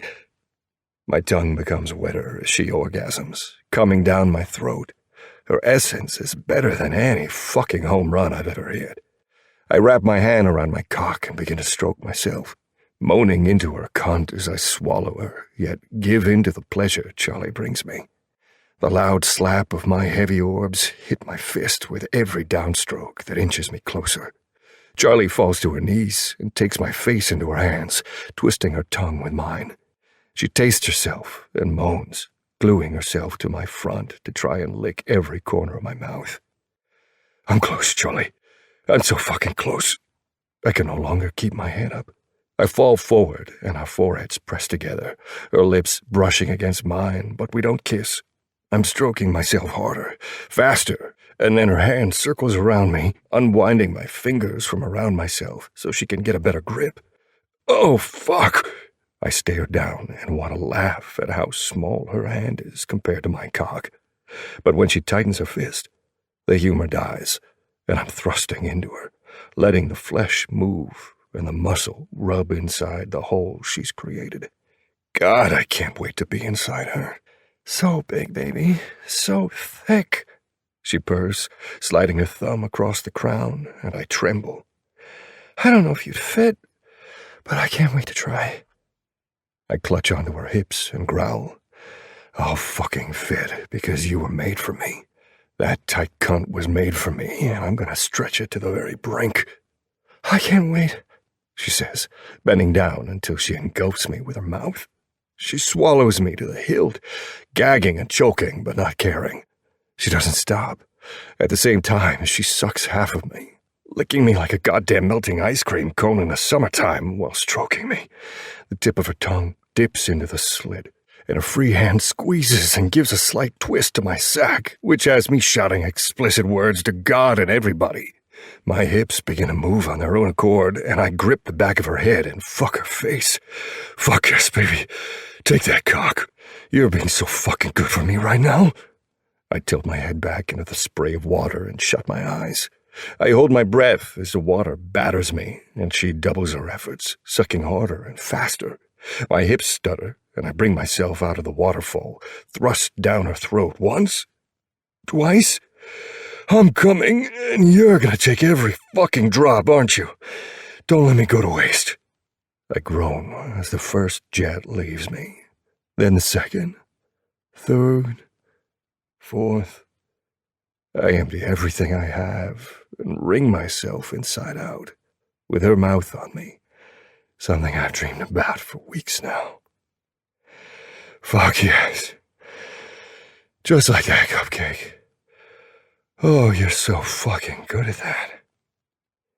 I watch in awe as she cleans me spotless, taking her tongue and licking down my shaft, around the base, to the top again.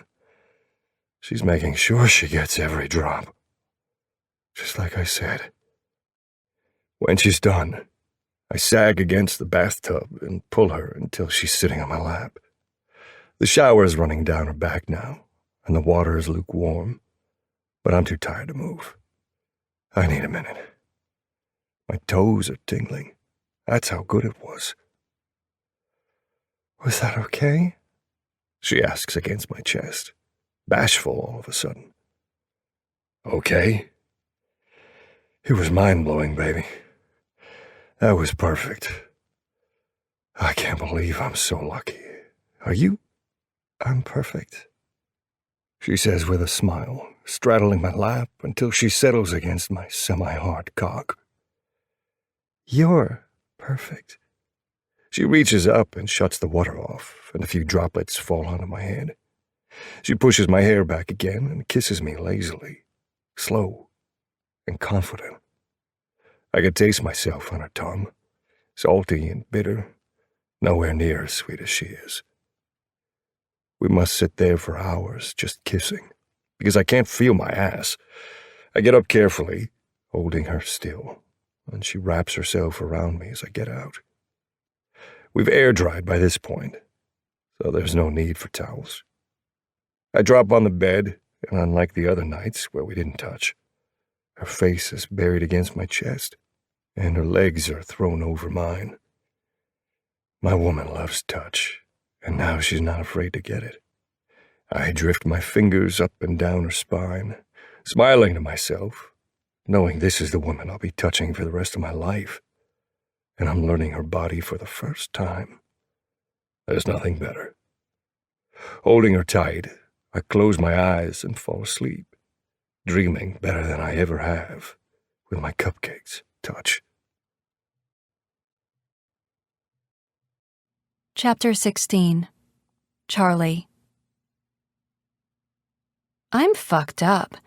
I have to be sick in the head. What did I just do? I stare at Whistler, who is passed out in bed, spread eagle, and I took the opportunity to tie him up with the strings that tie my swimsuits. I used one for each wrist and ankle, and he hasn't moved. He's sound asleep, dead to world. Oh my God, what if he is dead? I rush to his side and press my ear against his chest, blowing out a breath when I hear the steady thump-thump of his heart. I want him. Bad. After our session in the shower, I realized I didn't want to wait. I want him now. But I need to be in control for the first time. I need to see how this plays out, and now that I'm looking at him, I know. I am a fucking crazy person. He would have happily been tied up if I asked. But I didn't ask, and now he's going to wake up wondering what happened. At the time when the thought crossed my mind, I thought it was a good idea.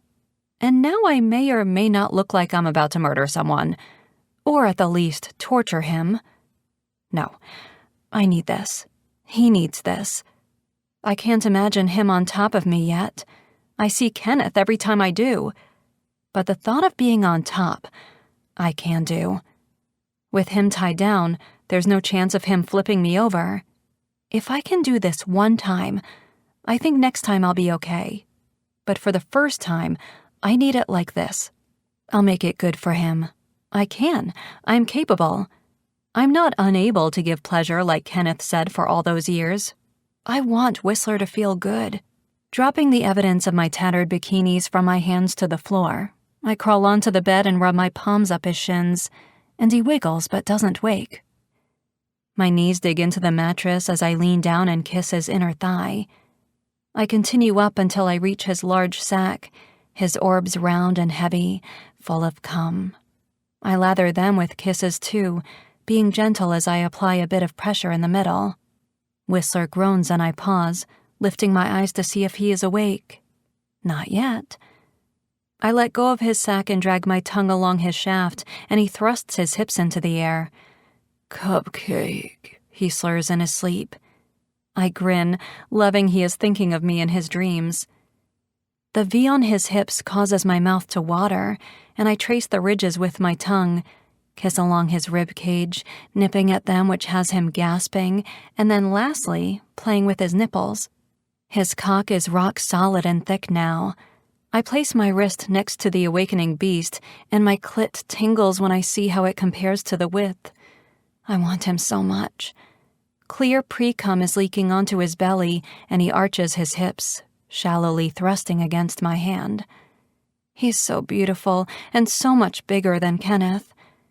Whistler is domineering where it counts, and I can't wait to feel how good it can feel when used the right way. I flatten my tongue along the side of his cock, then trace along the helmet, moaning around the glands which has his breath hitching. I gently rake my nails down his stomach, hips, and inner thighs. The headboard creaks as he jerks against the bikini strings binding his wrists. His biceps flex, the veins like lightning strikes down his arms, disappearing into his inner elbow. Liquid heat gushes between my legs, and I hover over him, sliding my wet pussy across his length. A sound of delight escapes me, and I tease my fingers through the midnight black hairs across his chest. He feels exquisite. The tip of him has my clit rolling against his width, and I shudder. I've never taken my time before. I've never had the chance to explore. I pinch his nipples, and his eyelids begin to flutter. Whistler is waking up. I don't have long before I'm caught red-handed. Sliding up and down faster, I moan his name when I feel that familiar curl in my toes. I'm close, but I don't want to come like this. I want to come with him inside me. I grip him by the base and lift myself onto my knees, gasping as the head parts my entrance, slowly stretching me. With ease, I slide down him until I'm seated and feel his sack pressing against my ass. "Oh, God!" I cry out as I adjust. "Charlie?" His voice is groggy and full of sleep. He has a look on his face like he can't believe he is seeing me. "Am I dreaming?" He yanks against the restraints and growls. "It's not a dream." I arch my back and run my hands up my body until I'm cupping my breasts. "I wanted you, but I need you like this first." "Fuck yes, Cupcake. You can wake me up like this any damn day," he says. "Are you going to use me up? You going to ride me until you come?" I nod, whimpering as the promise of an orgasm causes me to rock my hips. "So tight." He throws his head back and the tendons in his neck protrude. "Fuck, Charlie. I'm not going to last. You feel too good. Oh, fuck me. Damn it." He tenses against the binds again, and as I rock forward, my clit rubs against the lower half of his belly, and I begin to shake. I'm so close. I never want this feeling to stop. I always want it. You're so big, Wesley. You stretch me until I can't move. Better fucking believe it. This cunt, this body, it's all mine, and it was meant to be mine. It only makes sense I take over. I begin a faster pace, rocking back and forth so hard that I have to grip onto his pecs for balance and leverage. Oh, so good. I'm close. So fast, Cupcake. You like this cock so much, you can't wait to come all over it. I nod and take a deep breath in. Oh, Wesley! I ride him faster, needing to get over the edge. His balls spank my ass gently from the speed of our thrusts. I rake my nails down his chest as stars explode in my eyes as another orgasm surges through me. My hips stutter and eventually stop moving, spasming with every wave crashing into me. Wesley, yes, oh fuck, your cock is so good, I moan as wanton pleasure possesses me. I want more.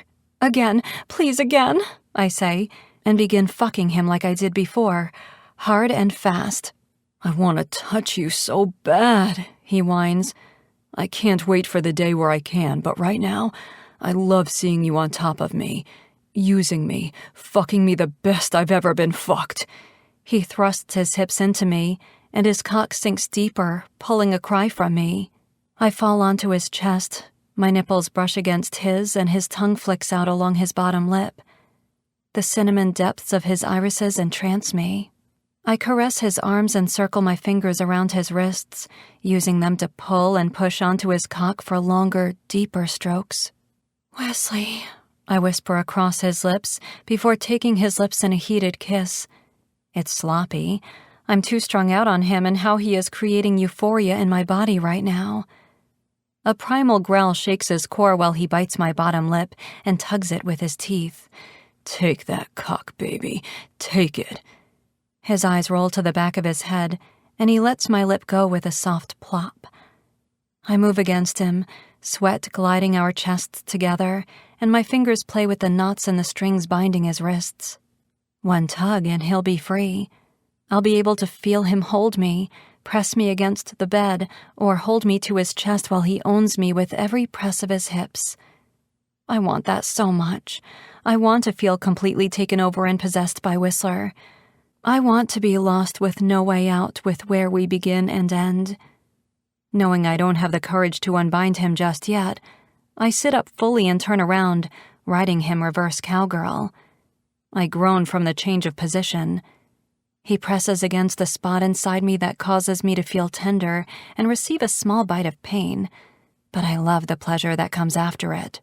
I turn my head and press my chin on my shoulder to sneak a peek at his expression while I take him for a ride. I'm close again. His eyes are latched onto my ass, and he has sweat building along his upper lip.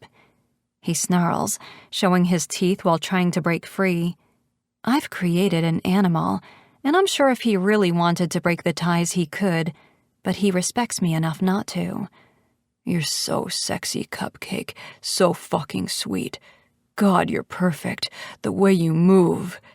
He groans in frustration that ends on a needy sound similar to a cry. I wish you could see what I see.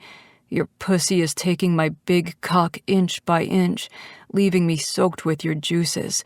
I wish I could have a taste, he tells me, thrusting into me from the bottom. I drag my fingers along his shaft and stretch an arm back, thrusting the digits into his mouth. He sucks them greedily, licking them clean until there is none of me left.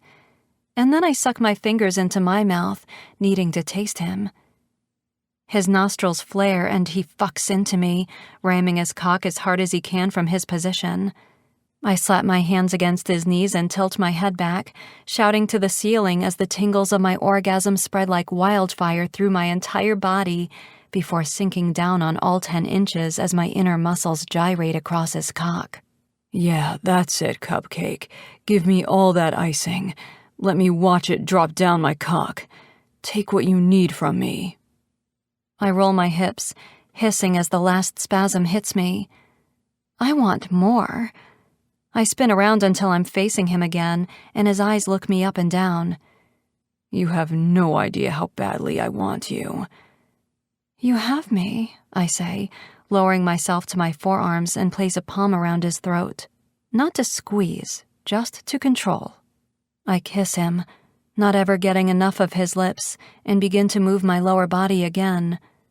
I rock slow, hardly moving since I'm so tired. I just need a minute to catch my breath. Our lazy kiss goes on and on, tongue swirling, breath mixing, skin colliding. The air in the room is heavy with sex and cum, steam and hunger. His body is a ride I want to ride over and over again until someone tells me I need to get off. Whistler is a roller coaster, a thrilling addiction that has me begging for more just when I think I've had enough. I sit up and he shakes his head. No, come back. I don't want to stop kissing you until we're coming at the same time. Before I do as he says, I press my breasts against his mouth and he sucks onto my nipple, humming as if it's the best thing he has ever tasted. His tongue flicks along the tip of the nipple before rolling it between his teeth. God, yes. Give me the other. I can't leave her abandoned, he begs, opening his mouth wide. I giggle, but it ends on a quick moan when he sucks my tit into his mouth so hard, I hiss when it begins to hurt. He pulls away immediately, and I dive my tongue into his mouth while sliding back down on him and starting a steady rhythm. Back and forth, slow and raw. I break the kiss and wrap my arms around his middle section, rolling my hips. I drag my lips down the coarse whiskers of his jaw and latch onto his throat, sucking until I know I leave my mark. I hope he doesn't mind. He moans, and I take that as a good sign and work my way to the other side to do the same. Cupcake, he whispers between broken breaths. I tuck my hair behind my ear and mumble against his lips. Yeah, baby. He groans when I reach down and grab his balls, rolling them in my palm. I can't stop it. I'm going to come soon. The air comes out faster, uneven and powerful. The headboard groans as he yanks against it and his back bends. Fuck. You're going to make me come. I can't hold back any longer, Charlie. He grits my name between tight teeth. When I hear my name fall from his lips, my orgasm comes barreling inside me. I never thought hearing him call for me would turn me on so much, but it does. Me too. Oh, me too. I bite a chunk of flesh, the muscle belonging to his chest, as a powerful earthquake crumbles the last bit of energy I have. I collapse, scratching along his skin as the most intense orgasm pulses. Fuck. That's it.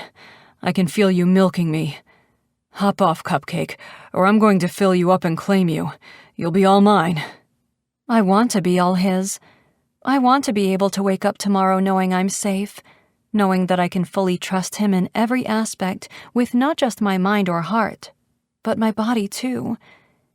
He isn't out to kill me. If I'm a flower, he is the water to help me grow and flourish. Charlie, baby. Charlie, he mumbles while he comes. Hot splashes of his creamy seed fill me, touching every forbidden depth and every part that's always been neglected. Whistler fills me to the brink, and eventually he starts to leak out, coating himself with the amount of cum flowing out of me. I moan in exhaustion. That was amazing, I say, kissing up his chest. You're amazing. I'm still not sure if this is reality. I have to be dreaming. I chuckle and reach for the ties on his wrists, then dip down to untie his ankles. The motion causes his cock to slip out of me, and he wraps his arms around me, lifts me up, and settles us onto our sides, and then he is filling me again. I inhale a sharp breath. Whistler, Shh, baby. I just want to fall asleep being inside you. You're still in control. I'm not ready not to feel your heat. I know what he means. Without him, I feel empty. I rub his wrists when I see the marks the strings left. I'm so sorry. I didn't mean to hurt you. I wanted you so bad, but... No buts. That was the hottest fucking thing I've ever experienced, and if it's what you needed, then I can't complain. I just want you happy. I kiss his inner wrist and smile. I'm so happy. Now, if you feel the need to tie me up again, have at it, Cupcake. I love being at your will. He kisses my shoulder, and a flashback of Kenneth doing the same thing is officially overpowered by Whistler, since he means me no harm. This love is the beginning of a new chapter in my life, a new adventure, one without pain and bruises.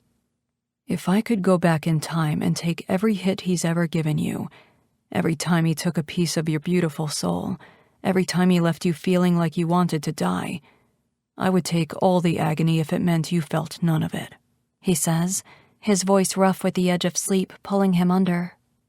I know I'm falling for Whistler hard and fast considering the circumstances, but if I didn't know I loved him, that statement just solidified it. Anyone who would put themselves in harm's way for someone else deserves all the love. I hope he never has to feel pain. I never want that for him. I know you would, and it's one of the many reasons why I love you, I reply. But I don't hear anything in return, just even breaths as he sleeps. I never want this vacation to end. It's been the dream of dreams where wishes become reality, and it's all because of Whistler.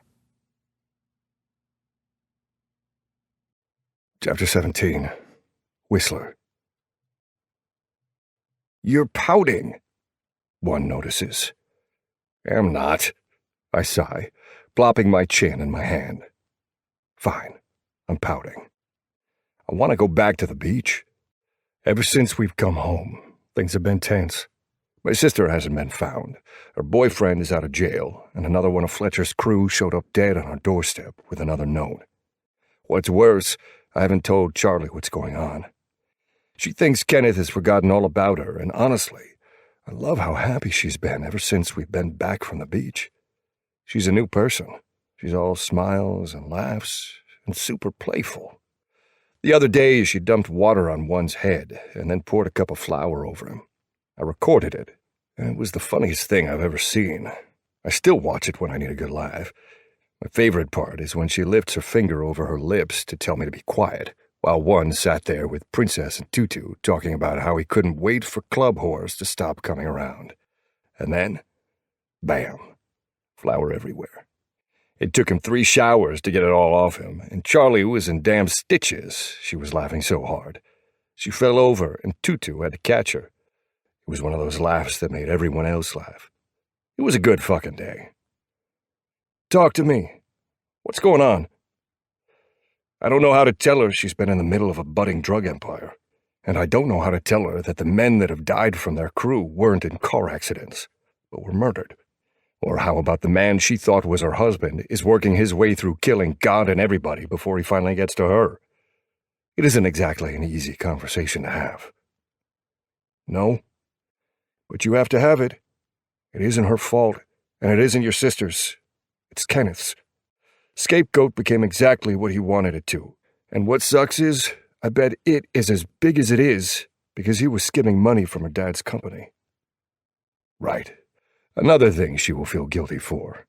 She doesn't need to feel guilty about anything. One, I want to protect her from this. Things are going to get messy, and he cuts me off before I can finish my sentence. Brother, it's already messy. Not telling her the truth won't make it messier. It'll just make it harder for her to trust you. And after everything she's been through, I bet one wrong move and her trust would be gone forever. I scrub my hands over my face and hang my head. I know. You're right. I just hate to fucking burden her with this. Hate to break up the pillow talk, but I'm calling church. Whistler, you're gonna want to get a drink. Or 6. Mercy walks into the kitchen. It's become the place where everyone meets, which will change soon, since the foundation for the clubhouse is built. Doesn't sound promising? One grumbles and picks up his plate that has a freshly built triple-decker sandwich, along with a glass of milk. Come on, let's sit down. I don't feel like getting yelled at. Me either. Mercy has fallen into his role as Prez really well. He's helped Bookie, the man behind balancing the books, come out from hiding. He likes being out of sight and out of mind. He's so good at it, I forgot he existed, to be honest. Now he hangs out with us, quiet as ever, just figuring out the math of income and how much money is coming in and out for the club. There's drilling and hammering going on next door, which is where my cupcake is. She loves working with her hands. She's brilliant with them, actually. She's more than a helping hand for her father. I think she could customize furniture with her own 2 hands, but she's too nervous to try right now. She's always worked for her dad, and that's how she wants it to stay. She has so much potential. I want more for her. I want her to have everything because she's capable of anything. I drag one of the stools out and prop my boots on a table. One bites into a sandwich and a glob of mayonnaise falls onto the table. The man is the messiest eater alive. Oopsie, he mumbles around a mouthful of food. Didn't your mama ever teach you not to talk with your mouth full? No.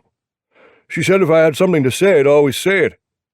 He harumphs while taking another bite of his triple-decker. Mercy's up front while everyone else is sitting turned toward him. He points the remote at a TV he installed for IED to watch cooking shows on and turns it on. Okay, I know things have been less than ideal lately. I had hoped starting this Ruthless Hellhounds chapter meant a little peace and quiet. But when you're in this life, that's too much to ask. Quiet doesn't exist. We got this in the mail today, and it has our favorite logo on it from the Scapegoats. I haven't watched it. I figured it would do us all good to see it for the first time together. He sets the remote down without pressing play. Let me make this perfectly clear, he sneers, casting his menacing gaze on all of us at once. I want this issue done and buried. I don't want to wait for more bodies to appear, and I sure as fuck don't care about preserving someone's feelings. His attention falls to me. I understand there are people involved that we care about, but it can't cloud our judgment. This needs to stop. Now, I've called other clubs I've contacts with. I tried smaller clubs at first, thinking maybe Kenneth Estate's small, so I called the LaGrange, Texas Ruthless Kings chapter.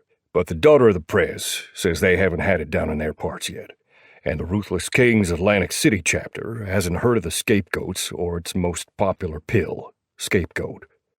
But Boomer did me a solid, and he contacted a buddy of his in New York, some Irish guy named O'Crowley. I've heard of him, I say, wondering simultaneously how the Prez in LaGrange is doing. Last I heard, he was ill, and his kids, triplets I think, were taking care of him. They call him the Irish Crow. He's the head of the Irish mob up there, and he is deep within the cartels. He deals drugs, a shit ton of them. Marcy nods. That's right. He isn't exactly a man you want on your bad side. O'Crowley called me and said he's heard of the Scapegoats.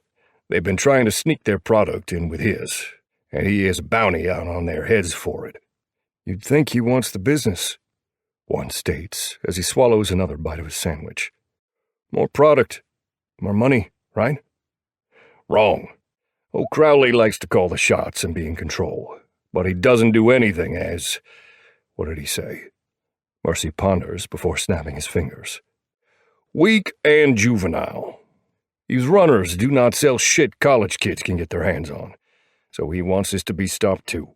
He was happy to hear his issue was over here on the West Coast, so we could deal with it. I snored and licked the pad of my thumb to get a scuff off my boot. Spoken like a man who doesn't want to get his hands dirty. He sent some men to help us, but he didn't come. He's visiting Boomer soon to see his godchildren, and family isn't something he fucks around with. He rules the East. O'Crowley's allowed not to lift a finger, and usually, when he does, someone dies. Wicked, Halfpint chimes in. He's powerful, and if you stay on his good side, he's a beneficial ally. My uncles work for him, and they make great money and have enough for their family for the next 300 years. Everyone turns around to stare at him. That mean you're rich, Halfpint? No, he snorts. I'm disowned because I choose to be with you fucks instead. He gathers a few chuckles, but Mercy raises his hands in the air, signaling us to calm down. Okay, enough about him. We need to play this and figure out a game plan. I don't know about you guys, but sitting around and waiting doesn't work for me. Everyone stomps their feet against the floor, and it sounds like a stampede or a roll of thunder, a way to tell Mercy we all agree. Great. Now, let's see what our friend has to say. He aims the remote at the 54-inch flat-screen TV hanging above a counter. There are a few murmurs and a loud caw from Bertie's hawk.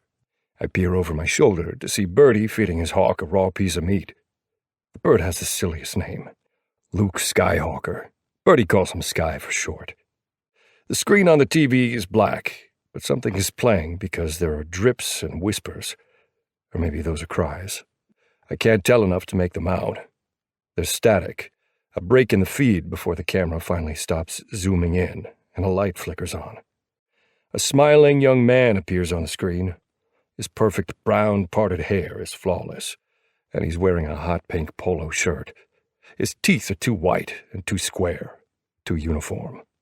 This is Kenneth. "Hi, hellhounds," he says, taking a sip of a red drink that must be a cocktail. It has a fucking umbrella sticking out of it, for fuck's sake, and he drinks it out of a straw. I want to break his back over my knee after I pummel his face with my bat. Or maybe I should direct this video to Wesley. I sit up straighter, and one places his sandwich on the plate, pushing it away from him as this asshole says my name. Whatever he has to say, it's geared toward me. I know you've been getting my presents, but you guys haven't reacted, and it's hurting my feelings. He pouts his bottom lip before throwing his head back and laughing. That's all right. I have other ways of getting your attention. The humor drops from his face, and something vile and sardonic takes over a second later. A chill rushes through my bones as the lifeless void in his eyes glares at me from the screen. I reach behind me and slide my bat from its holster, the nails embedded along the body, clinking across the table as I set it down, needing to grip it. Stay calm, Marcy whispers. He wants to rile you. I have something you want, and you have something that belongs to me, Wesley. I want my wife. Now, I know you think she's not really my wife, but we will agree to disagree. She's been mine since she was 19. I'm all she knows. Don't you think it's cruel to keep her from me? Kind of like I'm keeping Taylor from you?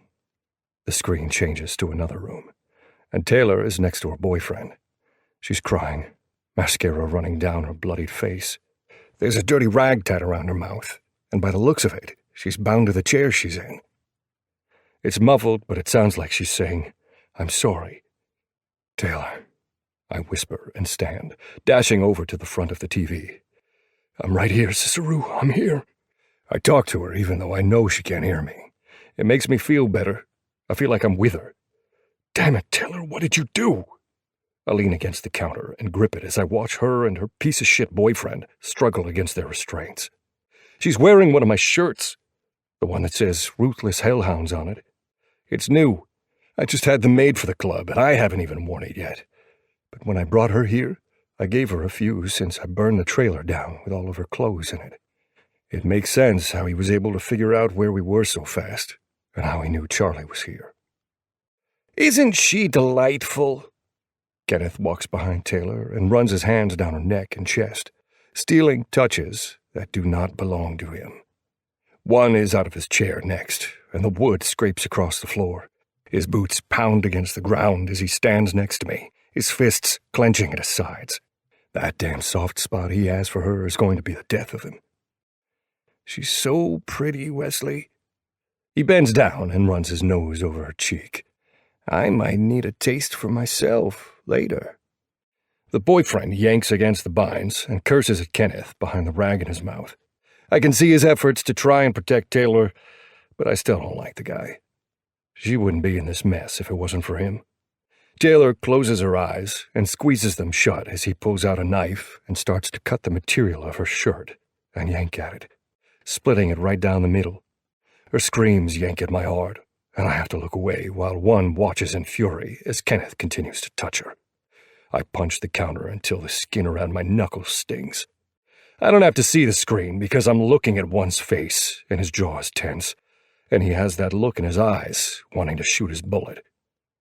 "You have 48 hours to bring me Charlie. Every day that passes until that 48-hour mark is reached, I'm going to touch another part of this beautiful body, and you better hope by the time you get here that your sister is still in one piece when I'm done with her." I let out a painful, agonizing roar that shakes the spice jars on the shelf behind the stove. "And I know you're probably thinking, Kenneth isn't serious. He doesn't look the type. But let me tell you something, Wesley. I am the fucking type. And if you want to know what will happen to your sister," he drags the rag from Taylor's boyfriend's mouth. "You motherfucker, I'm going to kill you for touching her. You hear me? I'm going to—" But Kenneth shoves a gun into his mouth and pulls the trigger without pausing, without batting an eye. And there's no remorse.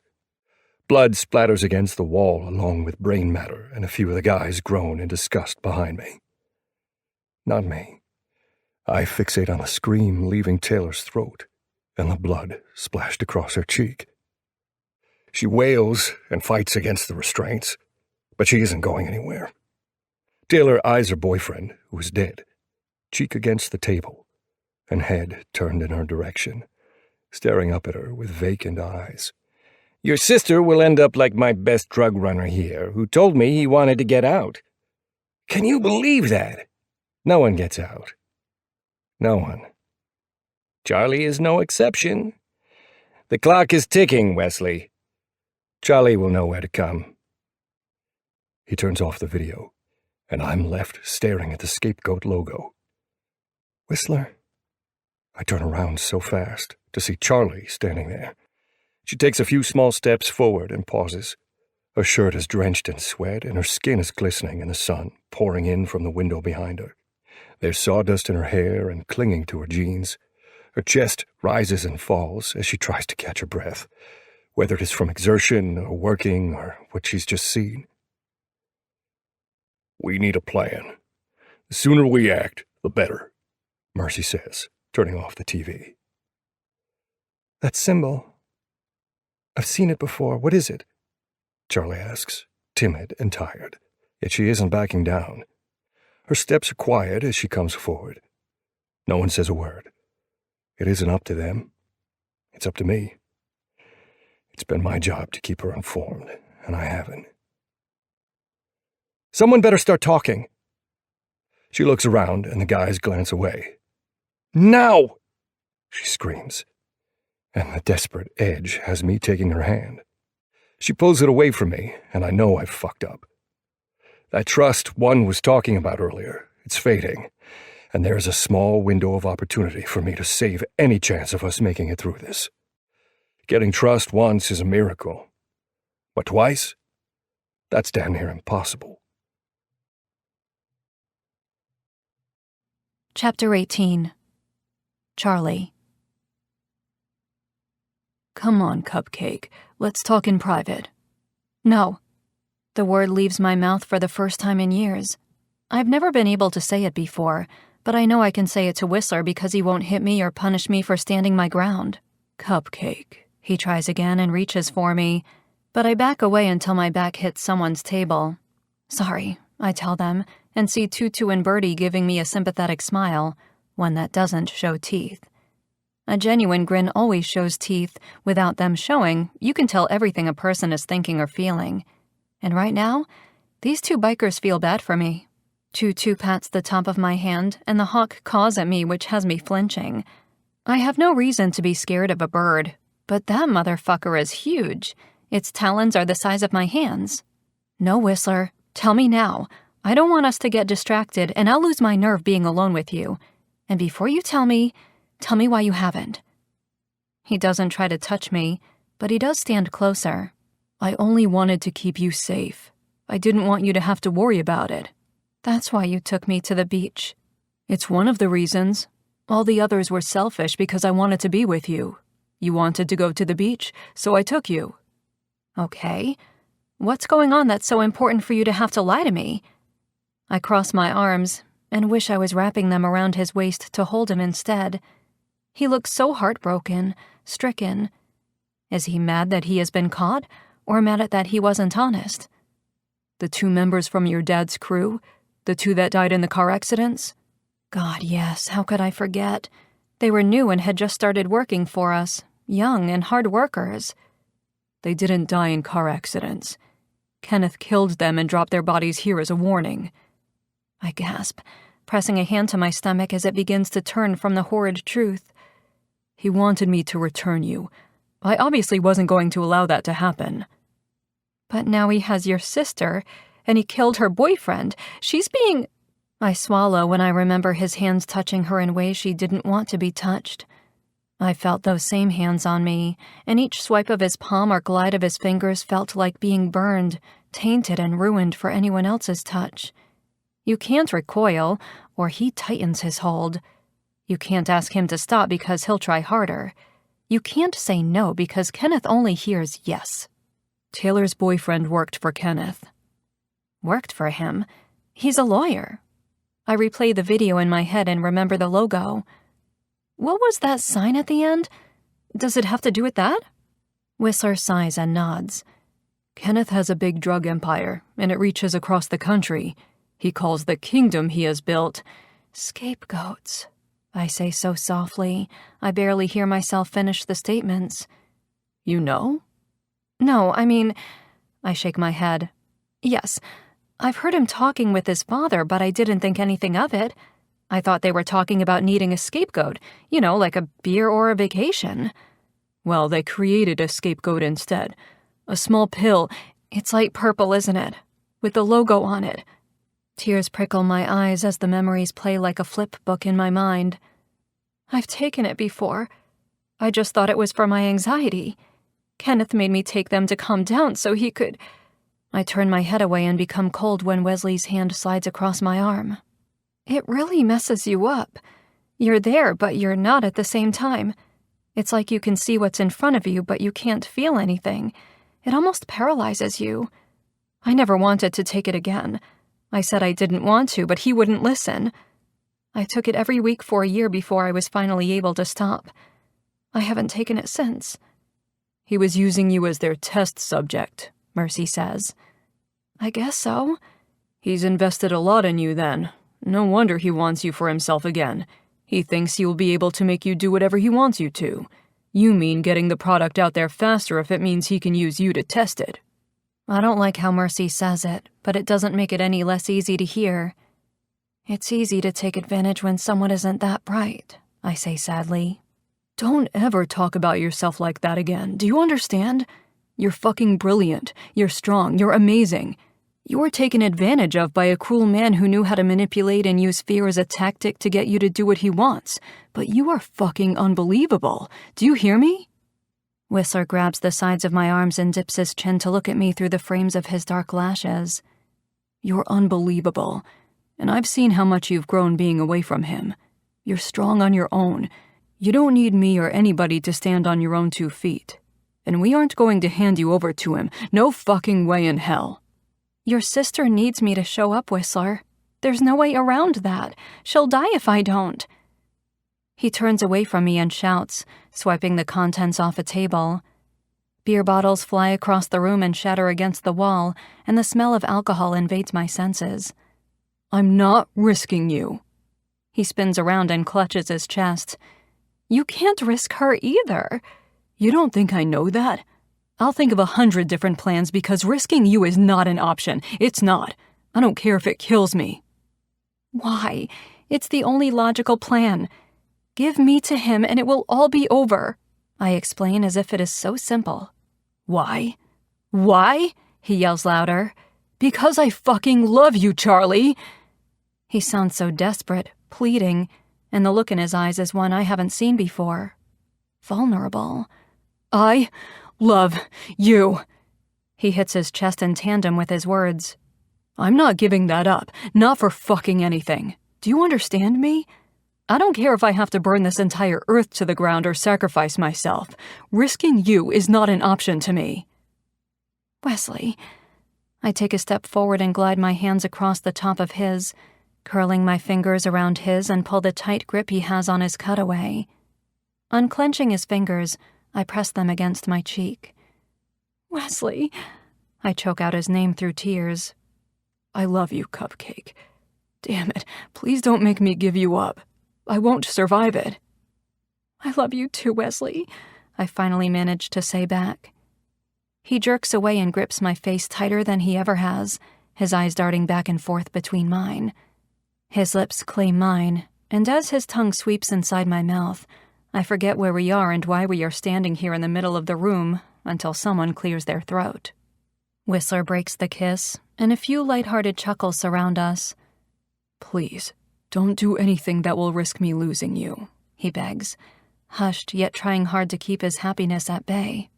Even through the trials of this situation, he manages to find happiness because I love him.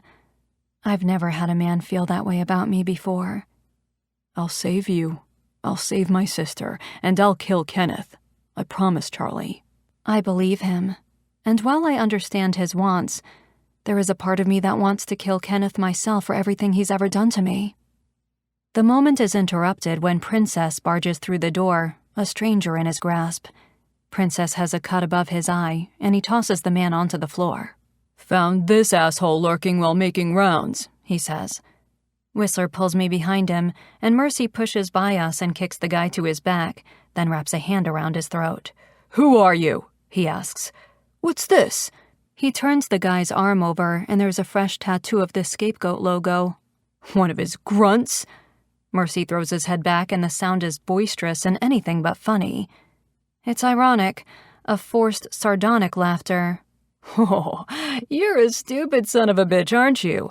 You realize he sent you here to kill you, right? The guy keeps his mouth shut, and Whistler grabs his bat from the table.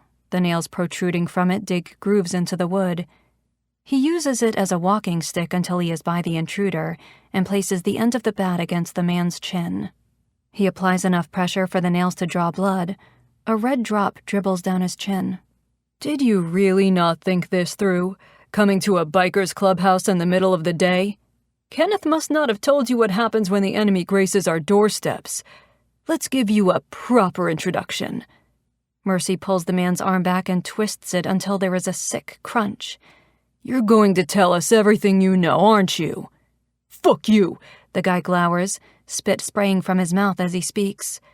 Mercy stands and lifts his legs and stomps on the man's arm, a clear and crisp snap resonating in the room. The stranger screams from the agony, and I have to look away. I hide my face against Whistler's back because the sight of the scapegoat's arm bent in two is more than I can handle. I've felt broken bones like that before. I don't need to see them again. "How about I break every bone in your body until you tell me what you know? And then if you don't, I'll start taking fingers and toes." Mercy kicks the man in the stomach and flips him to his back, pressing his boot against his chest. "And then I'll start dropping your body parts in the desert. Actually, Prez, don't we have a friend in NOLA that needs to feed his gator? We could always send him the extra parts," Whistler offers. "Well, now that you mention it, Whistler, Happy does need some fresh food." Mercy snaps his fingers at one. "Take him to the room in the middle upstairs. Whistler, bring your bat. Like you said, we aren't sacrificing anyone, not today." One and IED drag the scapegoat up the stairs, and Whistler tries to leave. I hold him back. "What are you going to do?" I ask him. "I'm going to prove a point and send this fucker FedEx to all the flyover states." Whistler drops his bat onto his shoulder and gives me a grin. "Don't worry, Cupcake. We'll talk more, but everything will be okay. I'll be okay. This isn't my first rodeo dealing with the enemy, and it won't be the last." I want it to be the last. I hold on to the side of his neck with my hand and brush my thumb along the faint hickey I left on him when we were at the beach. I blush at the memory. "In this life, there is no such thing as the last time, Cupcake." He gives me a peck and begins walking toward the steps. "Go update your dad. He needs to know. He needs protection too, and so does the rest of the crew. It's best if everyone stays here. Strength in numbers." I watch him run up the steps until I can't see him anymore, and sigh as I look around. Socks and Anvil are down here, along with Bookie, Birdie, and Tutu. Everyone acts as if this is another day at the office. But no one knows Kenneth like I do, and he won't rest until he has me in his sights. And if I'm good at anything, it's giving Kenneth what he wants. Chapter 19. Whistler. "Bring Bowl in here," Whistler says as he secures the scapegoat. "We aren't in a room I would call a torture chamber like the Kings have. They call theirs the playroom. But this room is an actual playroom with whips and chains and ropes. Right now, Mercy is improvising, since we don't have the room we want built yet.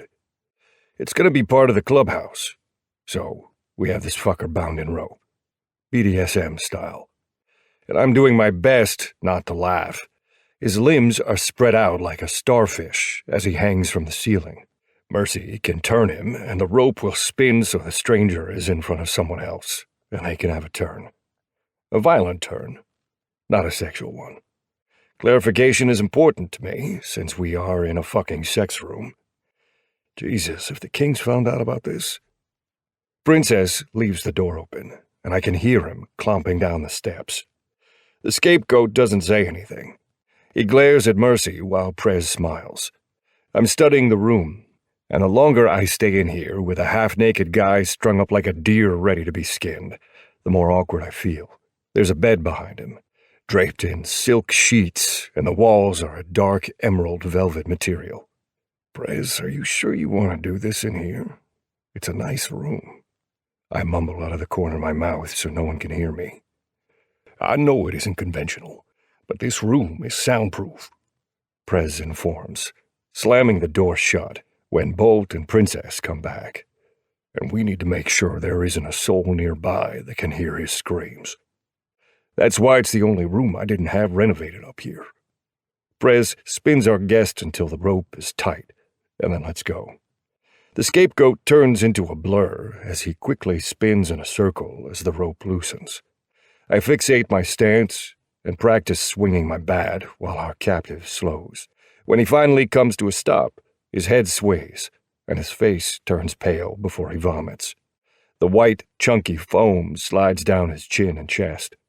Mercy sighs in annoyance. You realize I'm going to have to clean that up when it gets on the floor? You can't handle a little dizziness? No wonder Kenneth sent you here. Kenneth? The man asks in confusion, slurring his words as his normalcy returns. He didn't send me. His father did. He wanted to let you know we are always watching, and when you least expect it, we will take her. He grins. He sent you here to die.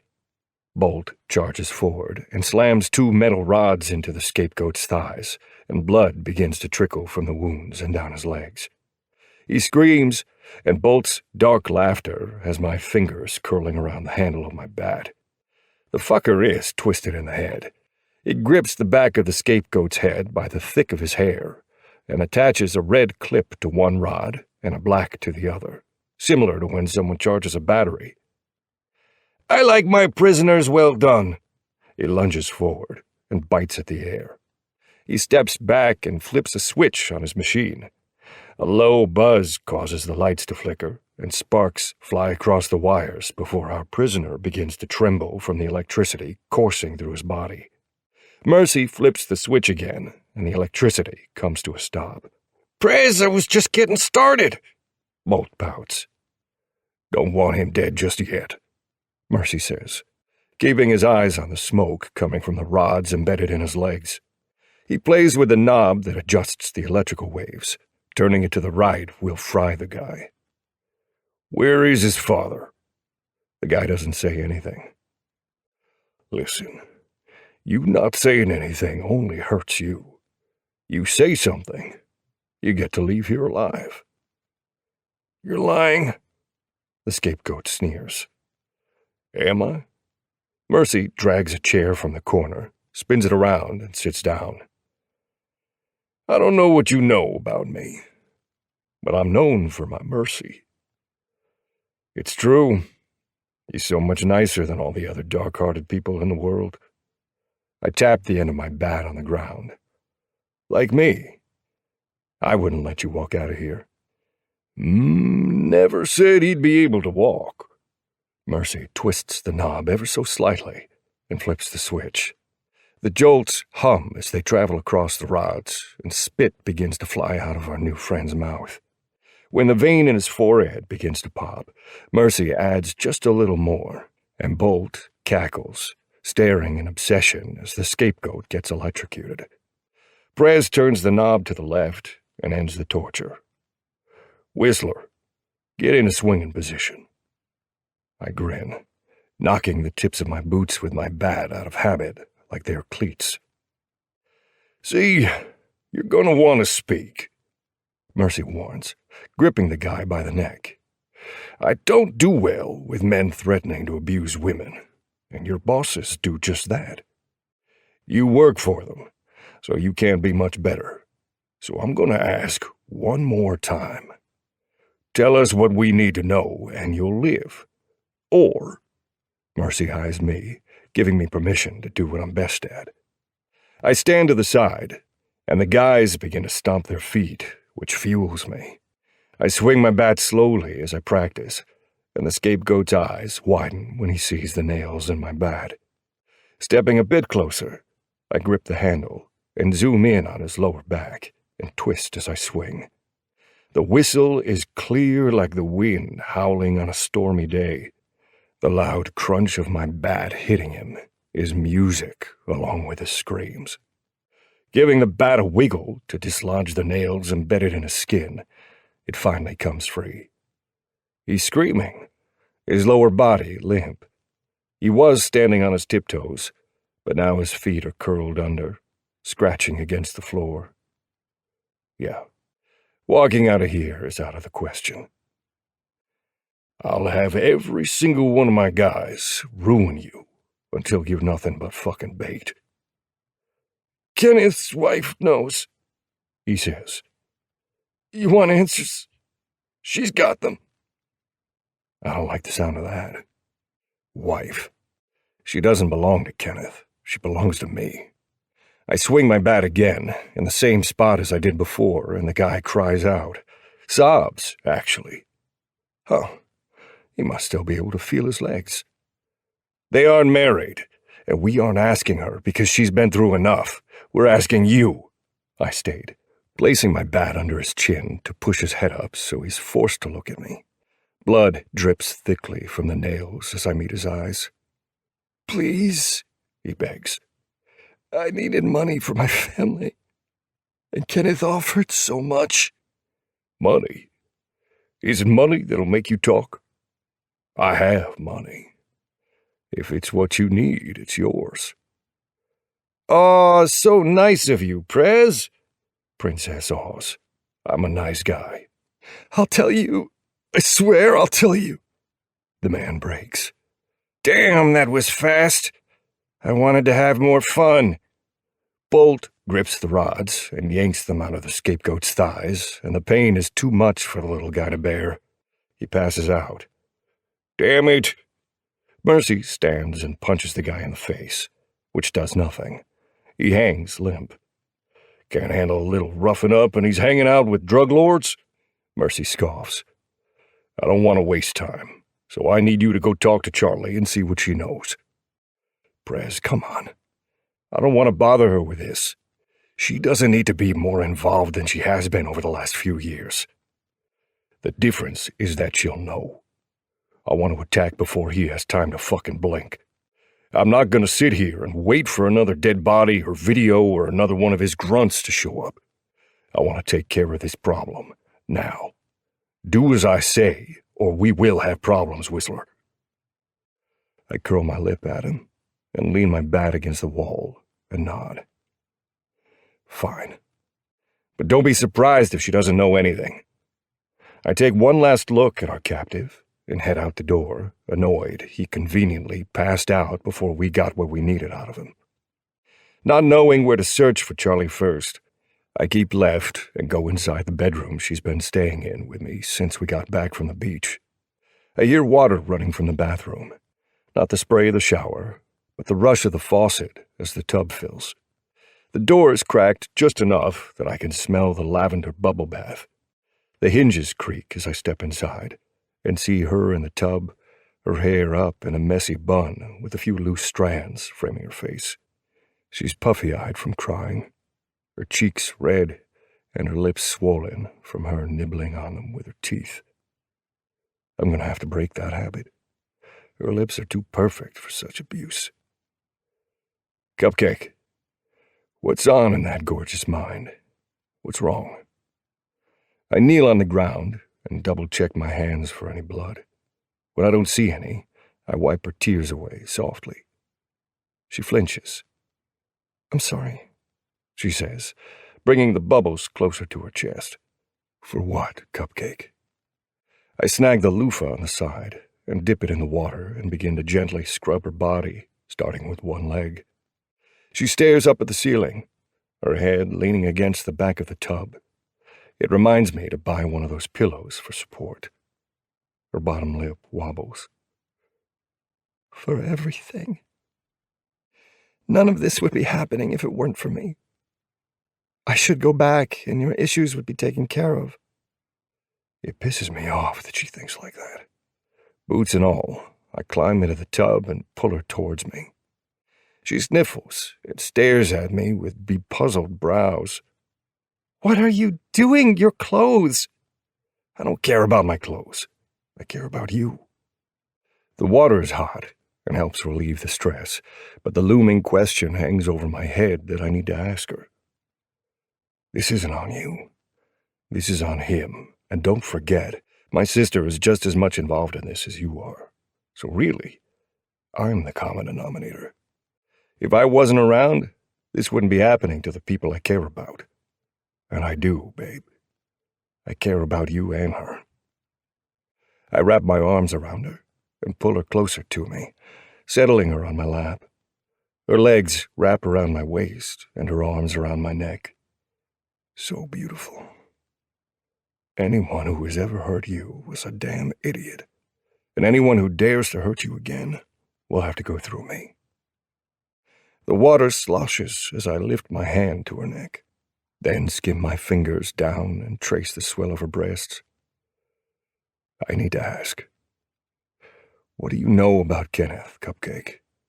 About the scapegoats? She arches her back and her hands grip my drenched jeans to get more of my touch.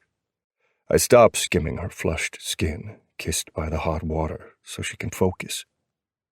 We need to get out of the tub, but it's actually more productive for me because these damn clothes are so uncomfortable.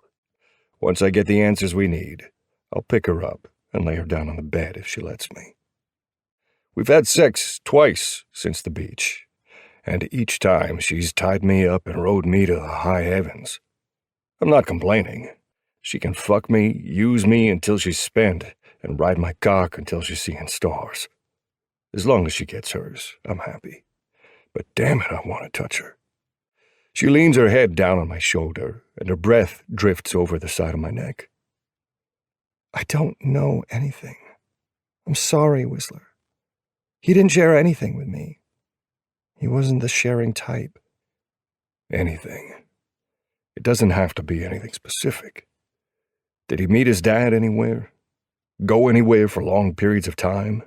I push, needing the tiniest clue. She leans away and stares at the large accumulation of bubbles to the left of us. He liked to go to the Hoover Dam a lot. He said it is his dad's favorite place. But that's it, I swear. I'm not keeping anything from you, Whistler. I'd tell you if I knew anything about their operation or whatever they do, I promise. You have to believe me. She twists her hands into my shirt, and her blue eyes widen as she waits for me to respond. Hey, I know that. I stroke her arm up and down while not breaking eye contact. I know you'd tell me the truth, because that's the kind of person you are. You don't hide anything, and I won't hide anything from you either, okay? I promise.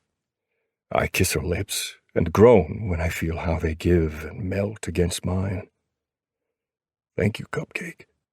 I reach for my phone on the counter, and thank my stars I remember to take it out of my pocket before climbing in the tub, which reminds me.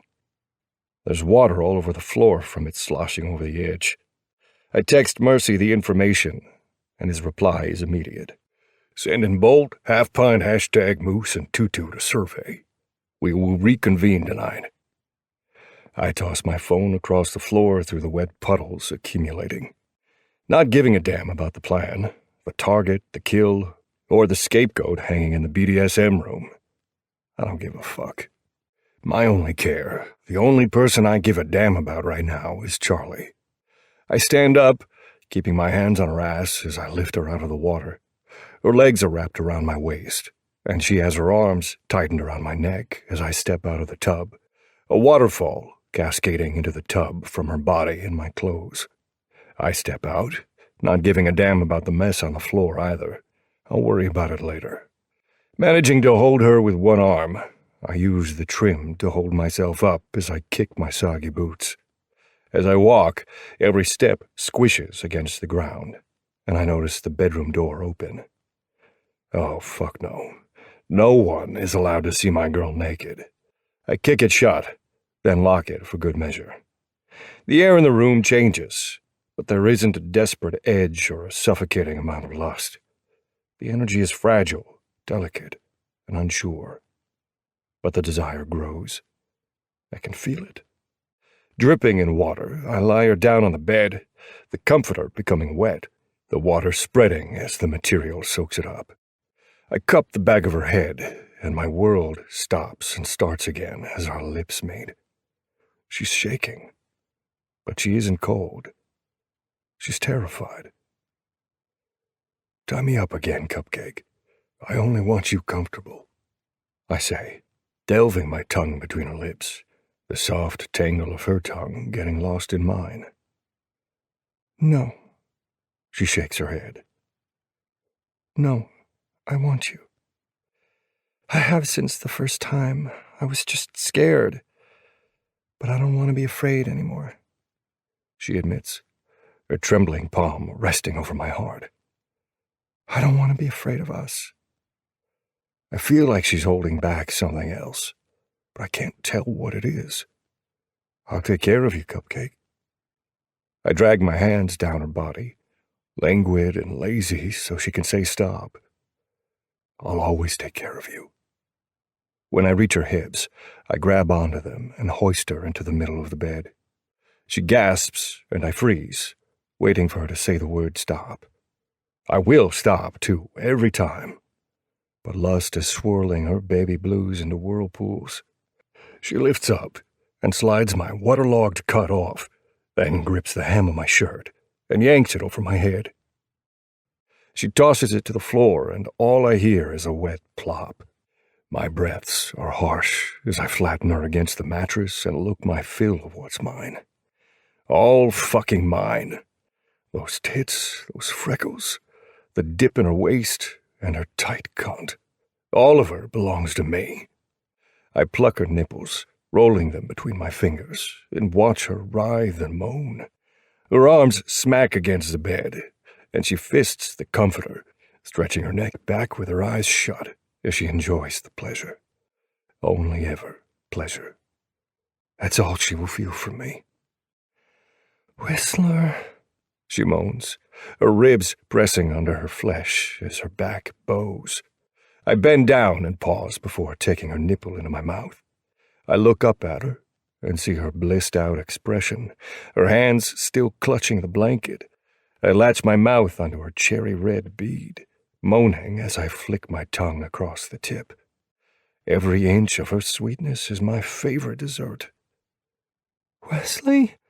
She whimpers my name, her body jerking, and I bite down a little harder, testing the boundaries I can push without going too far. I let go of her strawberry-flavored sprinkle, blowing cold air onto the hard candy, watching it tighten further. The air conditioning kicks on, and I peel my eyes from her body to the vent from the unexpected sound. Straightening, I roam my hands down her body and slide my palms up my thighs until I get to my zipper.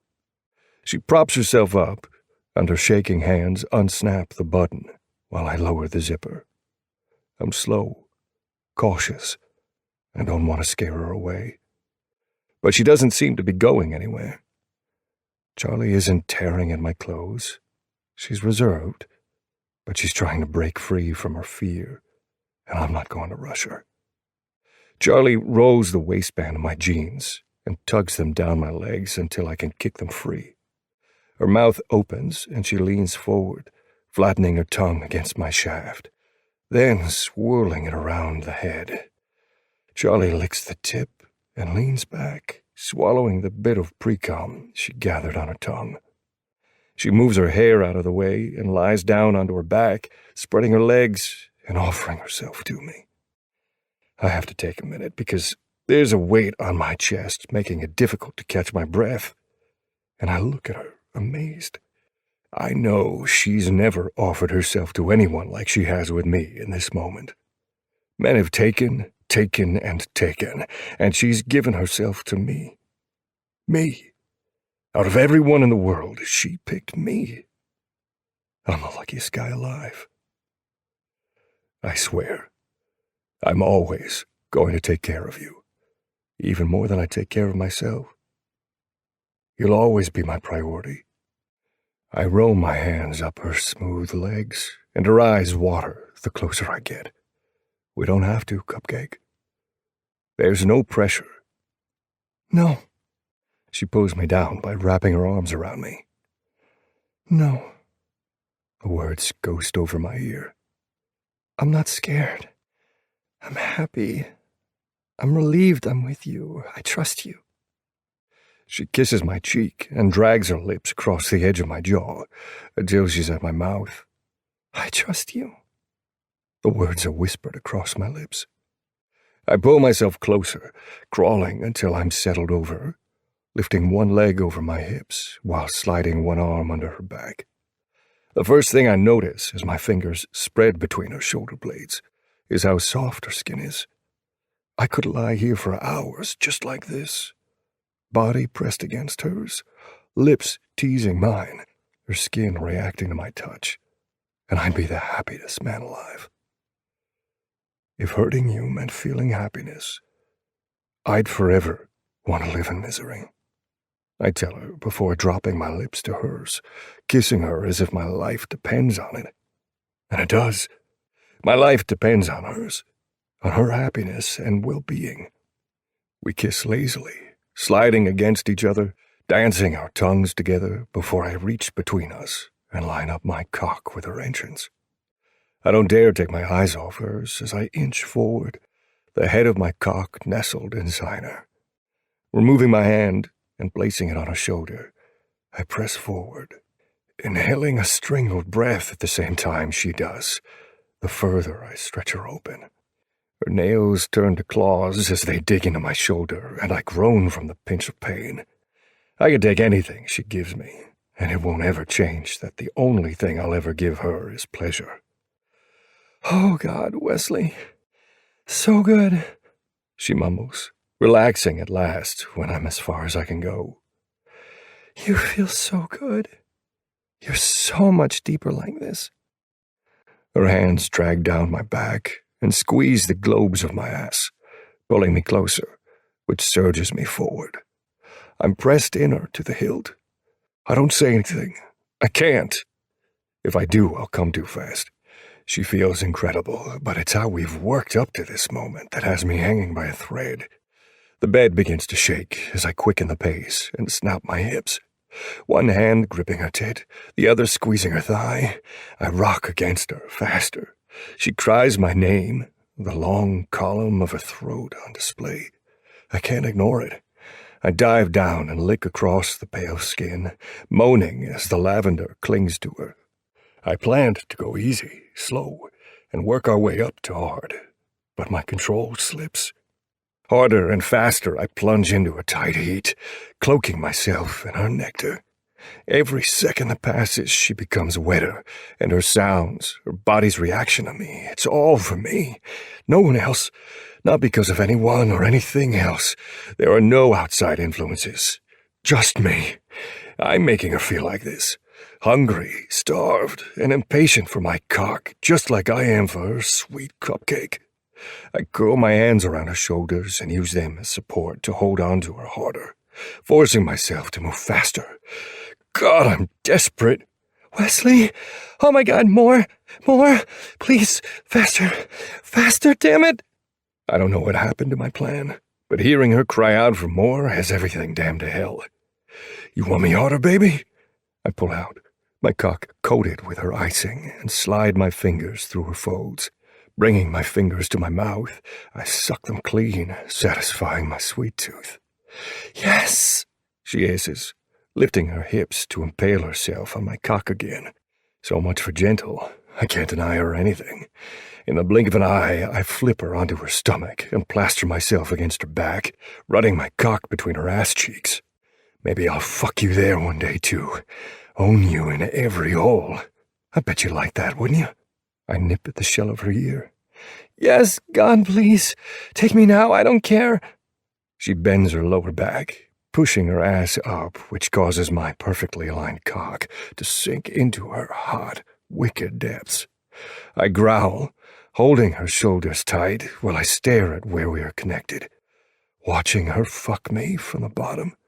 Every fat inch of me disappears into her cunt, the flesh shining every time I slide out, only to slide back in. Right where I belong.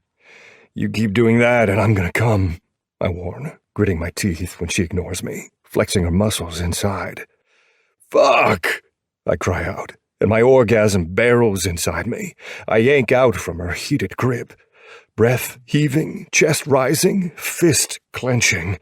A pearly white drop escapes my slit, my orgasm at the brink of shattering my control. I'm shaking, trembling, and holding back is beginning to hurt. The denial burns my shaft and creates an ache in my balls that quickly diminishes the orgasm. She peers over her shoulder, looking innocent and clueless, while batting her eyelashes at me. I think someone wants to be fucked, I sneer, flipping her over onto her back again. I drag her to the head of the mattress, spread her legs with my knees, grip the headboard with my hands, and stare down at her through sweat stinging my eyes. She circles her clit for a minute, which has me licking my lips as my mouth waters, watching the sensitive, swollen bundle peek between her fingers while she pinches it. I slide my cock against her to join her, and Charlie takes control, grips my cock, and places me at her hole. I stretch my fingers one by one before curling them around the headboard again and thrust in. Hard and unrelenting, I continue the rough speed, trying to fuck her harder with every stroke. Our bodies slap together and mix with her loud screams of ecstasy. While playing with her clit, she uses one hand to fondle her nipple. The bed bangs against the wall. The mattress squeaks. It sounds like I'm hurting her, but I'm not. Her face is red, and when she's close, she claws at my chest and bites down on her lip. "Wesley?" The sweetest fucking sound I've ever heard while she clamps down around me. Her orgasm stops her movement, and she grins before disbelief takes over, and her eyes roll to the back of her head. Her body levitates off the bed, her body possessed by me and me alone. Her muscles work my cock up and down, sucking me deeper into her womb until I can't take any more. "Charlie, fuck, baby," I grind out as I come.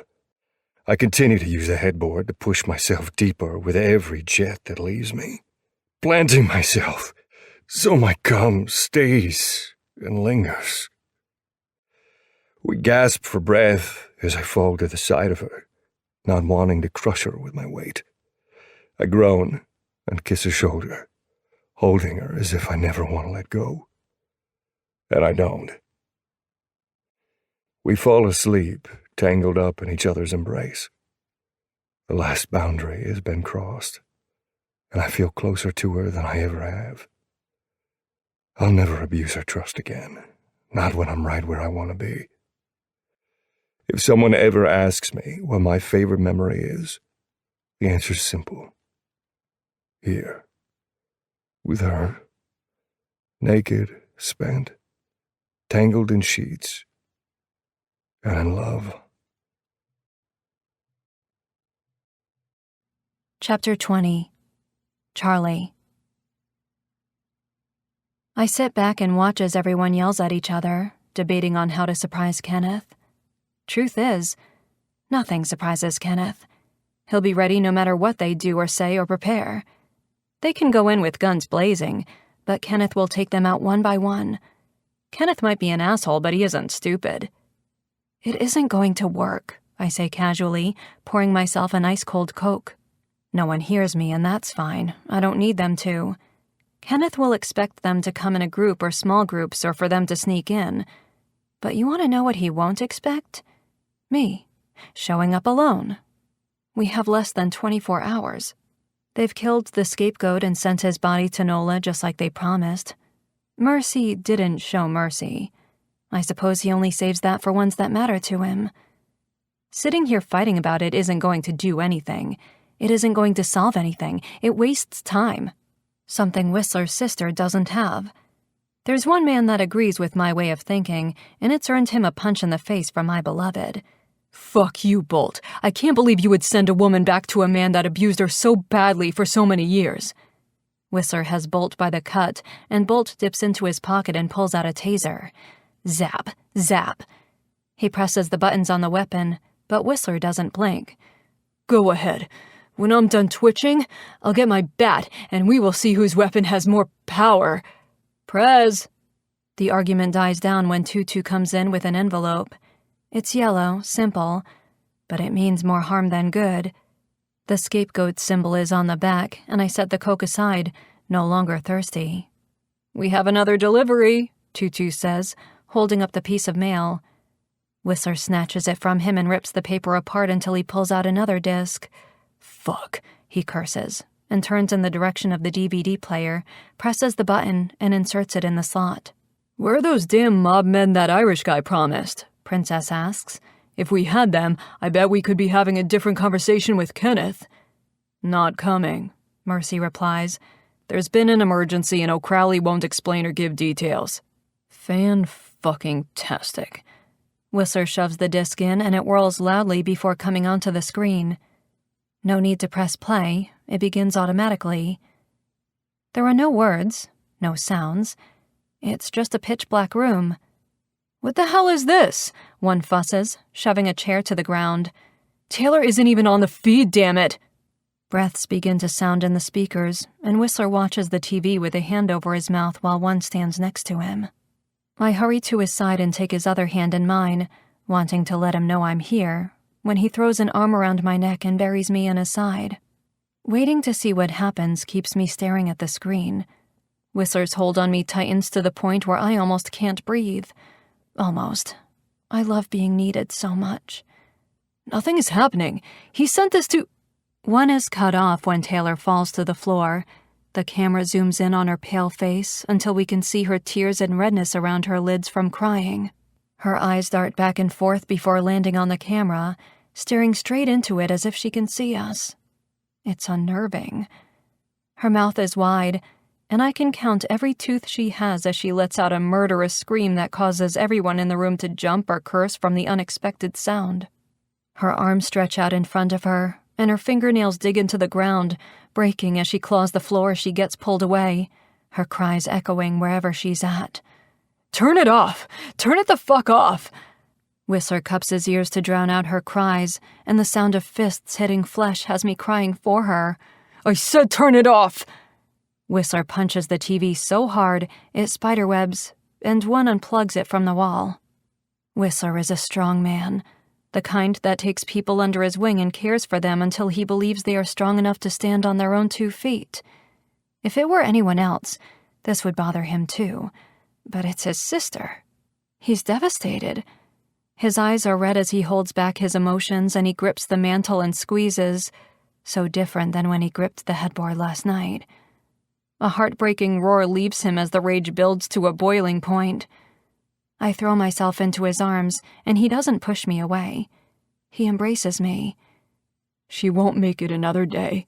I'll be carrying away her body if we do," he says. "I know." Mercy slaps a hand on his shoulder. "We will figure it out within the next hour, okay?" "I'm going to go get you a drink." I kiss his cheek and slide my hand into his pocket and snag his keys before heading to the bar. Twisting in and out of the path of the tables, I stare straight ahead and try to act normal. Bolt is sitting on one of the bar stools as I pop a beer open for Whistler. "You're going to do something that really pisses him off," he says, stealing the beer from my hand as his own and taking a long swallow. "You agree with me." I've always thought me going there alone was the best plan, whether he agrees with it or not.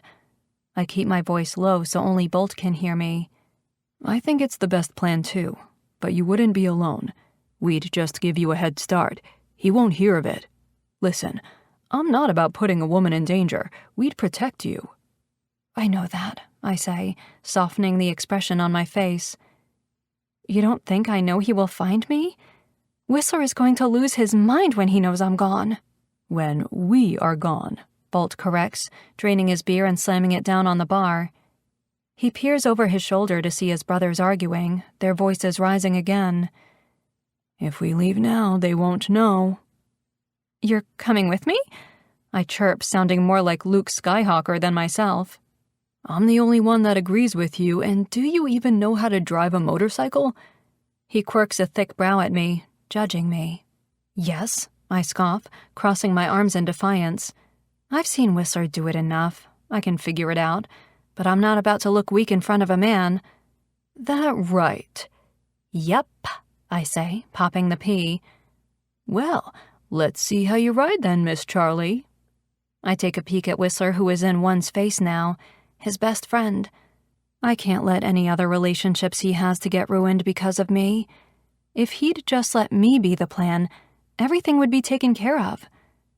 "Let's go," I state, dragging my eyes away from Whistler. If I look at him for much longer, I'll lose my nerve and stay, which isn't the right thing to do. My dad is next door with his crew, drilling, hammering, and building without a clue in the world as to what is going on, because while I've told him about Kenneth abusing me, I haven't told him everything else that's going on. He doesn't know 2 of his crew members were murdered because of me. The less my father knows, the better. Bolt hides me by staying to the side and keeping me close to him, using his body to block anyone else from seeing me. Everyone is too into arguing and hearing themselves over the others to watch me. I'm timid little Charlie. I'm always too scared to do anything. Well, fear be damned. I'm doing something even if it means risking everything. Bolt runs to his bike and Whistler's is right next to his. They look similar, only Bolt's is matte black with a shiny black exhaust system, while Whistler's is more classic. Black tank, chrome, everything polished as if he just got it off the lot. Okay, please, let it start so I don't look like a fool, and please don't let me crash it. Bolt starts his and throws his helmet on, all while waiting for me to get my shit together. I'm sitting here, staring, afraid, nervous, and I feel like I'm going behind Whistler's back. God, I am fucked up in the head. What woman would willingly lie to a man as wonderful as Whistler? Hey, we don't have long before Whistler notices you're gone, and he's going to start raising fucking hell, so we need to get going, Charlie. Right. With shaking hands, I try to be confident as I start the bike. I throw the helmet on next, not bothering to clip it. I'll hang back, but it's all you, Charlie. You lead. I'll follow. I nod and begin to back out, keeping my feet on the gravel as I ease it out of the spot. I'm doing it. Thank God. Now I just have to get to the Hoover Dam. I slam on the throttle and speed out of the parking lot with Bolt right behind me, putting Mercy's bar behind me. The sun reflects off the side mirror, and I don't see anyone coming out of the clubhouse just yet. If I'm lucky, I'll get 10 minutes on them. 10 minutes is all I need. The sun is hot, burning down on my shoulders, and the wind reminds me of my sunglasses folded in the middle of my tank top. With one hand, I flip them out and slip them on, lips protecting me from the wind and bugs. To my right, Bolt chuckles, but he seems impressed that I'm able to ride. Even if I lied. The ride to the Hoover Dam is short, and the closer we get, the more flashes I have of coming here. I was high on that damn hill. It's why I can't remember fully, but I've been here before. The mountains are red and rocky, but between them is a road creating the dam. Another flashback hits me, and I remember driving over the bridge and pulling off to the side of the road. Bolt hangs back, losing speed until he is stopped on the shoulder and taking pictures, pretending he is a tourist.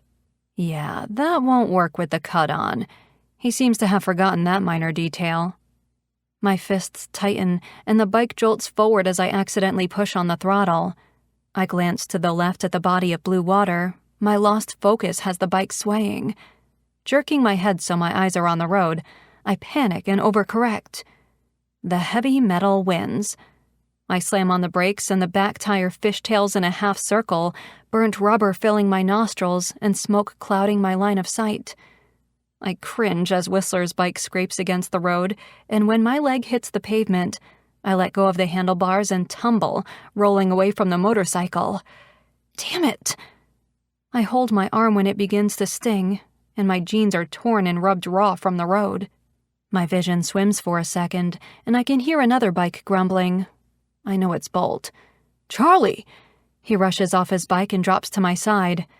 Jesus, Whistler is going to beat me with his bat when he takes one look at you. I thought you could drive. I did drive, I grumble, tasting iron in my mouth. It got the best of me. I lift my eyes from the road rash on my hand, witnessing Whistler's bike continuing to spark against the road until it comes to a complete stop. He's going to kill me, I mumble. He isn't going to give a fuck about that bike. Are you insane? He's going to kill me for bringing you here. But that bike is just a thing. It can be replaced. You can't be. Aw, isn't this sweet? Kenneth's voice has the hairs on the back of my neck standing up, and I crawl closer to Bolt, who shields me from my whatever the hell he is. You've come alone. That's interesting, Charlie. Did you miss me that much? She isn't alone, Bolt says, whipping out a long black nightstick like the kind cops use. But when he presses a button, blue lightning buzzes up the weapon. Come here, motherfucker. That's so cute. Kenneth claps his hands as if he is staring at a dog.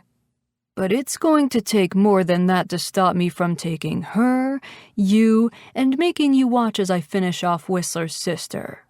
When I'm done with her, maybe I'll start on you, he says to Bolt. Oh, we are so fucking stupid coming here alone. Kenneth lifts his hand and signals someone. A soft puff rips through the air.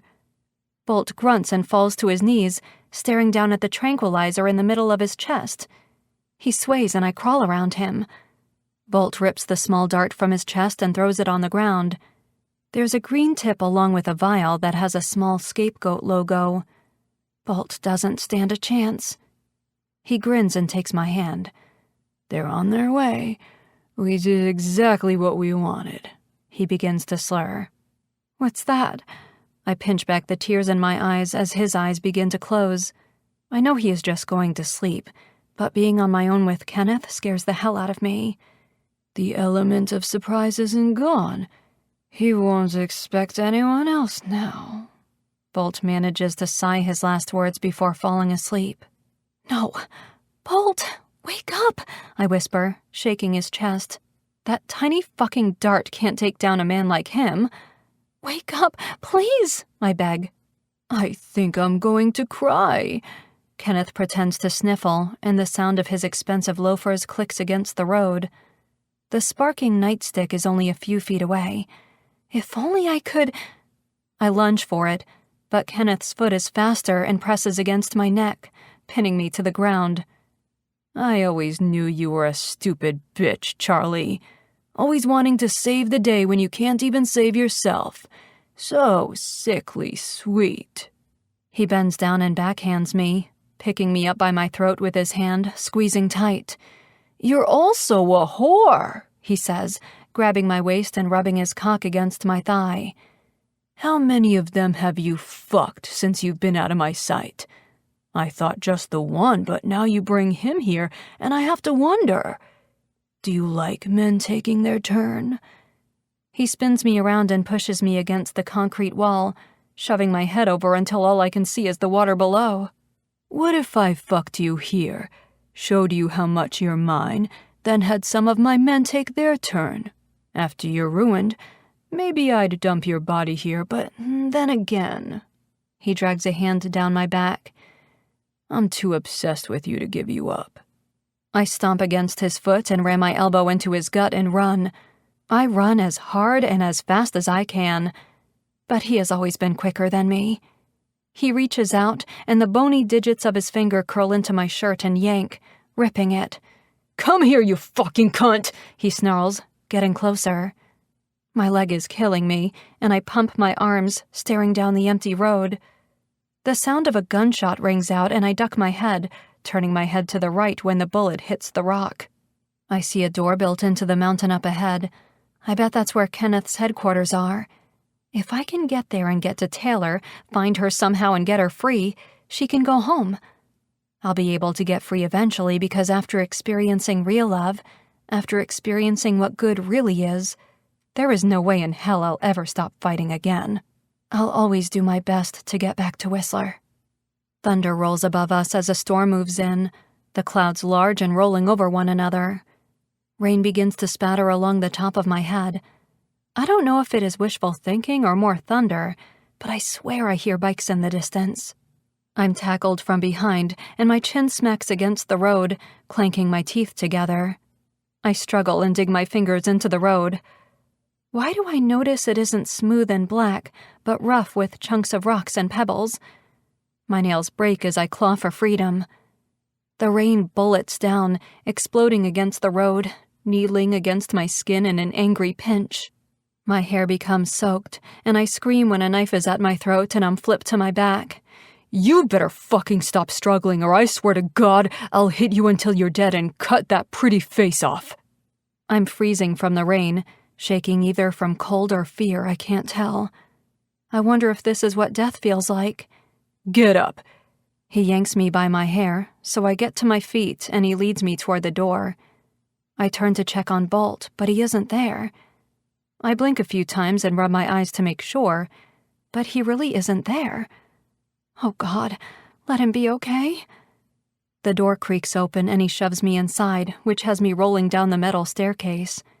My breath is knocked out of me when my back hits the wall. Darkness is cruel. It engulfs me just as quickly as the happiness I found with Whistler. This time, I don't know if there is a way out. Evil has me. And if I've learned anything, there's never more than one way out. Either face it head on, or die. I've towed the line too long to keep doing both. Chapter 21. Whistler.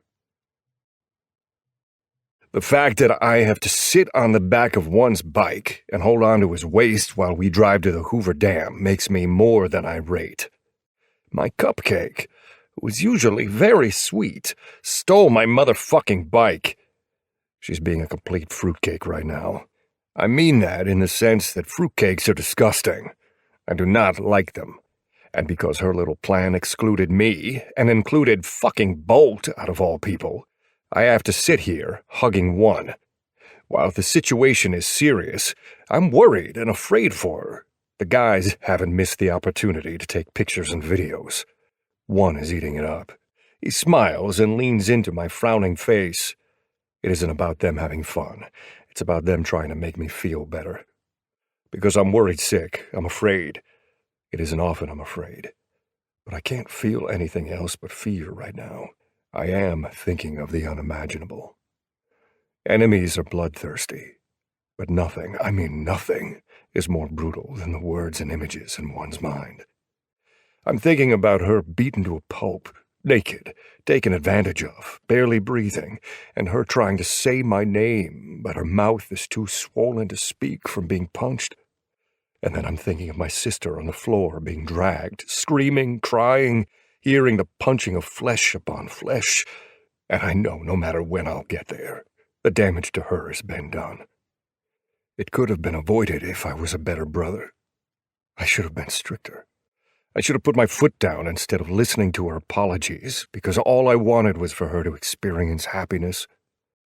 Then there's Charlie, my timid, sweet, beautiful, strong, loyal, and fierce cupcake. She's a fighter. She doesn't think she is. She thinks she's weak and fragile, but really she's just needed someone to bring her out of the dark. Charlie wants to solve this problem on her own, because she thinks it's up to her, but it isn't. She gathered the courage to face her greatest fear anyway, and I can't be more proud of her. But I'm also fucking pissed because protecting her is my job now. And don't get me started on Bolt.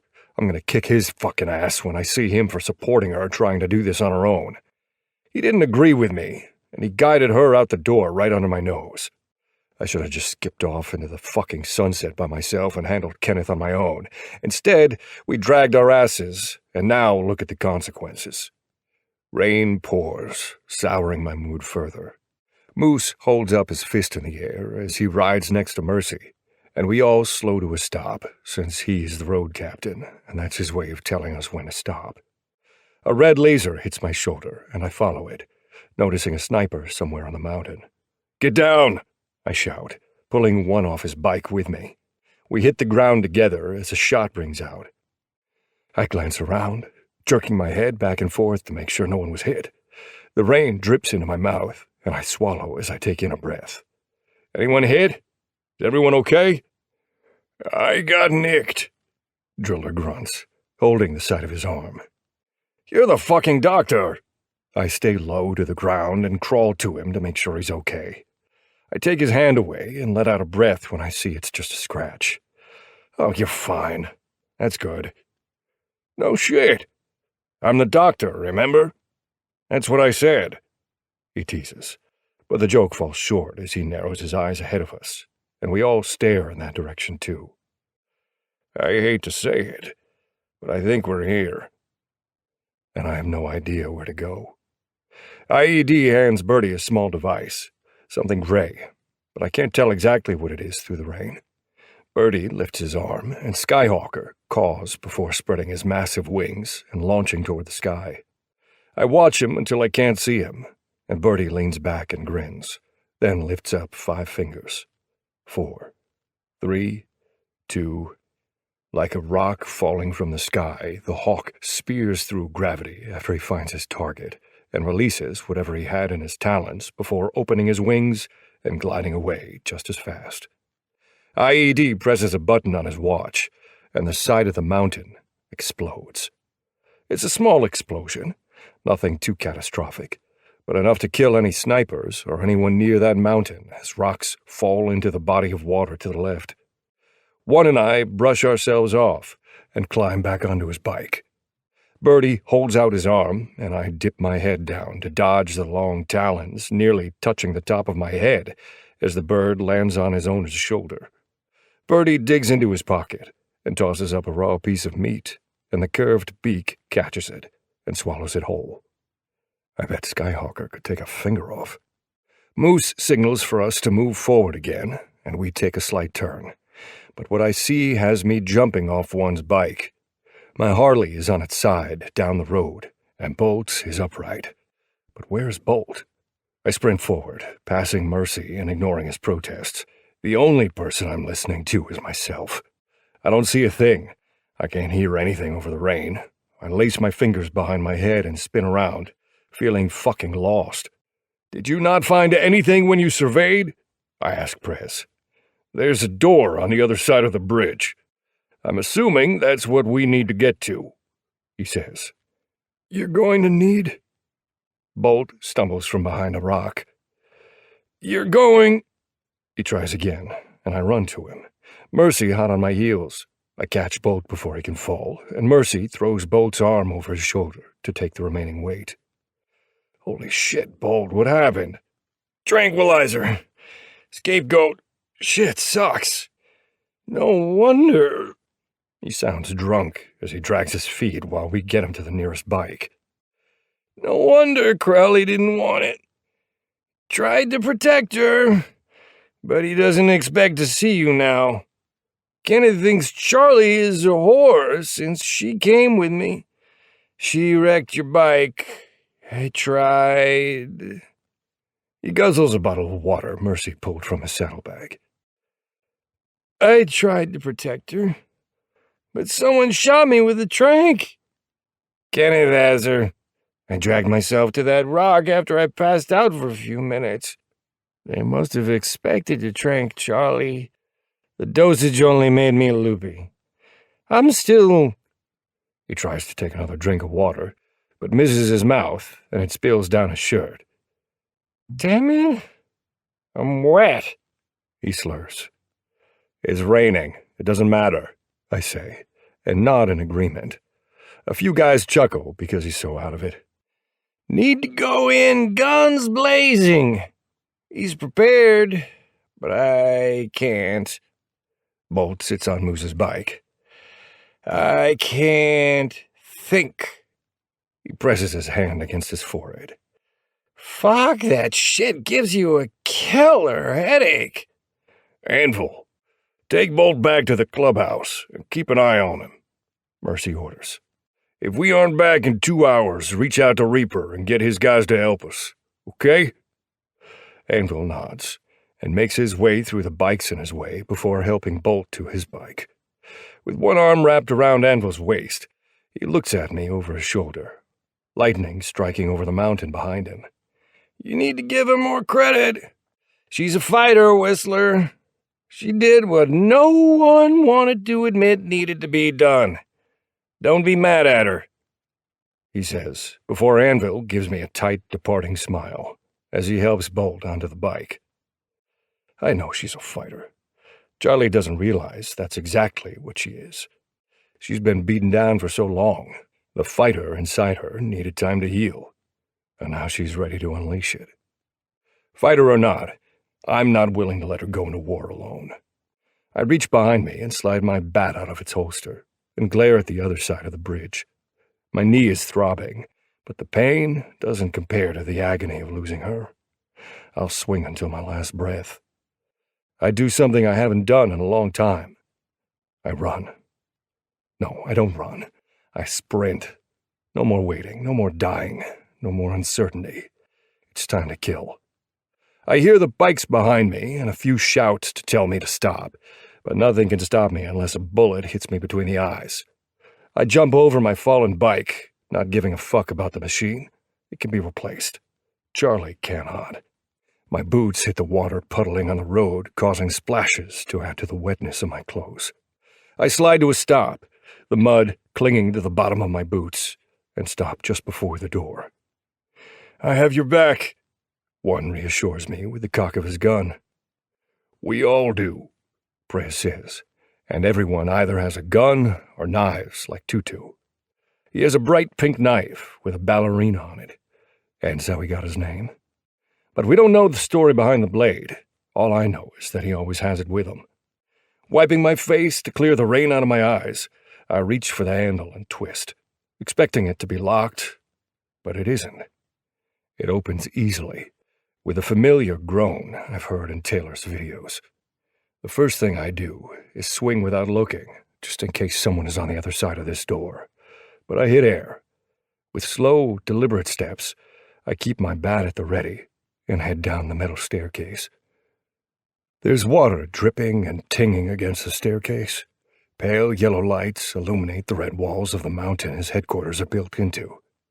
There's no noise, just the rainwater causing the metal to sing. Below there are lines of tables. One has what looks like thousands of purple pills, and on another table is packaging, and on the third is product, ready to be shipped. This area is smaller than I thought. There isn't anywhere else to go except through the door in the back right corner.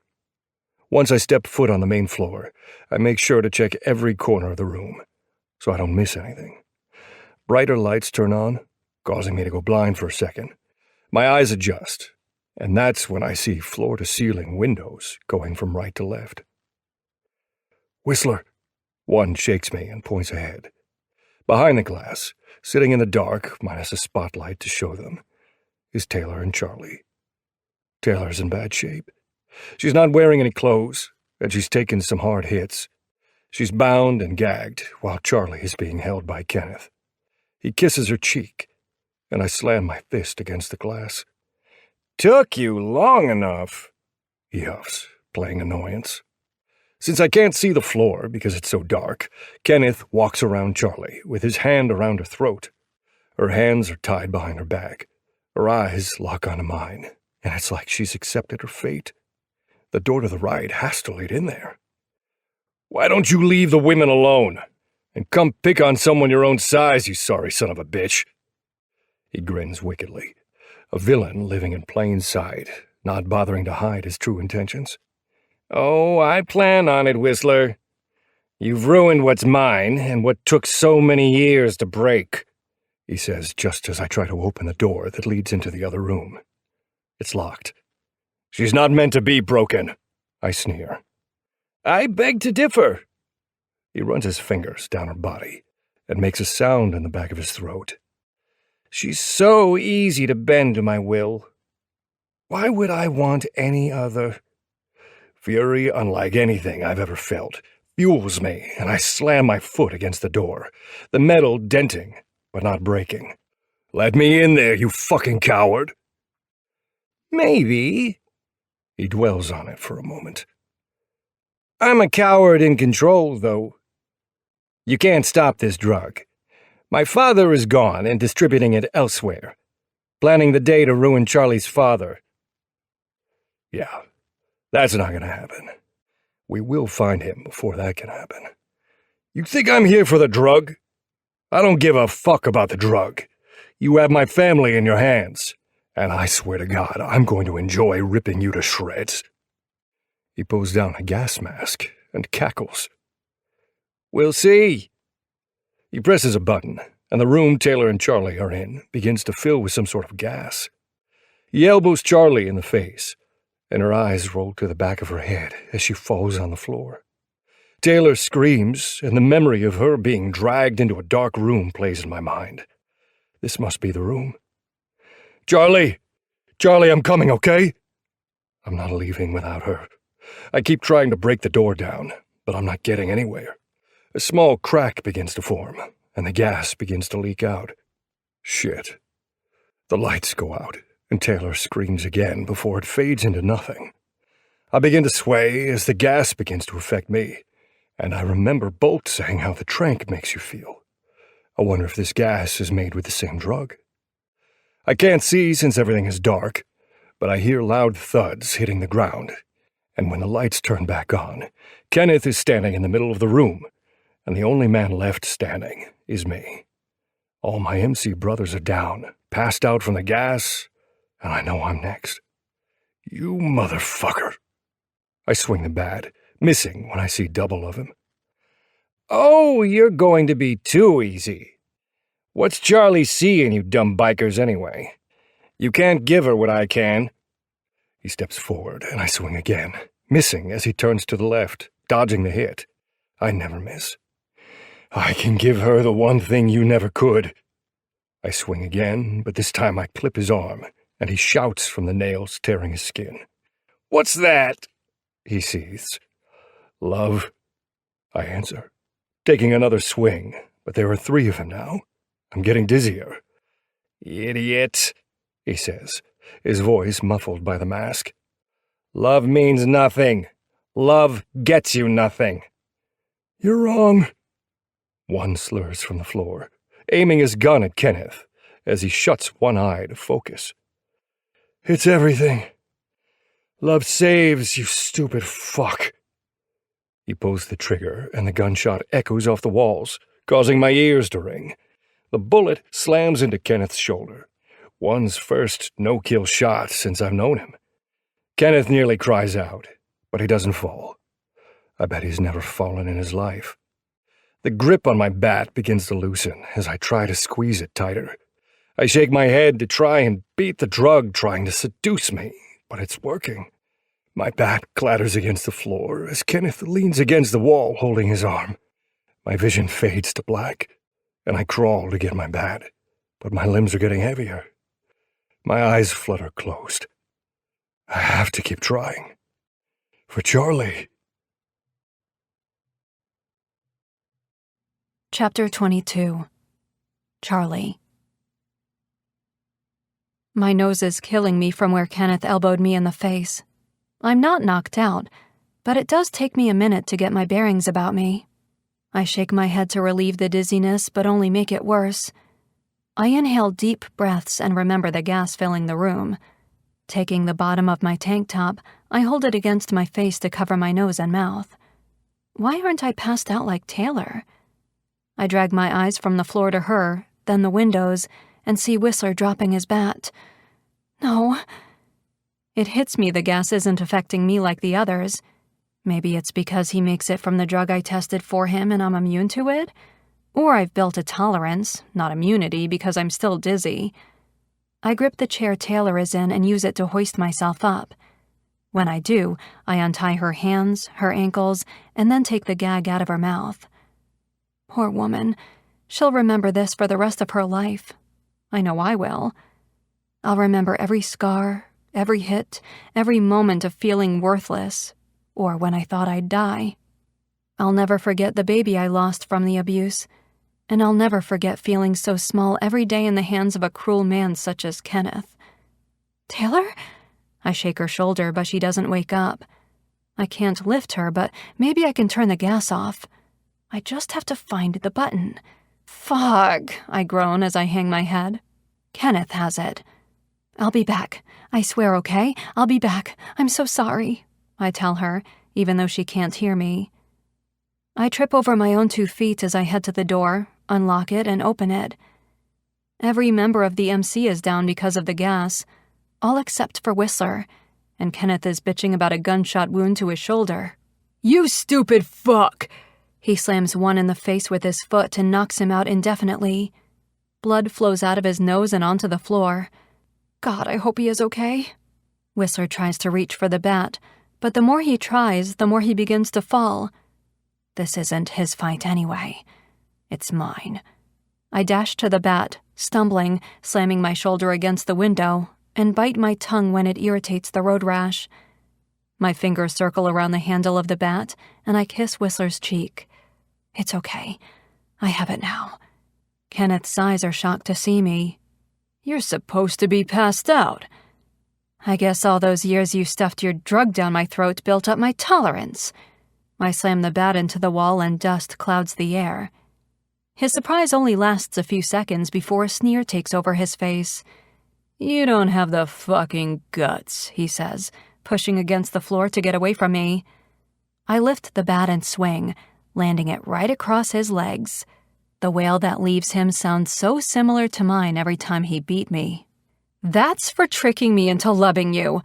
I lift the bat and swing again, the nail shredding the flesh of his stomach. That's for manipulating me. I take a different stance and let the bat fly, slamming it against his shoulder. That's for abusing me, I scream, until my voice cracks and tears break free from the liberation I feel. Charlie, sweetie. He tries to twist his lies again to get me to fall for him. His hand raises and the palm is coated in blood. I swing the bat again. The tip lands in the middle of his hand and mangles it on impact. That's for your lies, I snarl in anger, my breath coming out in stuttered beats. I swing again, clipping him right against the jaw. That's for my baby. He finally drops to the ground, lying flat on his back, and coughs up blood like I have so many times. I have the fucking guts, I spit, his blood dripping down the bat and onto my hand. And it's because of how much I hate you. I'm taking all the pieces you have ever taken from me back. You were and will forever remain the worst part of me. I swing the bat above my head and let it fly, and his face flattens from the force. The nails stick into his bone and muscle, and I have to wiggle the bat to get it free. I swing again, and again, and again, smashing his skull in until it's broken and his face unrecognizable. This is for me, this is for Taylor, this is for every woman who will forever be safe from you. I continue to beat him, years of pent-up emotions taking over, blinding me with hate. There's a fine line between love and hate. Love has the ability to feel like you're floating, while hate slithers in your bones and fills you with a different capability. I don't float. I react. I need to react. I have to let the hate out. It's consuming me. The sick sound the bat makes every time it hits his body doesn't faze me. I don't know how long I hit him for. I lose count. His blood is splattered across my face. My muscles shake from the exertion. I'm running out of steam, and I remember why I came out here to begin with. He has the button to stop the gas. I gather saliva in my mouth and spit on his body before throwing the bat to the side. It's you who doesn't have the guts. I sit on the floor and look away as I rummage through his pockets, gagging as the warmth of his blood slips through my fingers. It's not in the left pocket, so I try the right, feeling the hard plastic. I don't take it out. There's no need. I press the button, and the hum of power used to pump the gas finally stops. It's over. He's done. I sag against the floor and smile, cry laughing that I had it in me all along to fight for myself. A moan from behind me has me spinning around, and Whistler is trying to push himself up again. "Cupcake," he slurs, blinking up at me through those dark, glassy eyes. "Whistler!" I scurry, run, slip, and fall because of the blood as I try to get to him. When I do, I throw my arms around him, then drag him to where I can rest my back against the wall. His head is in my lap while we wait for the drug to fade and for the members to wake up again. "I love you," I tell him, leaning down and pressing a kiss against his forehead like he always does with me. "You did it," he slurs like Bolt did. "You saved yourself and everyone here. Taylor..." "She's okay. Passed out, but alive." I run my fingers through his hair. "We're all alive." "Knew you were a fighter. So strong." His eyes begin to close. "Never needed anyone but yourself," he says slowly as he falls asleep. He is wrong. I always needed Whistler. I needed him to show me who I was as a person, as a woman. He showed me I wasn't weak, but capable. The strength I have wouldn't have been found if it wasn't for him. I used to be afraid of my own shadow, my own voice, my own opinion, my own thoughts. But not anymore. "You're so wrong, Whistler," I say to him, stroking the side of his cheek. I'll always need you to remind me how much of a fighter I really am. Whistler is the best man I've ever known. The kindest, the fiercest, the kind always willing to fight for what's right, for what he loves. Not many men embrace love. So many think it's a weak emotion, but not these men, not the hellhounds. They run off the feeling, they thrive for it, they need it, they want it. They are different. They don't fight for hate. Their fight always has one thing the enemy's doesn't, and it's love. Either for someone else, like me, or for each other. Love isn't always intimate, but consists of so many other relationships. Being in love is only one out of a million reasons to fight to survive. I'm not sure how long I sit there and wait for my new family to wake up, and I don't care. They are all alive and breathing, that's all that matters. One is the first to get up. He pays me no mind and staggers as he stands, then does his best to hurry to the other room to grab Taylor. I watch him take his shirt off and tug it over her head to cover her. He doesn't know how to touch her, she's so hurt, and he doesn't want to cause more pain. One is devastated, and I can tell he is getting emotional as he buries his head in his hands. He finally swings her into his arms and walks her out. "Let's go home," one announces, holding a sleeping Taylor whose head is pressed against his chest. "Home," Whistler repeats, groggily. He palms my cheek and I close my eyes, leaning into his touch. "I am home." You always know the right things to say. I kiss his inner wrist before Princess comes over to get Whistler to his feet. It takes a few of us to help get Whistler up and out the door. He was the last one down, so he's the last one to get up. Everyone is moaning and groaning, holding their hands to their heads. We're all walking by Whistler's downed bike, and a wave of guilt hits me. I'm so sorry for stealing it. "I don't care," he says, lifting it off the ground. Whistler takes the keys from my pocket and dangles them in the air, then tries to start it. It grumbles to life, and he grins. "Plus it runs, that's a bonus." He wraps his arms around me. His body is still unstable as he tries to get his footing. "I really only wanted you safe, Cupcake. You're what matters, and I'm so fucking proud of you. I know what you had to do wasn't easy." It was, I admit. I hate to admit it, but it was the easiest thing I've ever had to do. I feel no guilt or remorse. Maybe I should, but I hope he rots in hell. "Now we just have to find his father to rot down there with him," Whistler says, reminding me that there is a part of this situation that isn't resolved. I'm not as worried about his father. Kenneth was my enemy, but his father is my dad's, so I'll have to keep an eye out. "Come on. Home, shower, bed, sleep." Yeah, you aren't driving. You can barely stand. "How is it that I'm riding bitch for the second time today?" He throws his leg over the bike and his large arms wrap around me and squeeze. "Don't kill me," he jokes. Now there is one thing I could never do. A piece of the bike falls to the ground and clinks as I drive away, following the other tired bikers down the road. "I can't look," Whistler sadly says, burying his face in my back. I'll never forgive myself for wrecking his bike, but without me stealing it, none of this would have happened today. Someone had to make the decision to come here and get shit done, and that someone was me. It feels good. I feel confident and empowered, almost like nothing can stop me. I slam on the brakes when I see a puppy on the side of the road. I guess there is one thing that can stop me. "Shit, woman! Damn it, be easy with her!" I squeal as I hop off the bike and run into the ditch, picking up the wet, cold fluff ball. "Oh no," Whistler grumbles. "Can we keep him?" "Like I could ever tell you no," he says, and I give him a big kiss on the cheek. "What will you name him?" "What about Sprinkles? Sprinkles and Cupcakes go together." Whistler's face softens and he scratches the puppy under his chin. Yeah, they do, Cupcake. Come on, I'll hold him. Let's go home and get Sprinkles warm." Whistler is more than my home. He's my sanctuary, my haven. And as long as I have him to go home to, I'll fight just like he swings. Hard, unforgiving, and relentless.